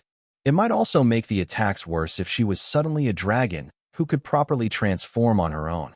Even if I taught her the transformation that we used earlier and allowed her to be an epic void dragon, it would alarm many of the nobles in the palace. You're not wrong about that. It might calm some of them down, but the ones who want to keep her as far from power as possible would only be encouraged to take more drastic measures. The part one don't get is why they're so threatened by her. It's not logical.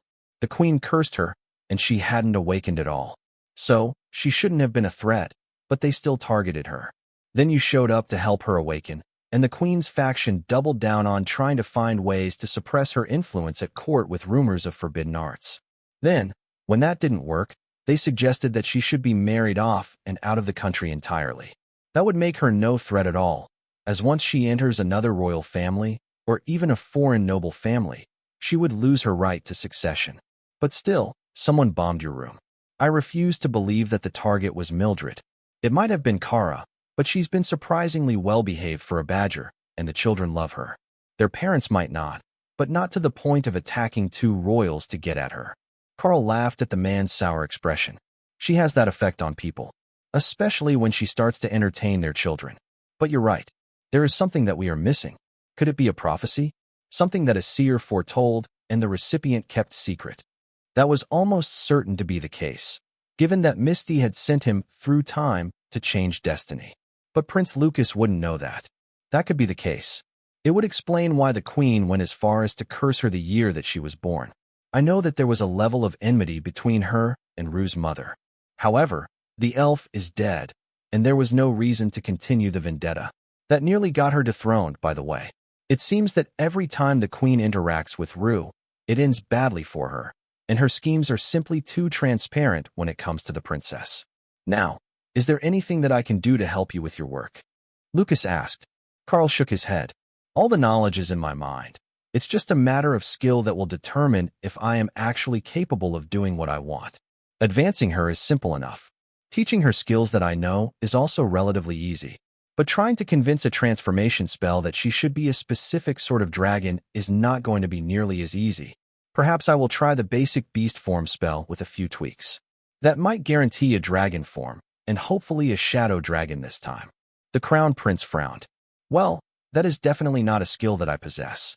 I will leave you to it, but I will go speak with the princess to see if she's open to having you assist her in an evolution that will enhance her draconic side. Karl started his plan for the day with a combination of evolution and beast form. The idea was that it should trigger beast form to give an appearance that would mimic their natural bloodline, in a form the same or higher than the bloodline that they currently possessed, while favoring the beast. For Rue, that would be a shadow dragon. If it worked, it would be perfect, and both of the skills were common enough that it wouldn't be horrifically restrictive to cast. The combination created greater beast form, but as he finished it, Karl realized that he might just be able to use unholy beast transformation on Rue.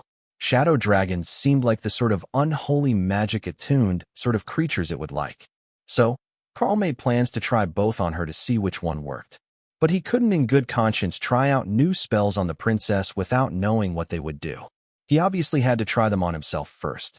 First, Karl double-checked that there was nobody else in the suite with him, then blocked all the entrances and windows with an opaque barrier. Now, he could try greater beast form.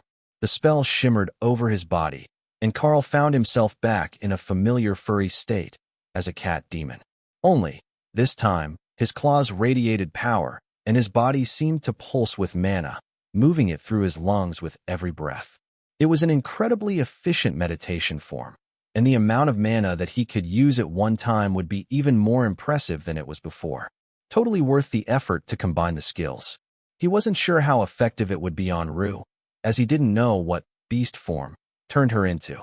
But there was a chance it would work, so he would try it as soon as they were finished training for the day. Fortunately, that would be soon, as Karl realized the sun was already setting, and he had lost most of a day while intensely focused on altering the spell. It was entirely too easy to lose track of time when working with certain skills, he noticed. Runecrafting was the same as a spell merger, in that he could get started and then just finish his work days later without noticing the difference. It must be how immortals and the ancient dragons felt. Karl quickly changed back to Tengu form so that he didn't confuse the others when they returned, then lowered the barriers so that he could go check on the state of Rue's training. Kara was still next door in the illusion, so there shouldn't be any issues. But as he should have expected, there were far more than 3 people in the room when he arrived. Kara and Rue had recruited all the children of the staff here to join in on the training as a group effort, and they had turned the day into an impromptu party.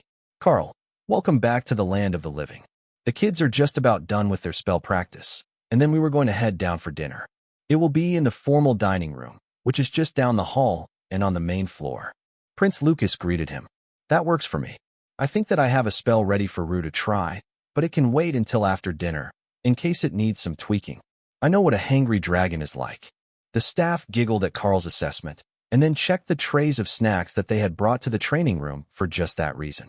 Dinner at the castle was a very different experience to dinner at the palace, as it was just the 6 of them at the table, 7 if you counted the nanny who was helping feed a fussy hatchling.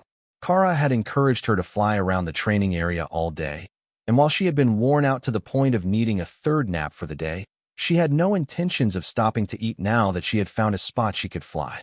No young dragon could resist such temptation. Once the maid gave up on trying to make her eat anymore, the little one came to land on Karl's shoulder with her tail wrapped around his neck for balance. The large feathered wings of a tengu made it easy to balance her weight and gave her a perch for her back legs, as well as a much better viewpoint than her chair. Karl absently stroked her head as he finished his meal, then rose and gestured for Rue to join him. Let's get to the last trial of the day. I want to try 2 different transformation spells on you tonight, with the hope that one of them will make you a shadow dragon. If that works, I will teach you the skill, and then you can use it to improve your status within the royal family. Being half-dragon might make them look down on you now, but if you can transform, then they will start to see you differently. I know that the bias is unfair, but such is life. And if you want to fulfill that goal you stated, it's necessary to play along with their rules for a while. Rue smiled as Karl tried to ease her into the idea of being a dragon. Her eldest half-brother had already given her the speech, and he had been quite convincing with his explanation of how and why it was important for her to be seen as equal to the other princes and princesses. Even if Karl had to evolve her into something more dragon than she was now, she would accept it for the sake of revenge. She followed him back to the training room, and Karl motioned for her to stand in the open. All right, first up, I will try greater beast form on you, and hope that it turns you into a shadow dragon. If it does, we're good to go. If it doesn't, then I have another option that may or may not work. Before she could answer, Karl cast the spell, and Rue found herself expanding. Her dragon form wasn't large, but it was a dragon. Her keen eyes spotted Karl nodding in satisfaction. Then a system message appeared in her vision. Champion Karl offers knowledge. Greater beast form will be transferred to the vengeful Princess Ruck. Accept? Y/N. Rue cheered as she accepted the spell, and laughed as Lucas picked her up under the wings to spin her in happy circles. Good work, Rue. You're a true shadow dragon now, at least in appearance. Rue nodded in agreement. And I will show them that I'm worthy of being one by birthright as well. What do I look like? Am I cute as a dragon? Do I look mighty? Imposing? Prince Lucas laughed, calling her dragon form anything other than adorable, with the hint of baby fat left in her cheeks, would just be wrong. Adorable for sure. You'll grow into a mighty and imposing dragon later. There is plenty of time for that. Mildred smiled as she saw Rue's new form. You know, with that appearance, nobody would ever know that you were not born a pure-blooded dragon. If anything, they'll think your pointy ears are a quirk of your transformation. I don't sense any sort of non-draconic lineage in you at all while you're transformed, she informed the young princess. Now, we just need to update your skills so that you can properly show off your potential, and you'll be fit to take over the world. Or at least your own hometown or something. Kara joked. Rue giggled at her. Well, if we work on that meditation thingy, it should help, right? All I have to do is make it to totem rank before adulthood, and I'll be considered a prodigy. That sounds easy enough. I've already come this far so fast. Just a little bit more, and I'll be a totem rank juvenile, and everyone will have to fear my potential. Lucas sighed. I think that they already do. That's why we're here, remember? But if you can advance even one more time, you'll start getting attention from our father, who will start wanting to arrange a good marriage for you. All of our sisters have married into strong alliances, even the ones with mediocre potential. It's not a secret that the king has always been fond of you, so he will definitely try to find you something good. Rue nodded. That's probably inevitable. But if he sends me away, how am I supposed to finish my life goals? You have life goals already? I'm impressed. Mildred joked. Rue nodded. I want to be powerful enough to make everyone who bullied me when I was weak apologize. Not just the fake apologies that they do when they get caught breaking laws and want to get out of trouble, either. The consort smiled. I can understand that one. When we first got together, everyone was afraid that my Lucas was going to name me his wife, and that would make me the crown princess. That would have been a disaster for me, and for most of the ones who were still hoping to get the position. So, they were horrible to me for months. But after a while it became clear that my position was settled and that I didn't want the position of the main wife. I'm happy where I'm at, and I fully understand that the position of crown princess will go to a political wife, a marriage to make the kingdom stronger. That's surprisingly realistic of you, Karl noted. Mildred giggled. You just haven't realized how much an official wife can hate the consort that her husband actually cares about. 9 times out of 10, they hate each other, but only a mad woman would actually try to harm her and risk her position as queen. Oddly, that doesn't seem to apply to king candidates. If they marry into a ruling queen's family, they all tend to go power-hungry and forget that they're the live-in in-laws, not the real ruler.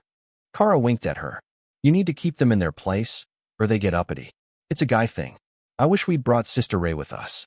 She's a master of making people behave. Karl didn't miss that Mildred was clearly talking about the current queen, who had most likely killed Rue's mother. She might be politically strong, but from what he had learned so far, it was more like the grudging respect for a tyrant than loyalty to a leader. I think that we should work on having Rue build up friendships among other royals as well. Not just local ones, but some from neighboring countries. If people respect her as a leader, then, no matter where she ends up, she will have some solid backing when she arrives. He suggested. They were aiming to have her be the queen of Gethuzan, but he wasn't going to say that outright. Prince Lucas nodded. That is a wonderful idea. If she has allies among the other nations' royals, she will be able to more easily advance. Now, you've taught her the basics of the methods needed already, and I'm sure that you have some more resources for her. But there is always something that a dragon will need to help them grow, and it's often in another country. For a royal to travel is a complicated issue. We might have better access to resources, but a lot of that relies upon our ability to convince another nation's leader to let us go get it. Like when I advanced to mythic rank. I needed a particular potion to help cleanse some lingering damage that regular healing wouldn't touch. So, I had to ask the hill dwarves to help me meet with the alchemist that could make it. That sort of connection is everything for a royal. Karl nodded, and Rue smiled as she began to understand. And if the guests like me, then it's impossible to bully me in public. You're not wrong. But it's so much more than that. You'll understand once you start making the connections. The ability to move freely among other royals and know that they are allies makes social events so much easier. They're not part of the local power struggle, so you can talk to them and build political or business relationships while ignoring the locals who are giving you headaches, Lucas explained. That sounds lovely. All right, Mr. Karl, do your best. I'll rely on you to help me make it through my advancements so that I can be that sort of royal, while big brother Lucas teaches me how to make friends with royalty. Rue laughed. Karl gave her a thumbs up, while Kara wrapped an arm around her and Stage whispered in her ear. Don't worry, we've got lots of tricks to help you advance. Now that we know you've got the potential, we can even push the first advancements so that you'll be ahead of the others. It might not be fun, but I am sure that we can do it. Kara's insistence on helping Remy's goal of gathering data on all sorts of advancement methods turned the mountain castle into the site of chaos for the next week. Every waking moment was spent either building muscles in dragon form, so that Rue could more convincingly play the part of a royal shadow dragon, or meditating, while the princess was forcefully imbued with above-rank mana. The idea was that her body would adapt faster with the flood of power, and she was working on her power matrix, which would accelerate the process. By the end of the week, she had managed to turn a single point into 3, and Prince Lucas sensed that she was actually beginning to understand one of the fundamental rules. Her mana was changing ever so slightly, but enough that it would not be something that he expected of anyone under totem rank. Even Karl was impressed. If he had a guess, Rue's potential was far higher than even his own. She grasped the concepts more quickly, she learned the things that he had needed to advance much earlier, and her growth rate was phenomenal. 1 week was all that it had taken to go from the advancement to royal rank to nearly the bottleneck before monarch. Remy was going to be overjoyed when she found out that this sort of intense advancement regimen had a chance of working. But on the other hand, their efforts to help Mildred and the hatchling were meeting with much less impressive results. They were still advancing much more quickly than usual, but compared to Princess Rue, they might as well be snails in a horse race. The princess really is a prodigy. Do you think that might be why the queen cursed her? I have been thinking about it, and it doesn't make sense otherwise. The queen's mother is a seer, so she had to have received a vision about the princess that would cause her to take the drastic actions that she has. But with this sort of talent, there is a good chance that Rue will be able to take over my position if the king waits too long to hand over power. Even a decade would be enough that Rue would be at the peak of mythic rank if nothing happens to stop her. Don't get me wrong, I'm happy for her. But that is going to bring a huge amount of danger her way, and Rue is far too kind to be able to take care of it on her own. If she had someone like Kara, who could quietly make problems go away for her, she might be all right. But that sort of person isn't easy to find. Lucas quietly informed Karl as the Badger and Princess worked through a mana stress test session. The two men watched the girls intensely training for a moment as Karl contemplated his answer. You know, there is another option. A prodigy like Rue, who is going to reach Overlord before I have to return home, and likely before she even starts puberty, needs a strong protector. If you declared her as your leading candidate for Crown Princess, you could watch over her, and then let her take the throne beside you when you ascend. It's a win-win, really. Rue isn't going to hurt Mildred. She's not going to be jealous of your firstborn like some outsider might be. Plus, she's clearly got the potential and the power to take the role. She just needs some time to grow into it. Karl explained quietly. Are you trying to match-make me with my own sister? How enlightened of you. Lucas joked. Karl shrugged. Your actual relationship is up to you.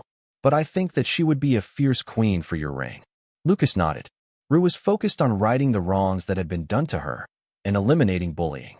That was an excellent start to fixing what he didn't like about royal life. The queen's influence within the palace was immense, as only the king could countermand her orders. So, if Rue was in that position, she would have a blank slate to change palace culture. The question was if he could keep her alive long enough to take the throne if he brought her back and immediately declared that she would be the crown princess. As they had learned, some of her enemies would stop at nothing to see her dead.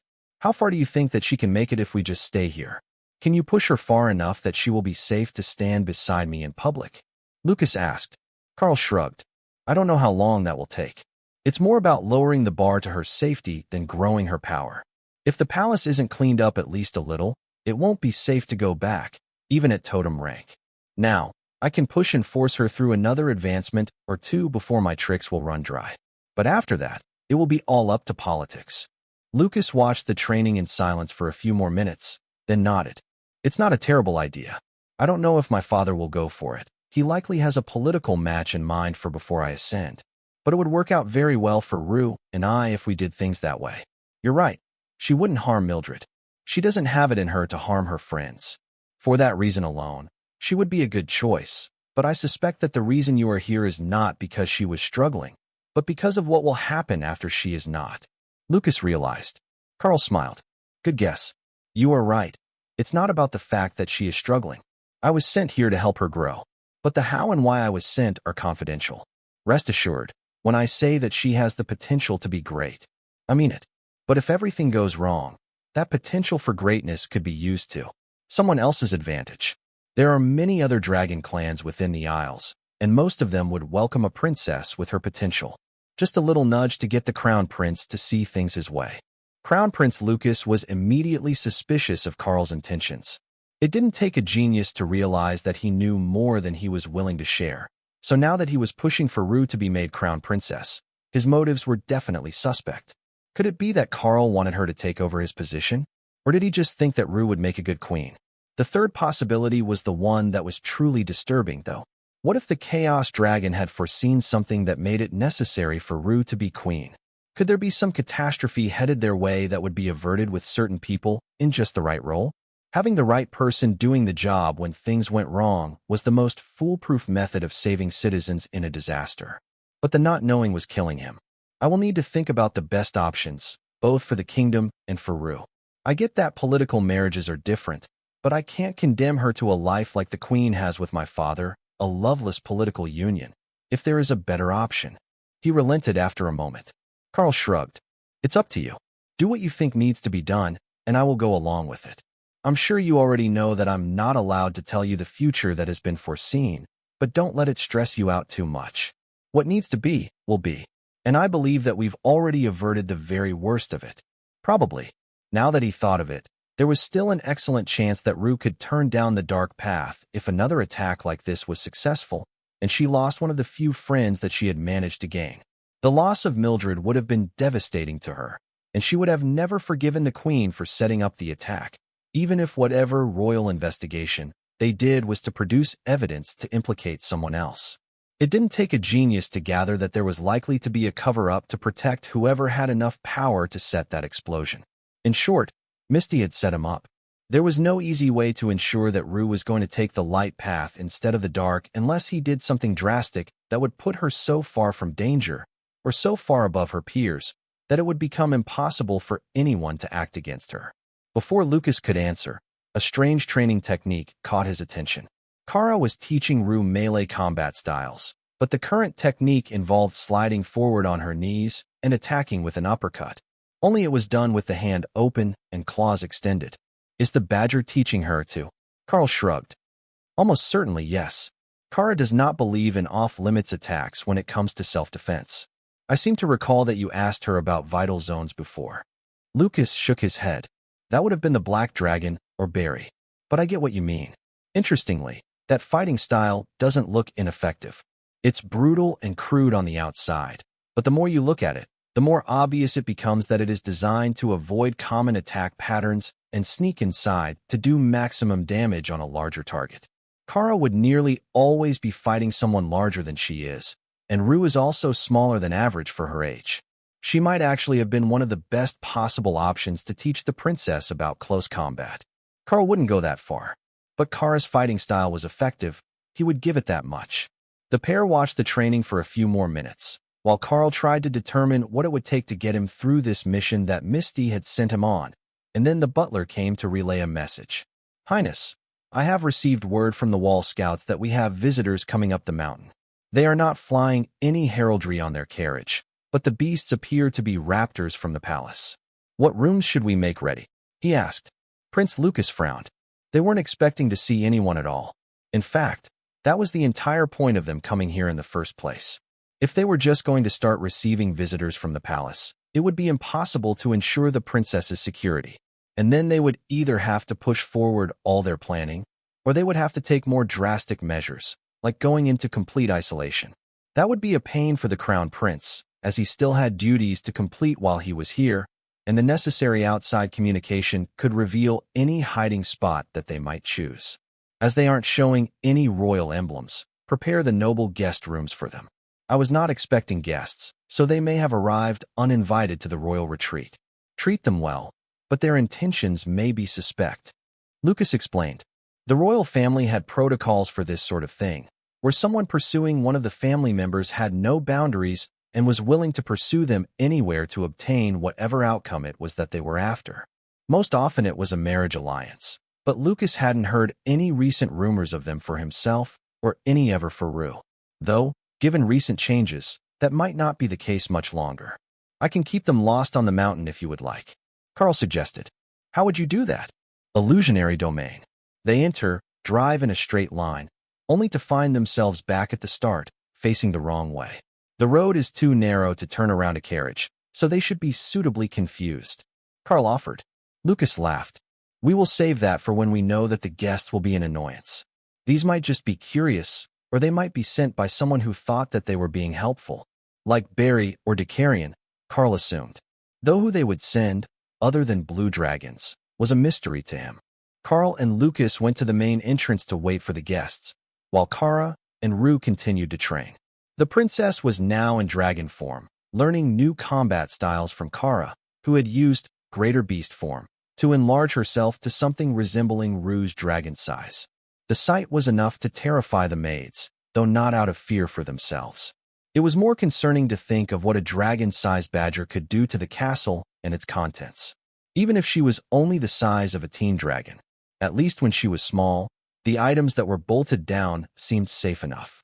The carriage pulled up in front of the gates, and a group of women in overly ornate dresses climbed down with excited smiles on their faces. Oh, this one is totally for you. They even sent you some variety. I smell black dragon and what might just be a divine fire dragon in that mix. Karl whispered. The girl with glowing golden eyes snapped her attention to Karl, startled that he could tell her species by scent. Even most dragons couldn't do that. They would just think that she was a red dragon cleric. Perhaps they are here for you. I hear that Saiho is quite open-minded about such things. You might not be royal, but you are an avatar of the world dragon and a friend of the Supreme Lady. Lucas teased. I'm not that cruel. My wife would kill them for even thinking about it in her presence. She's adorable when she's protective. The thought of a divine fox acting offended and protective was actually an adorable thought, Prince Lucas decided. Though he wouldn't want to risk his beloved's anger just to see it. So, if they were really consort candidates, it would be up to him to sort it all out. The girl that Karl had identified as a divine fire dragon cleared her throat. Your Highness, Lord Avatar, don't get the wrong idea. I am not a courtesan or a bedgirl. I was not sent here to entertain you in that fashion. She insisted. Well, that's a relief. But what were you sent here for? I am sure that you can see how a carriage full of lovely young dragons of marriageable age could be misconstrued as an attempt to woo the delicate sensibilities of our crown prince and steal his innocence. Karl asked. The girls covered their mouths to hide their laughter. Crown Prince Lucas was a new father. What innocence would they be stealing? I know what it looks like, and it was intentional. We are from the Royal Crafting Guilds, sent here to interrogate Lord Avatar Karl about the strange magical techniques that he has displayed since his arrival. Our elders have yet to properly identify the techniques used to build the new training room in the palace, and that was deemed unacceptable. Then, there is the matter of the rumored advancement potions that were given to Princess Rue to accelerate her growth, and the matter of you being able to teach skills that are not part of the skill tree without using a skill book. She explained, I'm a pretty good cook too. Don't forget that part. Karl agreed. The dragoness sighed. Is that attitude optional? Because I really don't have the patience to deal with being teased all day long. She's got you there. Lucas laughed. Fine, I will help you with your studies. And the cost won't even be too high. Karl agreed. The divine fire dragon laughed. Oh? Now I am curious. What do you find to be a reasonable price to instruct others in lost and obscure crafting skills? Princess Rue needs loyal companions. In exchange for my teachings, I want you to swear loyalty to the princess, never to betray her trust. Karl announced. Everyone, even the butler and Prince Lucas, stared at Karl in shock. While the price sounded reasonable, it would normally be an oath given to the master craftsman not to betray their secrets, not loyalty to the princess, who was not even a student of his. At least not in that sense. If that is the price, we will agree. There is no real harm in swearing not to betray the princess, but such an oath won't override our oath to protect the nation. Should she one day be a threat to the kingdom as a whole, we will not aid her. The others nodded, and Karl smiled. Wonderful. Come inside, please. We will get you all settled, and then we can start your training and introduce Rue to her new best friends. Lucas sighed. Are you sure that you know what you're doing? They're all from top noble families, and not even all from Gthuzan. Karl smiled. Everyone needs loyal companions to make their life better. You have Nyx, and while these ladies might not have all of his impeccable fashion sense, they're still going to be important to Rue's future. The ladies laughed at the mention of the incubus. He was generally considered an oddball, but his skills were undeniable. What crafting guild sent you? I can help with inscription, rune crafting, alchemy, tailoring, and cooking, Karl explained. You weren't joking about being able to cook? One of the ladies asked. Not at all. I have access to the mystic cooking skill, the finest of magical food products for advanced constitutions and rapid growth require it. None of them had heard that before, but they did know of the skill. It was a requirement to work for the royal kitchens, as the king's closest family members were treated to it at most meals.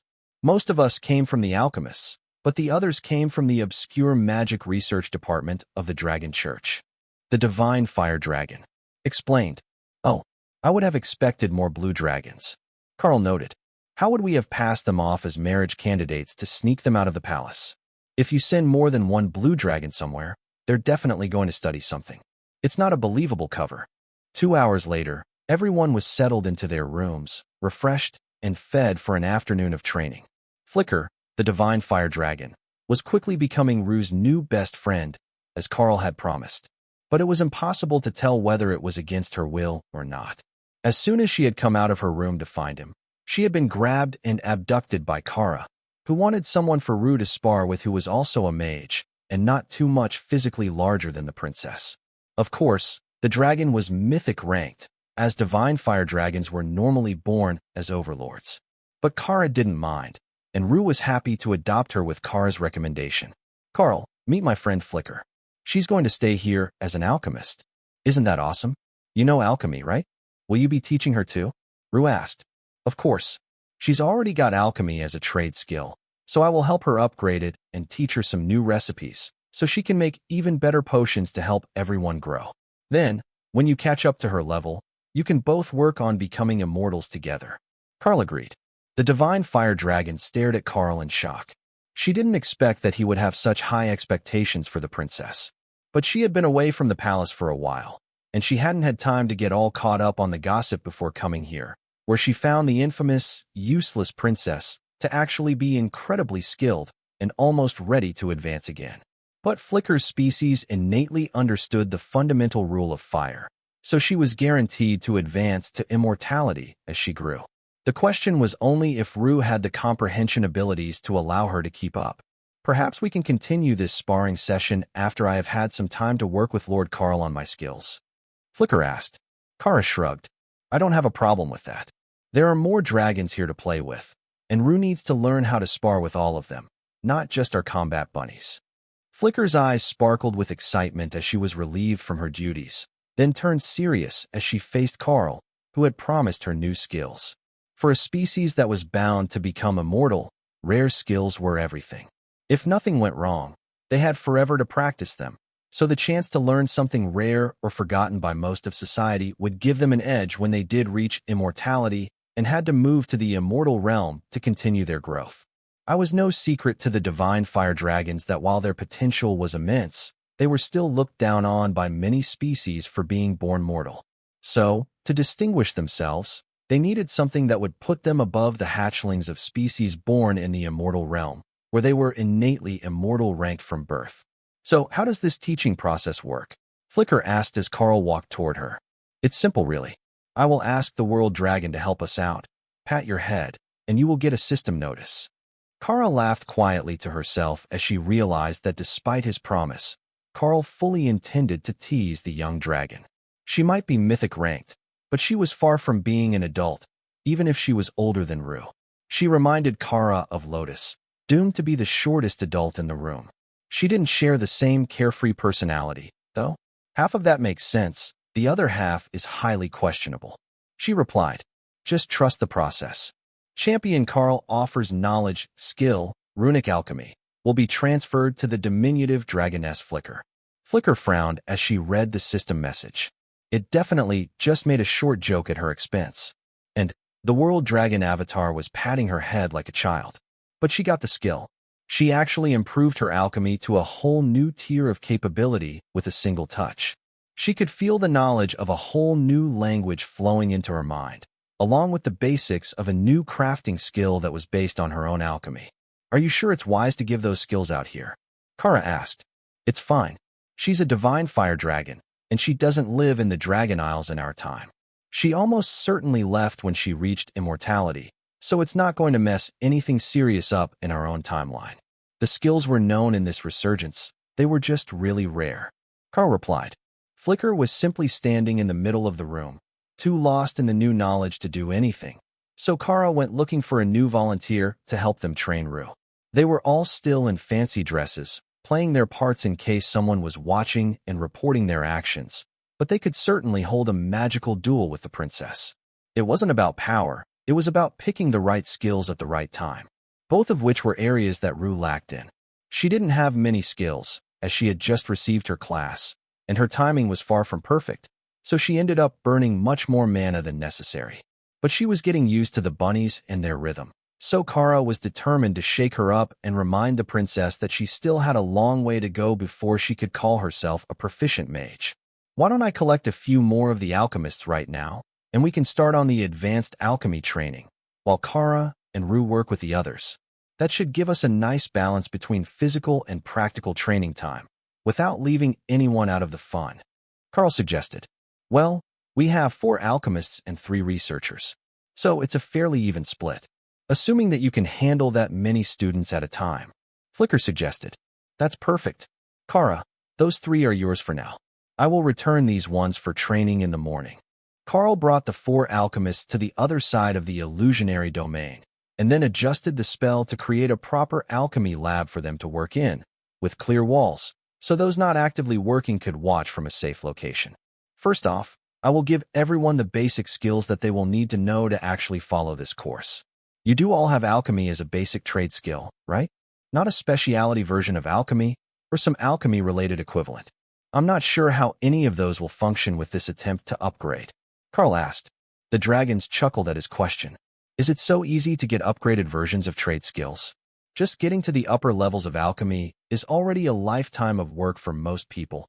Asking them to max it out and start on an upgraded version is a bit much, especially at our age. Karl shrugged. Fortunately, this doesn't require that you have maxed out your alchemy, only that it is of reasonable quality, and that you have the intelligence and class to go with it. Shamans are best, mages work well, but nature clerics and other plant-loving classes are also acceptable. Honestly, nature clerics are best sent to the cooking skill. It's more like home to them. The dragons nodded in understanding, and Flicker rolled her eyes. Well, we didn't think to bring a green dragon with us. Asking them to do anything is usually a last resort if the task will take more than one day. One whole day is being optimistic. Karl agreed. Then he reached out and placed his hand on the two closest dragons to activate. Follow me, little one. The last one was left in confusion as the girls gasped and Flicker laughed. Then Karl finished the process by ruffling her curly black hair. Oh, so it's like that. Physical contact is a condition of the spell. I have a few skills that are the same, physical contact range only. It makes sense if you're trying to create a skill that avoids the possibility of targeting errors. I wonder if this skill was originally something that a spellcrafter made before it was included in a skill tree? Or is it part of your skill tree at all? She asked. It is part of my skill tree. It's a peculiarity of the Beastmaster chain of classes. They are highly attuned to magical beasts, so affection and bonding are a theme through many of the skills. Karl explained. And what is this one called, according to the system? She asked. Are you sure you want to know? All four dragons nodded their heads in unison. It's called Follow Me, Little One.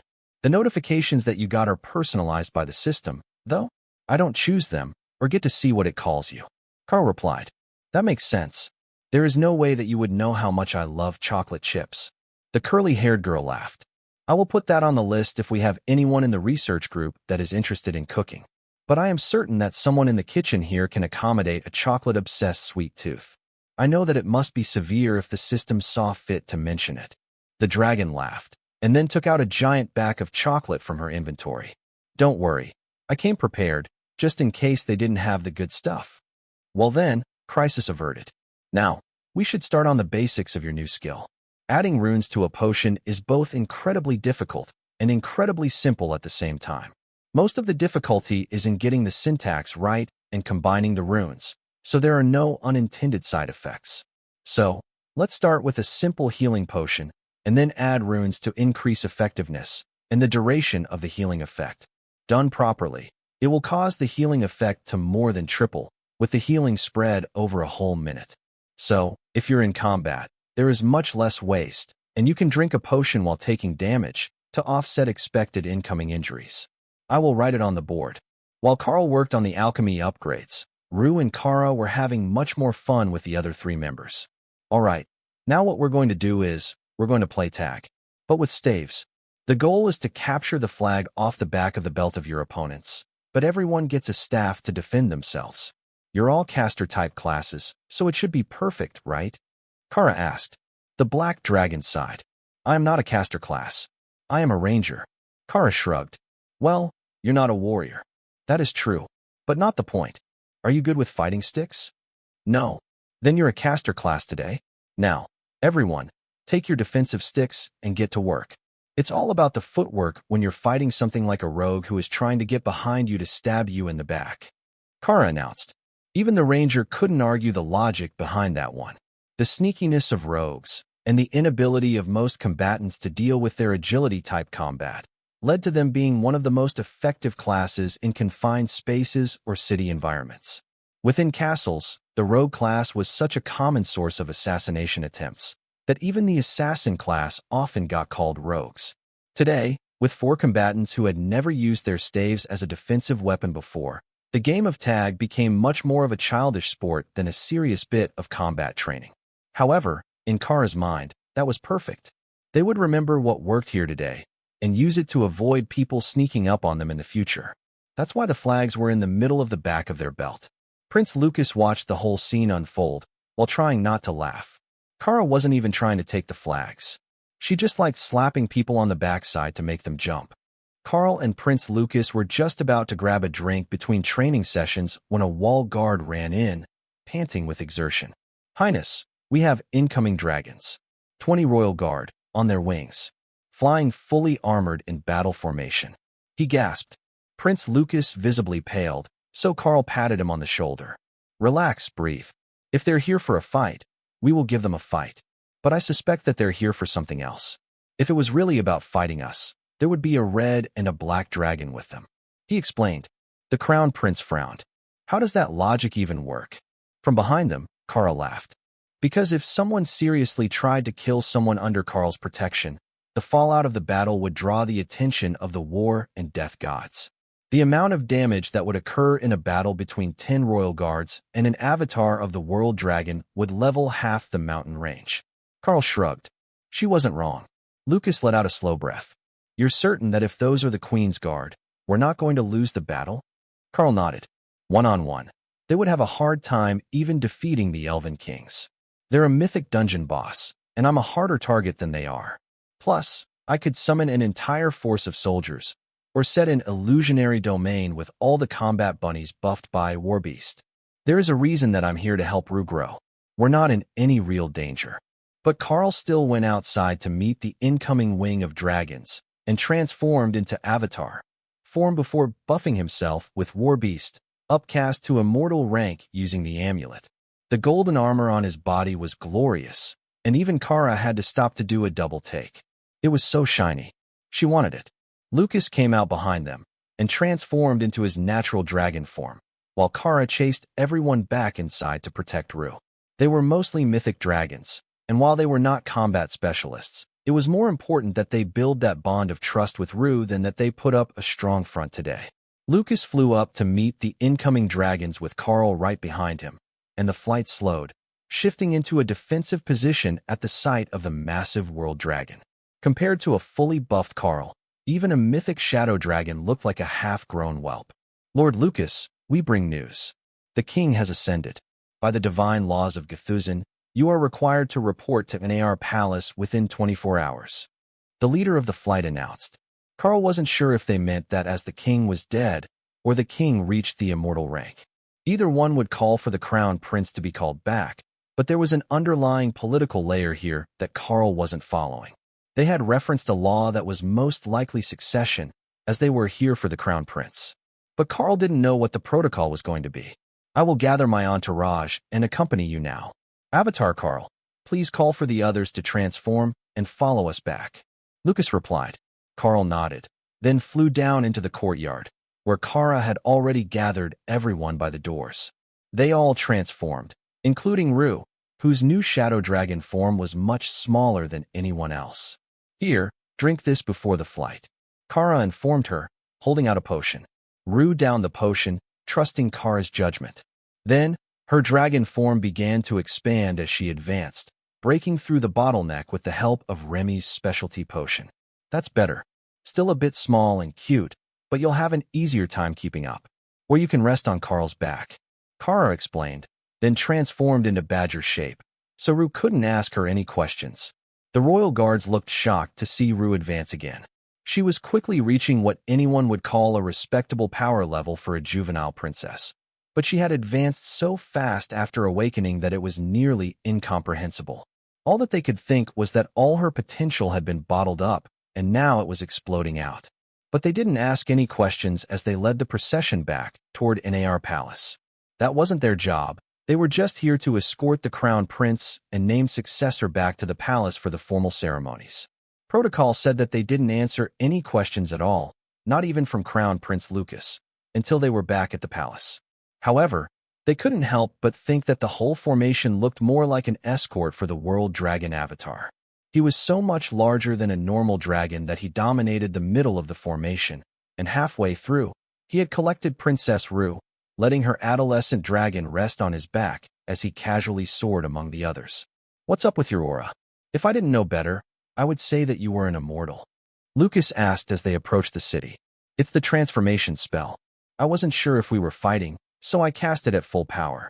Don't worry about it. I will feel normal once I transform back. Karl explained.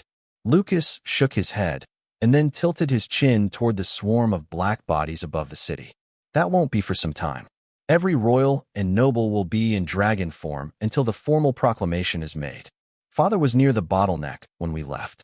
So, I suspect that they mean he reached immortal rank, and not that he was killed. Immortals can't be king here. It's against our rules as it prevents succession.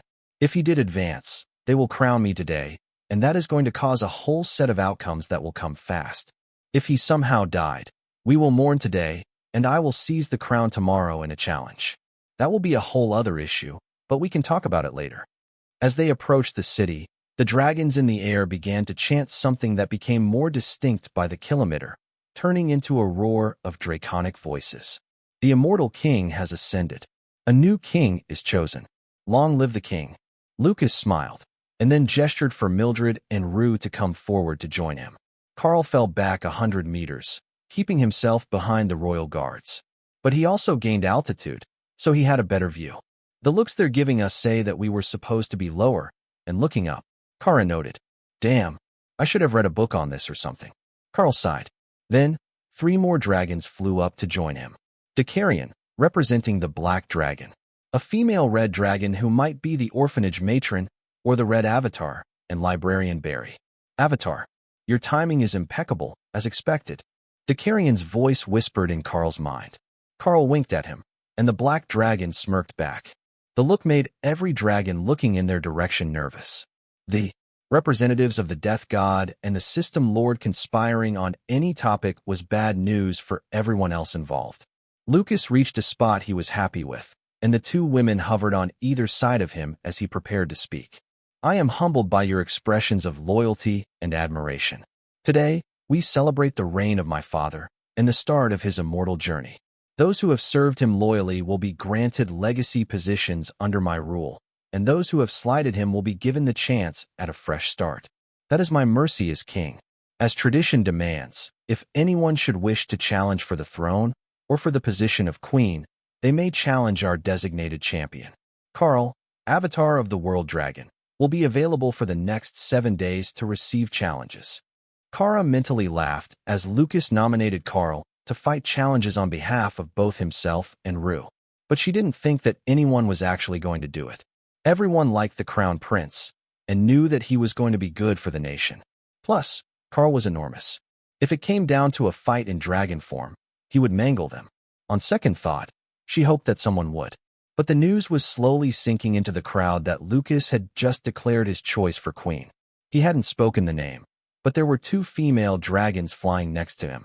One was his consort Mildred, and the other was Princess Rue, flying at his right wing, where the queen would normally hold the place of honor if there was no crown prince.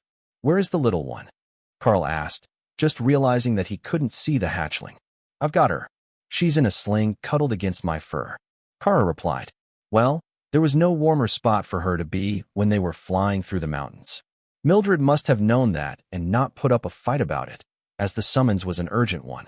The realization that Lucas was silently nominating Rue as queen outraged many of the women who wanted the position, but none more than the current queen. With her husband reaching immortal rank, she could either accompany him into the immortal realm, or she could remain here as queen dowager.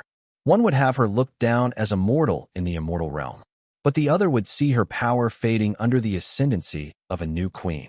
Both were entirely unacceptable options in her opinion. However, she couldn't challenge Karl for the position. That was just suicide with extra steps.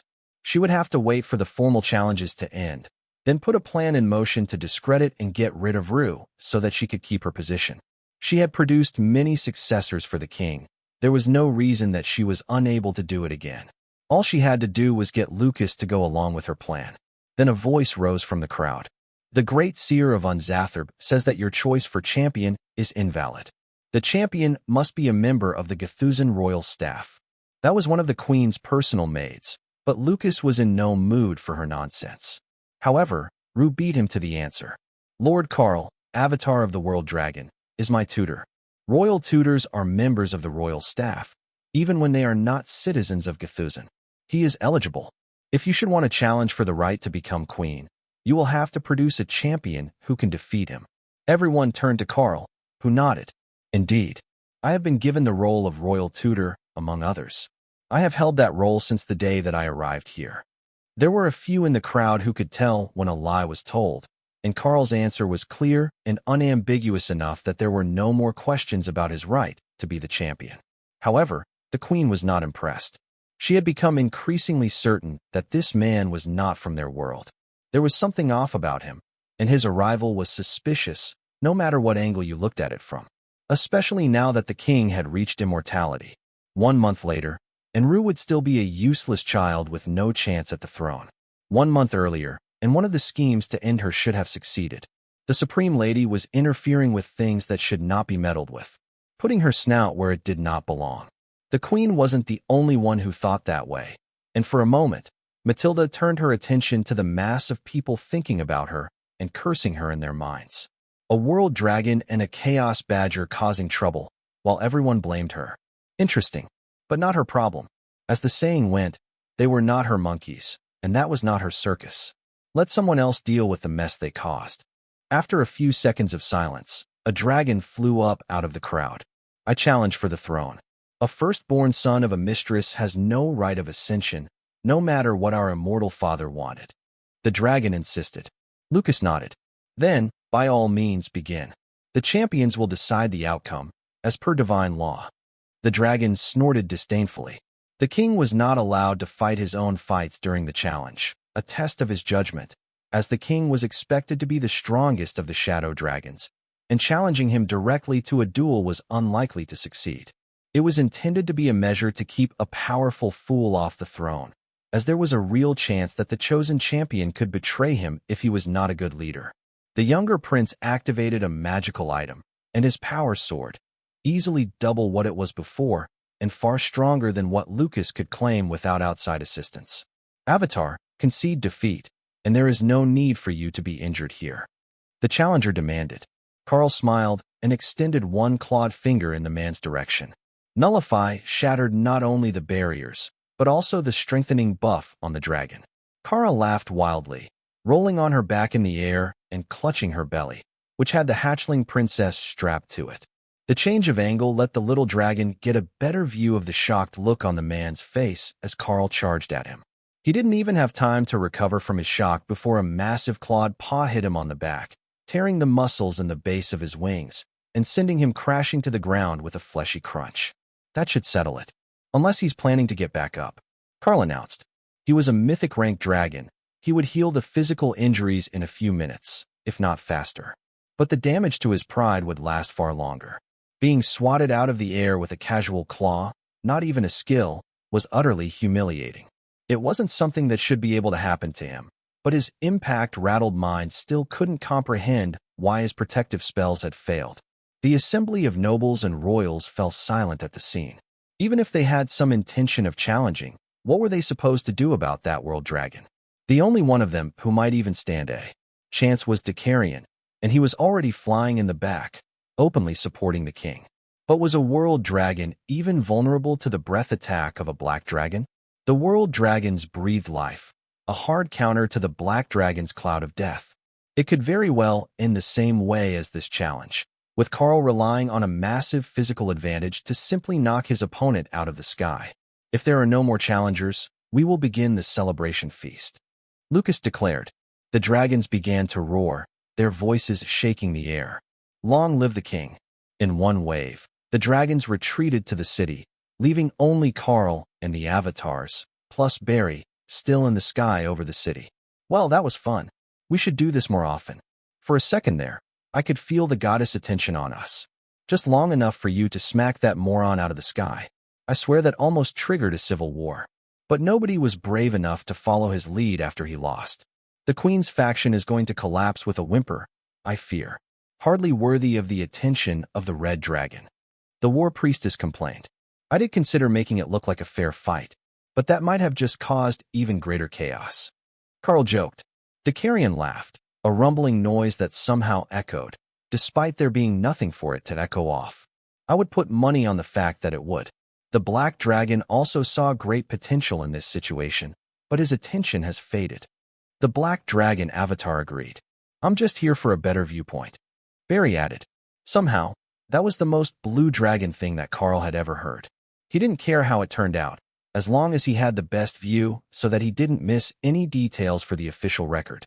Should we join them inside? Karl asked. Dakarian shook his head. No, let them all play at their royal family politics.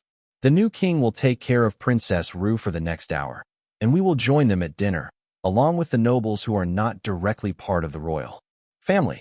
We could go wait inside if you like. The nobles are sure to want to congratulate you on your victory, and perhaps suck up to you, in case you're joining the king's faction on a longer-term basis. Karl nodded, and the Black Dragon led them all to the large balcony where Karl had landed for his first dinner here at the palace. The situation was similar this time. Only there were tens of thousands of awestruck commoners staring up at them from the city as they landed, and the room was even more packed than before, as everyone who could possibly get an invitation had crowded in with at least one additional guest. Avatars, it's a pleasure to see you all gathered here today. Is there any news on the succession? Has the king perhaps let slip any details about his new advisory council? One of the men asked the moment that Karl led the group inside in humanoid form. Dakarian shook his head. The new king was only just advised that the immortal king had advanced. There was no time for discussions before the coronation began. A number of the nobles backed away at that news. If there was no decision, then there was still a chance for them to make the best impression. The question was, who were they supposed to be impressing? Nix was not here. He was with the royal family. The king only had one consort, who was with him, and none of the guests in this room were close enough with him that they were likely to sway his decisions. No, there was one here who might change his mind. The Chaos Badger was clearly holding his child, and the hatchling was happily laughing as Kara narrated whatever it was that she was doing. Checking pockets. That was what Kara was doing. But she was being discreet about it, and using the proximity of nobles who had come to greet the king's heir as an excuse to assess the contents of their pockets. It was disappointing, really. Nobody brought much with them to this sort of formal event. Lady Kara, I see that you have volunteered for royal babysitting duty for the day. Tell me, how are the crown prince and his ladies getting along? One of the nobles asked. Kara smiled up at him. Quite well, really. I'm sure you know that his relationship with consort Mildred is a love match, and they are adorable together. But they have both been spending quite some time with Princess Rue, helping with her training. Her combat training, mostly. But it was much less fun if she didn't give ambiguous responses. So, she is prepared for her new role? The nobleman asked as he noticed the sharp claws of the hatchling digging through his pockets. There was nothing in them for her to take, so he wasn't worried about it. In fact, if the tiny princess did manage to tear his clothes, it would be a most wonderful story to tell the others tonight. It was unlikely, given the magical nature of the fabric. But she was a commander-rank shadow dragon hatchling, so it wasn't entirely impossible. Not like Kara's dress, which was mythic-rank spider silk and completely immune to small poking claws. Dissatisfied with her find, and not fully understanding why Kara enjoyed this game of checking pockets so much, the little one squawked an annoyed complaint, not bothering to use her words out loud. But her mental voice came through clearly. Why don't they have anything? You said that there would be shiny things or snacks. She complained. You can't win them all, or you would get fat and sleepy. Kara consoled her with a gentle pat on the head. That was not an acceptable answer. The little dragon glared at Kara, sure that she was being teased, until Kara liberated a wrapped candy from someone's pocket and passed it to her. Oh yeah, toffee. I love toffee. Perhaps it was all about luck? Or maybe she was not supposed to search with her hands, but her other senses, and then just recover the snacks? She still had much to learn, it seemed. The nobles smiled indulgently as the little dragon chewed happily on the toffee with a confused look on her face, as if she had never tasted it before. Only when the aging noble who always carried candies for the grandchildren saw the wrapper did he realize that it had, in fact, come from his pocket. What exactly are you teaching the little one? He asked Kara, who was doing her best to pretend nothing strange had happened. The joys of candy. As it turns out, she's a huge fan of toffee. The old dragon just shook his head and sighed. It would be rude to accuse the Avatar's friend of stealing here in such a public place. But what he was more impressed by was the fact that he hadn't even noticed until she had already unwrapped it and given the candy away. What is the process here? Nobody bothered to tell me. Do we just snack and wait for them all to come back? Or is this like an all-night party, and we just go until we get sleepy, then return to our rooms? Well, I suppose we need to find a new room, since someone blew ours up last time we were here, but you get the point. Kara asked. The nobles all winced at the reminder, as the rescue efforts had only just been completed and the worst of the rubble cleared. It would be months or years before the palace was completely rebuilt, but the circumstances had called the avatar of the world dragon and the young princess back to the castle already. While the dragons weren't superstitious, they also weren't stupid. Having them back was a bad omen. The investigation into who had set off the explosion wasn't even over, and the intended targets were back in the palace. Unless the new king did something drastic, like interrogating everyone who was in the building at the time of the explosion. There was no way that was safe. And that meant there was no way that anyone else in the palace knew if they were safe. You could just be doing your job, sitting in a meeting, or running an errand when the next attack came. It might not be another bomb, but what if it was poisoned food, toxic gas, or something else that would kill everyone in an area, just to be certain that they got their target this time? Ironically, the return of Princess Ru had done what the attack on her had not. It had turned the public sentiment among the nobles in her favor. When she was just a forgotten princess in a remote wing of the palace with her tutor, the news about her was nothing more than interesting palace gossip. But now she was in the main royal wing, with the king and his closest advisors, and the threats on her life were threats on everyone with influence, or everyone who hoped to have influence, as the factions within the court would rapidly shift with the crowning of a new king. Karl smiled as the nobles gossiped about the recent events, while he wondered if he should give Ru at least one more skill, just to ensure that the lived up to her potential and did eventually become an immortal. Or perhaps it was the next attack that Misty was waiting on, before she sent him and Kara back to their own time. It was impossible to guess what the time dragon was thinking, or what she would deem as mission complete. But as Ru was still young, Karl did hope that Misty wasn't going to leave him here until she was actually queen. Though, she might be announced soon, just for security's sake. Karl had nearly an hour to mingle and consider his fate before the doors to the room opened once more, and King Lucas came in with Princess Ru at his side. Mildred followed a few seconds later, as was proper for a consort, but she went straight to Kara, who was teaching her daughter how to pick up juice glasses in her jaws, since her coordination was not well suited to holding cups in her claws. "What are you teaching my daughter? She does not need to learn how to do shots in dragon form," Mildred complained. "They're juice," Kara replied calmly, while the nearby dragons laughed. The little one nodded, then tipped her head back and poured the glass of juice down her throat, burped, and passed out. "See, all good. Though, the fact that she doesn't get a sugar rush is a bit disappointing. I was looking forward to a hyper-hatchling," she added. Mildred sighed as she carefully took the child back from Kara and extricated the cup from the sleeping dragon's jaws. "You really do live and breathe chaos, don't you? Why would you want a hyper-hatchling in a room full of Dragon Clan nobles?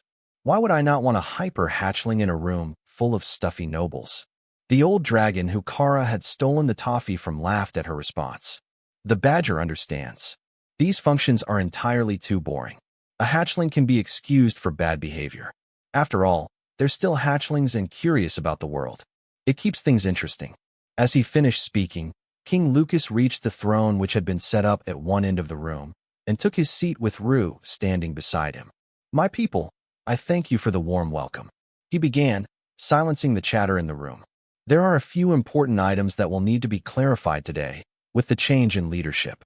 It wouldn't do to leave royal status in limbo.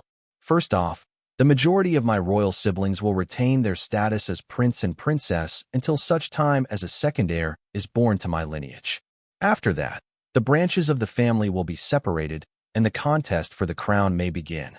He paused as the royals and nobles cheered.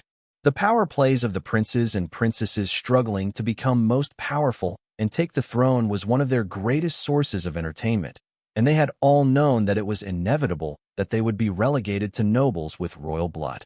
Lucas continued, "Next, I would like to announce that I will be taking Princess Ru as my queen. Her ceremony will be held on the next new moon, as is tradition. But that brings me to a point that many more of you are much more invested in than the matters of my harem. As the former king is leaving for the immortal realm soon, and intends to remain there for the foreseeable future, much of the royal court will be reassigned ranks. He has chosen not to take his queen or harem with him, only his closest advisor. As such, the former harem members will be given the titles of royal lady and a permanent home in the palace." A shocked silence fell over the room, and Kara poked the old man next to her for answers. He didn't name a queen dowager. The queen wasn't his mother, but many expected her to get the title and influence to go with it now that her husband is leaving for the immortal realm. A royal lady without a husband on this planet is something akin to a lady-in-waiting or a widow, the old man whispered. So, the queen had been demoted to one step above a servant, and no longer held any official power. But that made sense to Kara. For one, she was insufferable. But she also wasn't the mother of Lucas, Rue, or Mildred. However, that left all her supporters in a hard spot. The king had advanced unexpectedly, and they had tied their political future to someone who no longer had any influence to pressure the king to assist them. At best, she might be able to make her way into the royal council, which would salvage her political power, but not to the extent that being Queen Dowager would have. "Isn't his mother alive?" Kara asked quietly. The old man nodded. "She is, but she doesn't like the political game. She was in the throne room with him earlier, but didn't come to stand with him. She's over by the wall there." Her eyes were red, but she didn't look sad. Kara thought that they might have been those weird, almost happy tears, when you knew that you should be happy for someone, but also that you would be separated from them. The king wasn't taking her, his first love, to the immortal realm with him. She would remain here, which was likely for the best, as she had little to no chance of reaching immortality. But they had been lovers for centuries. That had to be hard. It would be like losing her Karl. She would survive, but life would not be the same. Karl winked at her as he heard her thoughts, and Kara stuck out her tongue. If anything, he would struggle to reach immortality as fast as she did. He wouldn't be leaving her behind when it was time to graduate from this world and find new things to test. With the soul bond, they also wouldn't lose the Dana mage, and most of the others would be able to keep up easily enough. Thor would need another use of evolution, but that wasn't a big deal. The problem would be getting him to leave Tessa behind if they were going to let her grow naturally. You couldn't force understanding of the fundamental rules, and Thor might opt to stay with her instead of going with them. A Sero pack leader wouldn't leave his pack behind. Karl tried not to laugh as Kara mentally calculated the odds that Thor had children by the time that they returned. There was no way to know what date it would be when Misty brought them back. King Lucas went on for a few minutes about nobles that Karl didn't care about, naming advisors and granting a few noble titles to his siblings, who would officially be taking over new roles under his reign. Then, he rose and moved to greet everyone, ending the formal part of the meeting, but also starting the fun part, in Kara's estimation. This was the perfect opportunity for anyone upset about Rue being named the next queen to strike and try to eliminate her. She was too surrounded by people to see the threats coming, and she wasn't yet the queen officially, so the punishment would be lighter than the 1,000 days of torture before death by beheading that was given for attempted regicide. Rue still had eternal lightning barrier over her, but there were plenty of people in the room that could shatter it if they tried hard enough. But Kara didn't expect a direct attack of that sort. More likely, they would try to tag her with some sort of fatal curse that would take effect slowly or poison her. Poisoning a dragon wasn't easy, but it was a tried and true classic. She was slowly making her way through the rest of the royal family, who were mostly giving her insincere congratulations on being chosen, while openly doubting that she had the power or personality to be able to hold on to the position. There were many queens who didn't try to fight for political power in the past, but they were always the favorites of the king. Rue had some potential to wield power, but she was a child, a token, placeholder that most assumed was only there so that nobody misunderstood the king's affection for Mildred. That would get Rue through the first few years, but once she started to grow up, she would have to seriously impress both the king and the court if she was going to have a peaceful life, instead of having everyone around her try to force her out of her position. Envoy Karl, thank you for all your assistance getting to this point. Will you be able to stay a bit longer while I get settled? Rue asked when she finally made it to him. Of course. I will stay until I am satisfied that you're ready for what is to come. But don't sell yourself short. You'll grow into it wonderfully. Karl agreed. The grow into it made a number of the royals laugh. With his assistance, what wouldn't she grow into? First he had triggered her to get a class, then advanced 3 times in short order, and now she had flown into the palace as a royal shadow dragon, not a dragonkin who couldn't shift. If he assisted her any more than he already had, wouldn't it be pointless to even have a king? She would eclipse them all for a few glorious years, and then graduate to immortality. It just might go down as one of the strangest incidents in Gthuzan royal history. The presence of the World Dragon avatar really highlighted in the minds of the Shadow Dragons just why the World Dragon was called the god of the system. It seemed to come so naturally to the system god's avatar to simply force a chosen subject to grow. There was obviously some limit to it, as the avatar was still mythic ranked, despite being so large, and presumably older than he looked. But giving a young dragon decades of growth advantage was no small feat. Few understood that better than Deucalion, avatar of the god of death.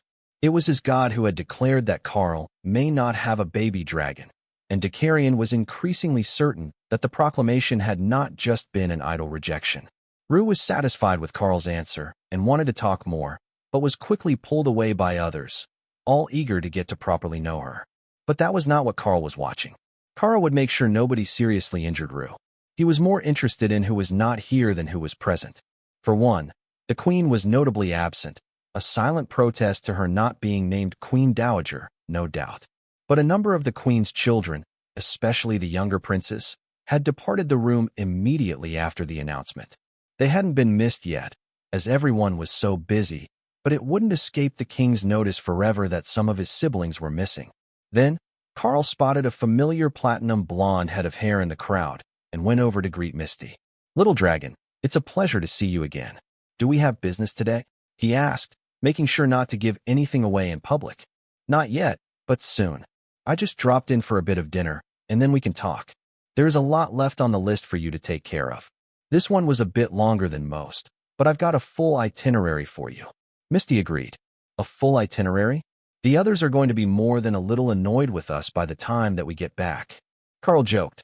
Misty giggled softly. "Yes, it will be quite the time. But from their end, it won't be more than a minute or two. I'm quite looking forward to getting to see the look on the Dana Mage's face when you return and the soul bond balances you two again. The wedding was superb, but this one should be pretty good too." Karl winked at her. "If I didn't know better, I would think that you were raised by Kara. You enjoy chaos entirely too much for someone whose innate element is anything else." Misty smirked. "That's because you don't understand well enough. Everything looks like chaos when you can only see one tiny portion of the bigger picture. But once you do, then it all starts to make sense." A strange sense of understanding flickered in Karl's mind, and he realized that he had just understood one more small bit about the true nature of chaos and order. Moments later, a butler came over to call for Karl to join them in the private dining room with the king and his closest acquaintances. "Bishop Misty, I wish I could say that it is a pleasure to see you again, but you are always welcome to join us for a meal," the butler added in a polite tone that did not match his words. "I don't think that he likes you," Karl noted. "They have a thing against time dragons. You learn not to take it personally. But the food here is amazing, and they're good about not wasting food trying to poison me." Misty agreed. That would be the most pointless thing ever, Karl thought. How did you poison someone who could see the future and the past? The trio followed the butler and Mildred into the dining hall, which currently contained only a dozen people, all royals, and all mythic rank, except for Rue. The young princess looked confused when Misty walked in, as she wasn't expecting any new faces at this meeting, and the time dragon didn't look any older than she was. "We have a surprise guest," she asked. "Bishop Misty of the Dragon Church, Your Highness. Her appearance can be deceiving, but she is one of the most respected elders on the entire continent," the butler informed her. Misty nodded happily, then sniffed at the air, guessing what they were having for dinner. Not that she actually had to guess. She could just look a few minutes into the future to find out. That much was almost certain to happen, no matter what. The staff led them all to the table, where Karl was seated near the foot, along with Kara, Misty, and a few of the king's uncles, who were continuing their roles as advisors and ministers. There was no need to change them out, as they were loyal to his father from the start, and Lucas trusted them to continue doing their jobs properly, even with a new sovereign. Changing the entire council with a new king would throw things into chaos, with such a large loss of expertise. But the people who were in the room were unlikely to be the reason that Misty had chosen to show up now, and not just pull Karl back, or let him leave through a portal when he thought he was done. No, there was something about to happen that was enough to get her to show up in person. While Karl was deeply concerned by Misty's purpose in arriving in this timeline, Misty was having a grand time watching everyone nervously wait for her to do something outlandish. She knew very well what her reputation was like, and she had deliberately shown up early, just for the entertainment factor. Her presence here wouldn't change anything major. The plots were already put in place. All that was left was to watch them play out, and then move on to their next mission. Dinner was just being served when a commotion started with the nobles partying out in the main ballroom.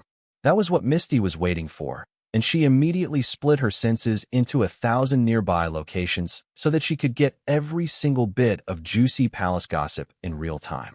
Down beneath them, in the royal wing's residential areas, there was a major meeting of the Queen, now the former Queen's, faction going. Your Majesty, we are not going to simply stand for this, are we? That brat cannot be allowed to rule. Think of what she will do to our branch of the family if she is allowed to choose punishments. One of the younger princes was complaining. Just beat her and lock her in a closet. She's afraid of the dark. It's always worked before, one of the twins suggested, resorting to the bullying tactics that he had used all his life. You forget, she has a class now, and she is stronger than you are. Even if you tried to bully that brat now, she would likely beat you. Worse, she flew in on her own, transformed. That bastard from Saiho Sesa found a way to awaken her dormant dragon form. An older prince added, Silence. We will not let her ascend the throne. That will never happen. However, we need to be very careful about how we do this. If Lucas suspects that we are taking action, he will have the entire royal guard breathing down our necks. I have been quietly asking around today, and it appears that only our personal guards are still loyal to us. The rest have defected to the king's faction and are unwilling to work with us until at least after the first purge of partisans from the palace ranks. That could be years, and by then, the elf will be sitting on the throne. When we act, it has to be before her ceremony. We have until the new moon, so we can be meticulous. I have a plan made, and there is no way that she will survive this one. It took a lot of effort, but I've gathered everything that we need. Just follow the plan, and it will be fine. The Queen insisted. And the bomb in the library wing? Are we certain that it won't trace back to anyone from our faction? One of the princesses asked. 100%. The only ones who could have testified were vaporized by the blast. The Queen smiled in satisfaction for half a second before the doors were kicked in. Ladies and gentlemen, remain calm. You are all being detained under suspicion of complicity in the attempted assassination of royal consort Mildred. Running will be taken as a sign of guilt. A booming voice declared. The commander of the royal guard stepped into the room with his elite troops behind him and a grim look on his face. What proof do you have to make that accusation? The Queen demanded. Both maids who were inside the room when the bomb was planted survived the blast. I am not at liberty to discuss the details, but I have seen the evidence taken from their minds. You made one crucial mistake, Your Majesty. You used a man you knew that you could trust. If you had used a stranger, a mercenary we couldn't identify, there might never have been enough evidence. But you didn't, and now we will need everyone present here to come in for questioning, he announced. The Queen smiled.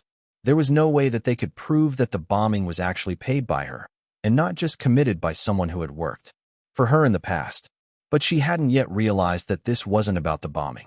The memory extraction during their interrogation was going to tell the interrogators exactly what was said in that room, and the charge would quickly change to conspiracy to assassinate the Queen candidate. Misty smiled as everything went exactly as planned, then looked ahead a few minutes to make sure that the personal guards really did turn on their assigned royals. They were supposed to be loyal to the country first, their assigned royal second. But you never knew if that remained true after years of service. All that it took was for one of them to crack, and that would be the end of their whole scheme. And someone always cracked. It was inevitable, and Misty lived for the drama of the moment when they realized that everything had gone wrong. But the truly glorious part, and the primary reason that she had come early today, was because Karl and Kara had been the absolute perfect choice to send to straighten out this timeline. They hadn't even realized that there was someone else here trying to keep things on a different course, and because they hadn't been looking for anyone else tampering with time, they hadn't even been noticed. After all, how was anyone but a time dragon supposed to know who was supposed to be in this timeline and who was not? To anyone else, they would think that it was just the Supreme Lady's foresight that had sent him here, and they would never suspect that he had come back through time with knowledge of the future, or some knowledge of the future, as Misty was reasonably sure that neither the Karl nor the Badger had ever taken a proper history class. As everyone in the royal dining room began their meal, the true entertainment began in the cells beneath the castle. Bound in specially enchanted chains that would prevent the prisoners from transforming or using any magic, the interrogation was about to begin. This was the next spot that Misty was expecting someone to show up and try to mess with current events, but so far, there was no sign of them. It could be because of her presence and the barriers that she had set. But she suspected that they were already here somewhere, and just waiting for the perfect moment. If she was lucky, they might even be blissfully unaware that there was a time dragon here. However, Misty was doomed to disappointment today. The royal guards who had been in the room didn't even try to resist, and simply informed the interrogator of everything that had happened before submitting themselves for punishment and reassignment. It might not look good for their future prospects, but they were unlikely to see prison time for their actions. They were simply doing their duty as guards in the room while the plotting was being done. They would get some punishment for not alerting anyone to what amounted to a treasonous murder plot, but not nearly as harsh of a punishment as some of the others. Unfortunately for Misty's sense of justice, the royal family members would get off very easily. It was simply too unpopular for a newly risen king to immediately target a large portion of the royal family when there hadn't been a battle for the throne. He would be seen as needlessly vindictive and cruel, even to those closest to him. Instead, only one or two would be chosen as scapegoats, and the others would be released with a slap on the wrist and much of their privilege curtailed. For the pampered royals, that was a fate nearly as bad as death. Misty's attention was on the happenings in other portions of the castle, but Karl was paying more attention to what was going on in the room with them. The royal advisors and other ranking officials were all doing their best to make friends with Rue, who didn't have any known political affiliations, but there was a cultural gap that they simply couldn't get past. They had all spent centuries in the inner circles of the palace. They hadn't trained their skills in longer than Rue had been alive. They didn't really wander the gardens or the abandoned sections of the castle, and only a few of them were fans of the library. So, they really had very little in common. But that was part of the entertainment, as far as Lucas was concerned. Everyone wanted to find a way into the queen candidate's good graces, but Rue was the most difficult possible choice. Not just because her interests were uncommon, but also because she had no interest at all in fame or fortune. She was about to get both, but she wasn't even interested in what she was getting, much less able to be bribed with more. Now, if they were smart, they would have realized that she had a huge sweet tooth, and they would have offered her samples of exotic new foods as an excuse to get to sit and speak with her in the future. However, none of them had noticed that small detail yet. The queen also had a rather adept protector with her. While most of her new friends were waiting along the wall with the other minor advisors and staff, Flicker, the divine fire dragon, was hovering near Rue and guiding the conversations in strange directions. She could see through all the simple plots that the ministers had come up with, and she was happy to confuse and taunt them until they gave up. Our work here is done. Once the meal is finished, say your goodbyes to Rue, and then we are off to our next mission. Misty whispered. Isn't that a bit sudden? Considering everything that is going on at the moment, Karl asked. The time dragon just shrugged. It will be fine. You're going to leave her a gift. To remember you anyhow, and it will protect her. Great. Now he had to come up with a good parting gift. I will need at least until morning for that. If I'm going to come up with something good, I need some time to do the runes. Karl countered. Fine, you can have until after breakfast. Then we really need to get going, or someone is going to notice. After dinner, Karl, Kara, and Misty were led to a set of rooms in the royal wing of the palace, near the dining rooms. Everyone else was being kept busy, and Rue had been dragged away by the royal tailors, who had just realized that she only had a handful of appropriate dresses, and those had mostly come from Kara. That would never do, so the princess would be up most of the night being fitted for her new role, which left Karl alone while Kara and Misty played Go on an oversized board. It was impossible to tell if the Chaos Badger was really good or really bad at the game, but the Time Dragon looked incredibly frustrated with the way that the game was going. Karl thought for a moment about what Misty had said when she mentioned him giving a gift to Rue before they left. She said that it would keep her safe as she grew. Karl knew of many ways that could be accomplished, from something as simple as giving her a mythic-ranked Eternal Lightning Barrier to something that would boost her stats. But the most obvious one would be giving her a Guardian-type statue. She had Flicker now, so she wasn't going to be alone, even if the rest of the group that had agreed to watch over her in exchange for the skills he had taught were to renege on their agreements. But it wouldn't hurt to give her a bodyguard spell statue. They could step into danger without fear, knowing that they could be summoned again. That was an incredible benefit to Rue's safety, and they would be completely incapable of betraying her.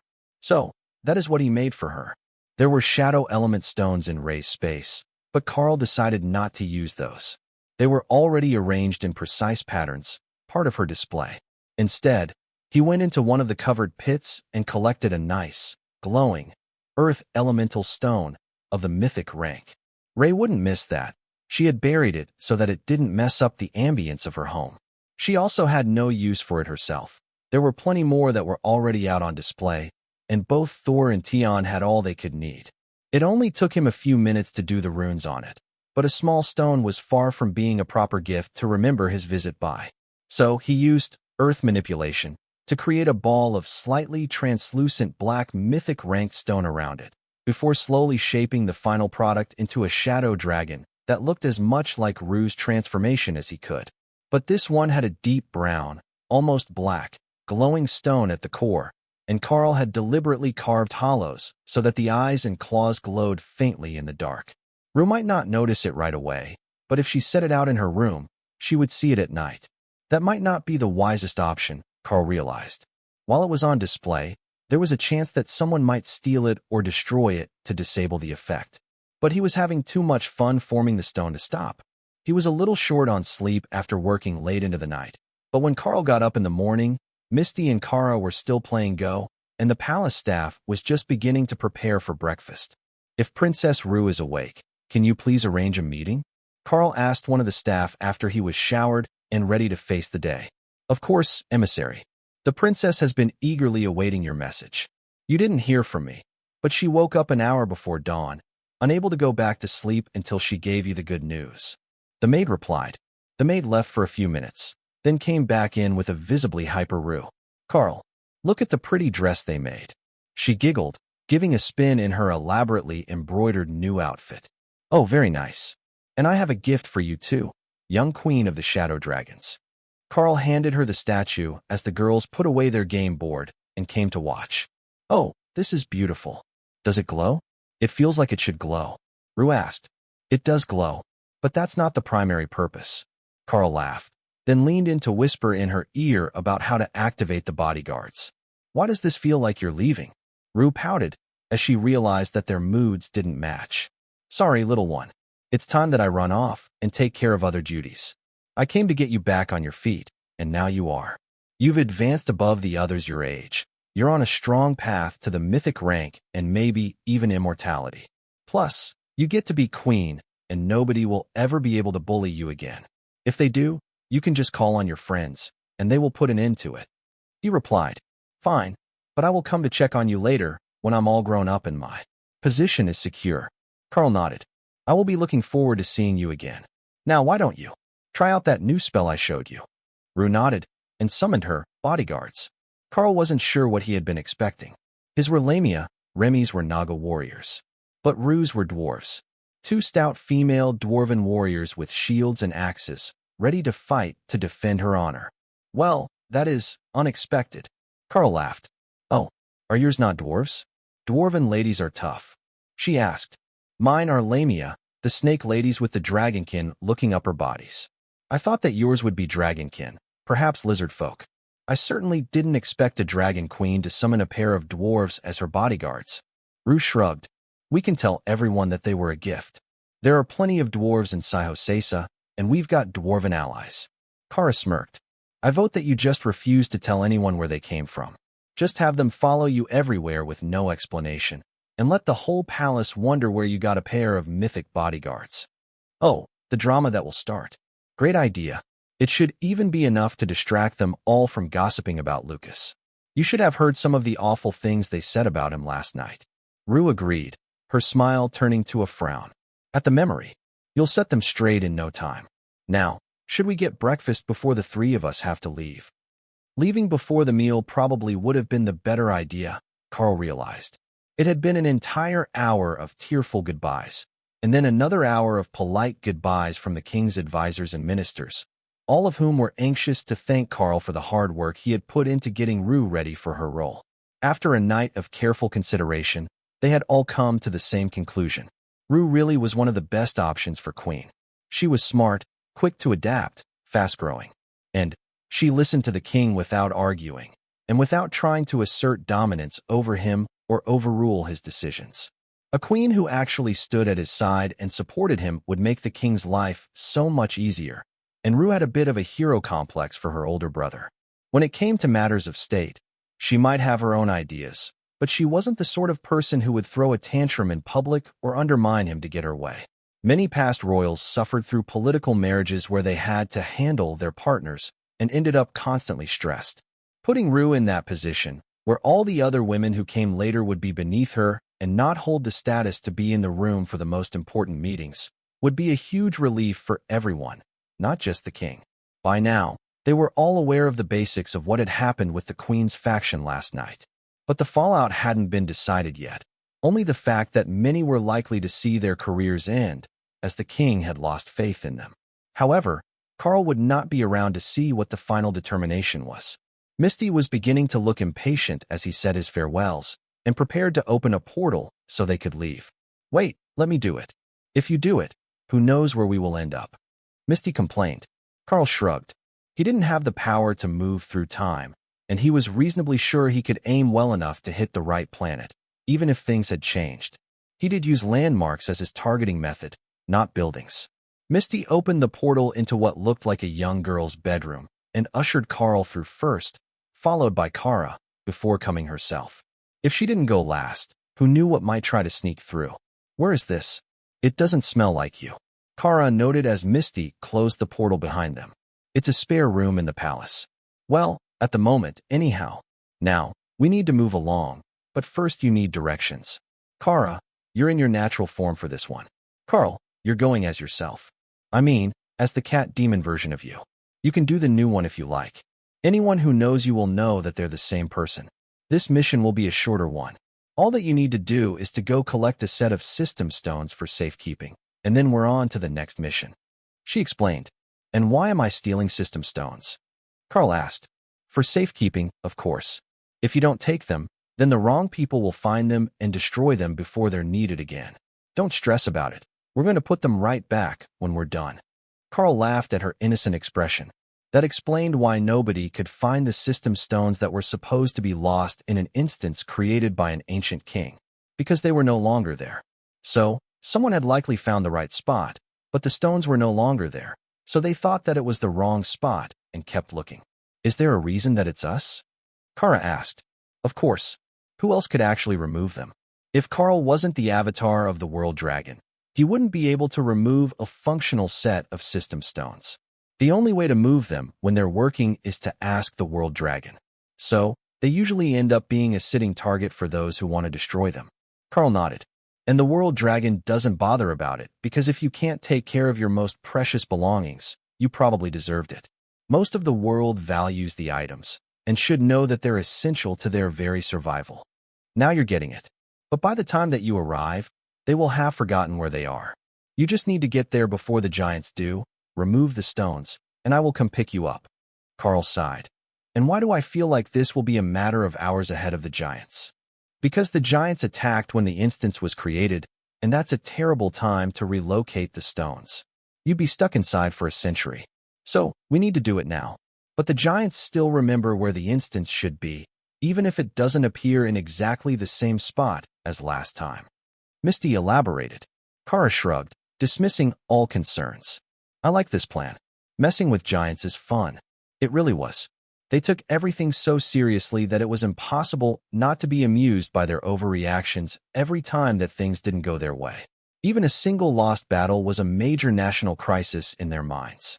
"Is there anything else that we should know?" Karl asked. "Probably not. I'm not allowed to just tell you everything, for the same reason that I don't accompany you. Time dragons aren't the only ones that can move through time, and my presence alerts others. So, you will go alone, make the change, and then they have to guess what, if anything, happened that was important enough to gain my attention. And did one of those people who moves through time have anything to do with the fact that these system stones were lost in an instance to begin with?" Karl asked. "Probably not. Maybe. That's not really relevant right now, though. It happened centuries before you're going to be there." Karl sighed. Getting answers out of Misty was never an easy process. Misty immediately opened a portal and shoved him through, while Kara flew after him.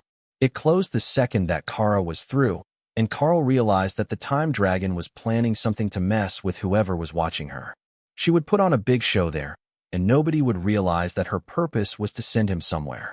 Karl looked around him, wondering where he had been sent, and slowly realized that this location looked rather familiar. It should be somewhere in the swamps of Gabel, southwest of Lake Naraletum. He had been here before, when Remy was looking to advance, and they had been looking for signs of the instance that had the system stones at that time as well. Well, signs of that instance and the undead army that was also looking for it, while destroying entire cities along the way. That was quite the mess, but Lord Bomgan had intended to destroy the stones, so that common humans and others couldn't gain more power. There was no shortage of forces that wanted to destroy the system stones, but the giants were certainly among the top of the list. They were already strong enough on their own that they didn't need much assistance from the system. It was more of a source of bonus skills for them than a growth opportunity. Though, that could be said for the dragons as well. They would eventually grow up, even without the system helping them. We should have asked her what direction to go. Kara sighed, then shifted into badger form. Karl transformed into his usual cat form, then reconsidered, and used greater beast form to give it an upgrade. The two cat forms were similar enough that it still felt like himself, but it was stronger than the original. Well, there's a town off in the distance. We should go ask someone where exactly we are.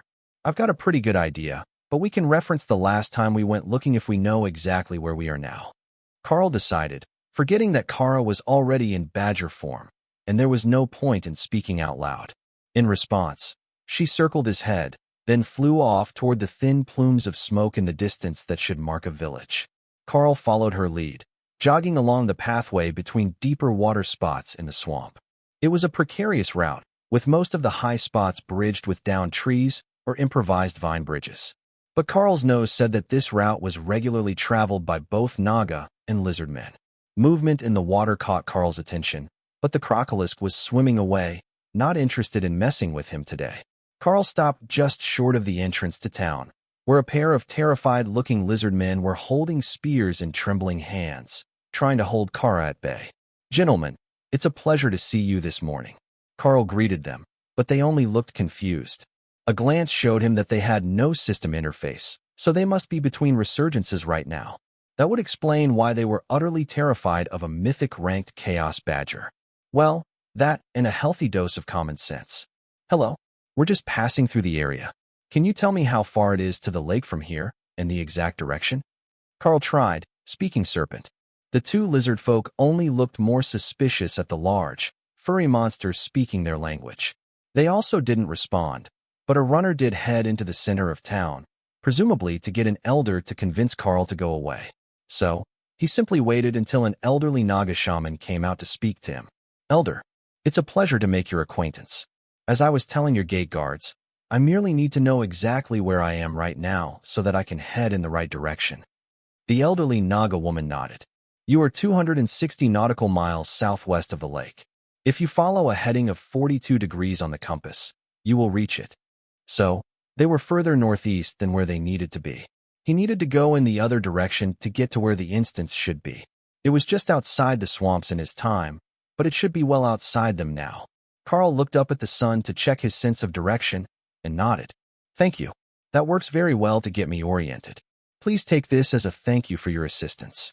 Karl handed her a stalk of sweet swamp grass, a totem-ranked magical herb that grew everywhere in Remy's space.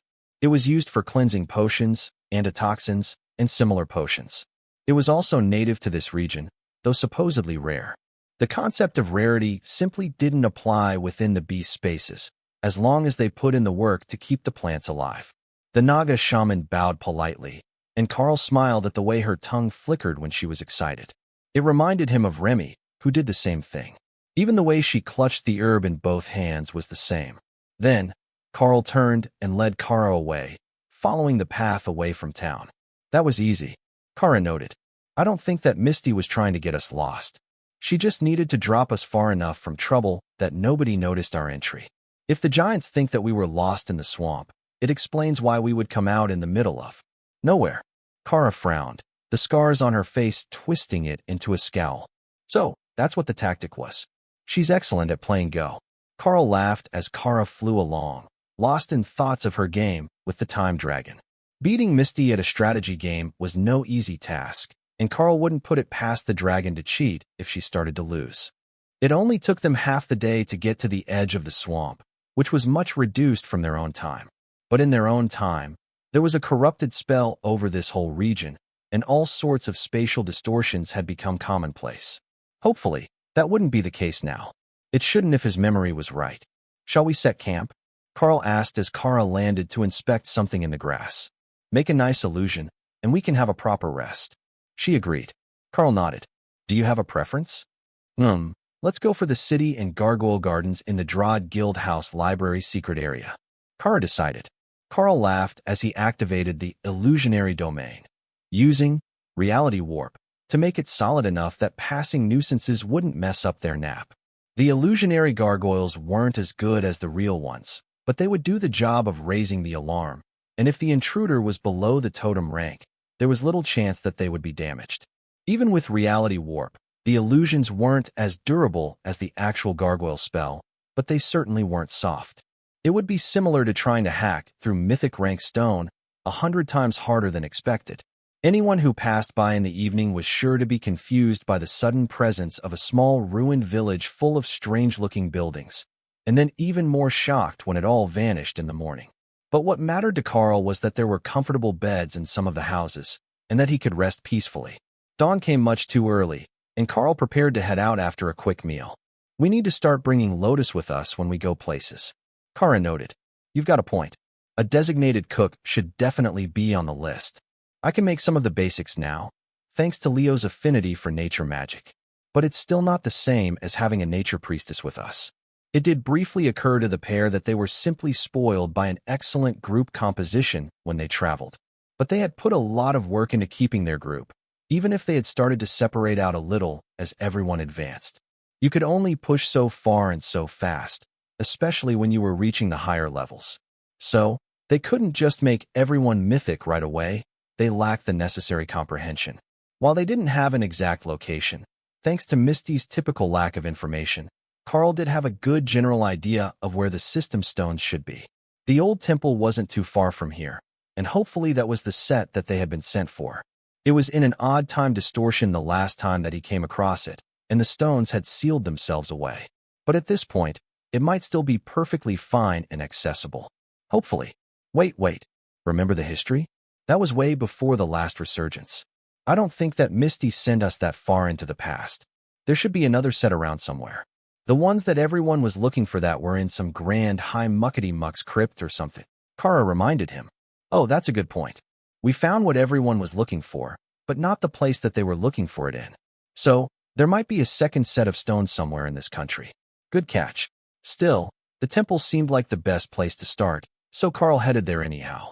At a jog, and in his enhanced form, the ground simply flew by underneath his feet, and it only took a few hours until he had to slow to check landmarks to be sure that he was in the right spot. Yes, there it was. The ruined village, and what must have been the temple. It was still visible, but it had long since collapsed, abandoned to the sands of time. Kara wandered around the ruined building, looking for any sign of a message that might have been left behind for them. The last person here had been a member of the Darklight host, the last way station attendant in this section of the continent, as her resurgence had come to an end. She had promised to hide the underground levels so that nobody would ever find what was hidden there. But with erosion and curious researchers, nothing remained hidden forever. It was either found or destroyed by the elements.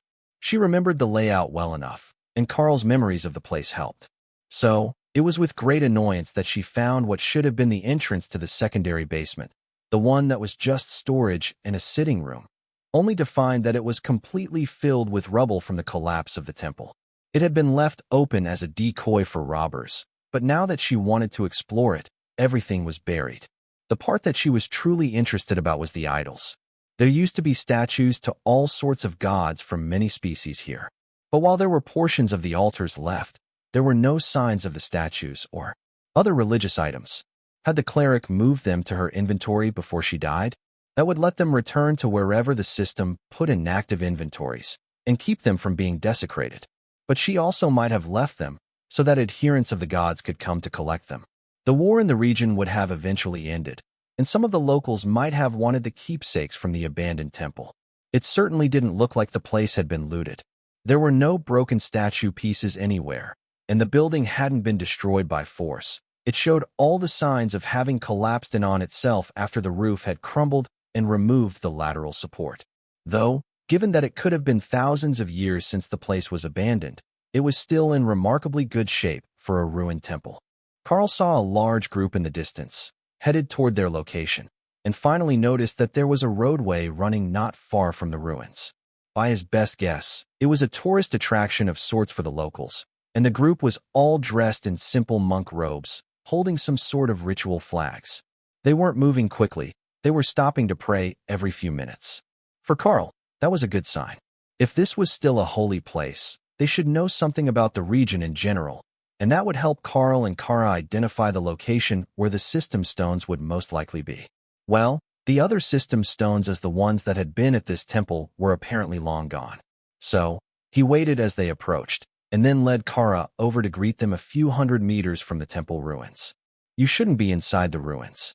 If you trample a sacred site, it will upset the gods, an old man among the group of pilgrims noted in a calm tone. Forgive me, but I am familiar with this place, and I was checking to ensure that there hadn't been any damage or theft since the last time that one of our people was here. Karl replied. One of your people? The old man asked. The Darklight host. We still check in on the old places from time to time. The man folded his hands in the spread wings gesture used by the Golden Dragon Nation and bowed politely. Forgive me, I didn't recognize you without your ceremonial robes on. Karl waved his hand dismissively. You weren't intended to. But there is another location I have been looking for, an ancient king's tomb which might contain a holy relic. It's not one of our places, but I was asked to find it and ensure that it hadn't been looted. The pilgrims gave him bemused smiles in return. The king's tomb? That's a legend of sorts. Everyone knows where his castle is, but his tomb isn't there. It's been extensively explored, and parts of it are still inhabited. They even had the dragons come with magic to search the ground for hidden caverns. Karl frowned. So, the burial site is hidden, and that is where the holy relics are likely to be. Which means there are likely barriers and traps. Do you know when it was set? Was it while the system was active? The old man nodded. Indeed. You have a keen knowledge of history, it seems. Though, that should be somewhat expected from a long-lived race such as yours. The burial site was indeed created during the years when the system was active, and it is believed to have survived the downturn in the key lines. The problem is that the location was deliberately hidden, and while there are rumors that he appointed guardians to watch over it, nobody knows if any are still alive. Karl silently celebrated the system's choice of appearance for him.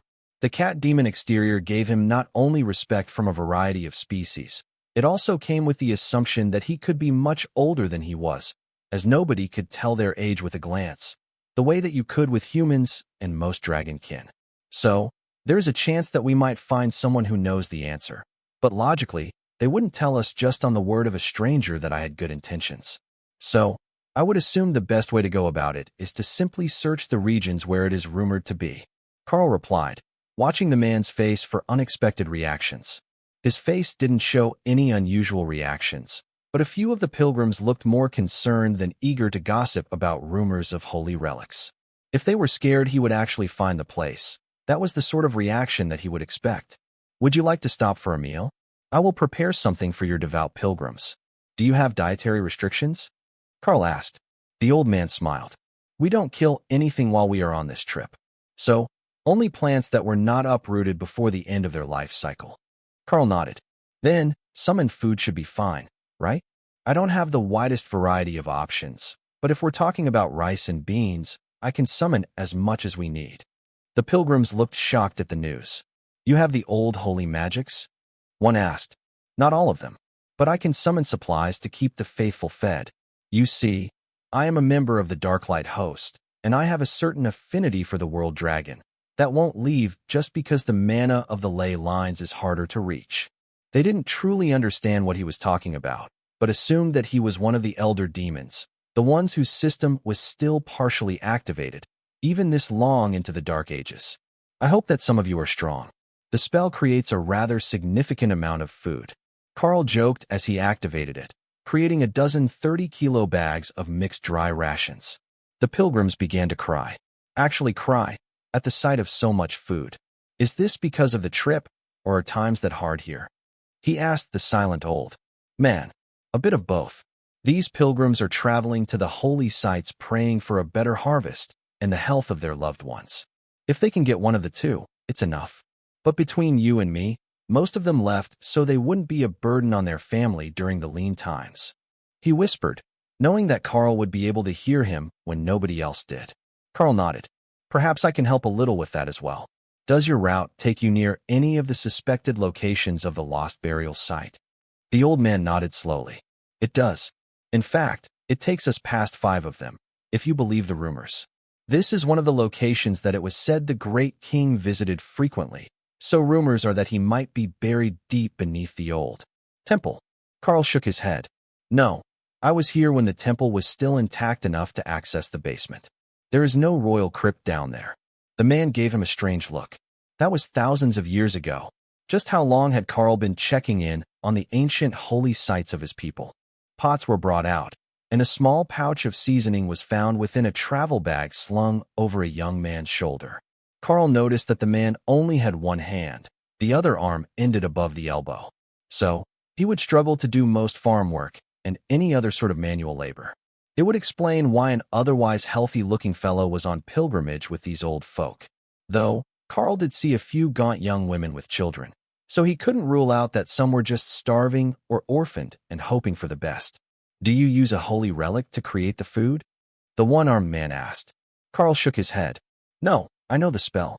My species has an innate gift for magic, like most of you. But I'm at the mythic rank, so I'm not quite so limited in my options. Your leader is a cleric, is he not? Doesn't he have the gift? The young man shook his head. The old man isn't well. His magic is failing, and he can't cast anything without coughing up blood these days. But he agreed to guide our pilgrimage for as long as possible. That explained it.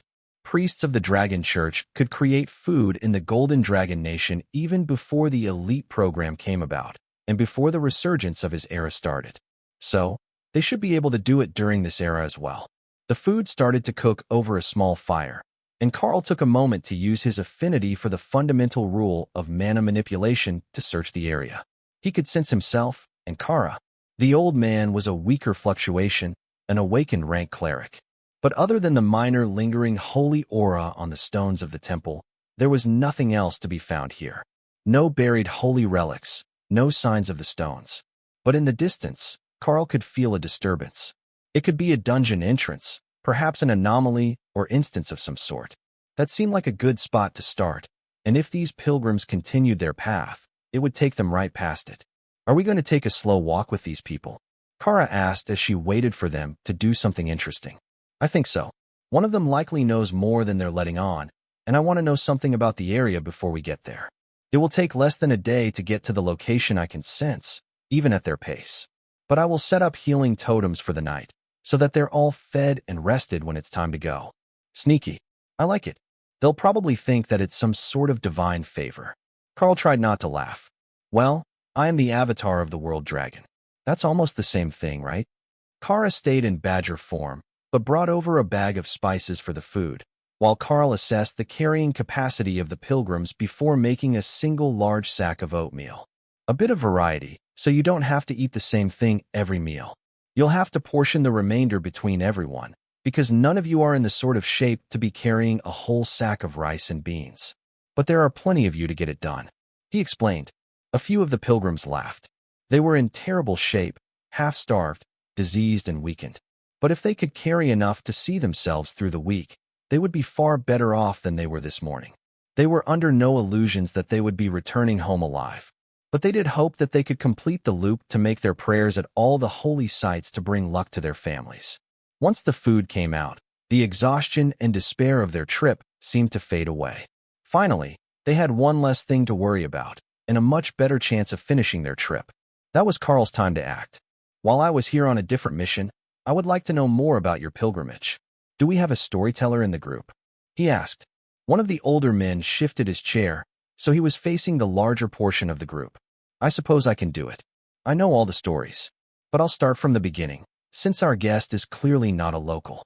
In the time of the system, what many call the resurgence of the gods, this land was ruled by a mighty king, known to history as Karl the Just. It was a time of legend, when mythical dragons roamed the land, mighty giants and divine beasts threatened entire cities. Mighty bastions, they were, made of magical stone, and towering 100 meters tall, the cities of the old world were monuments to divine construction. That was the world that King Karl was born into, not as the heir of a mighty warlord, but as the bastard son of a village chieftain. However, with the might of the system, a lowly birth meant nothing to the greatest king to ever live. He grew his power and united everything from the ocean to the great lakes of Sihosesa, land of the Supreme Lady.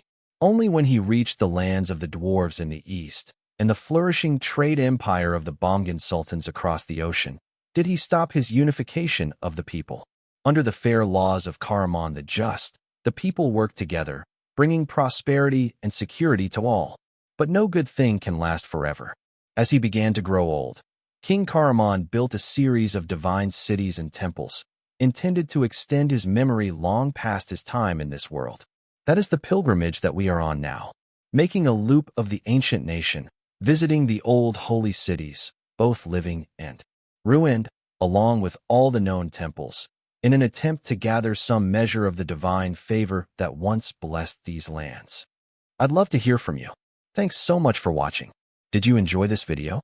If you did, make sure to hit that notification bell so you never miss an update. And don't forget to subscribe and give this video a big thumbs up. Your support means the world to me, and I can't wait to see you in the next one. Thank you.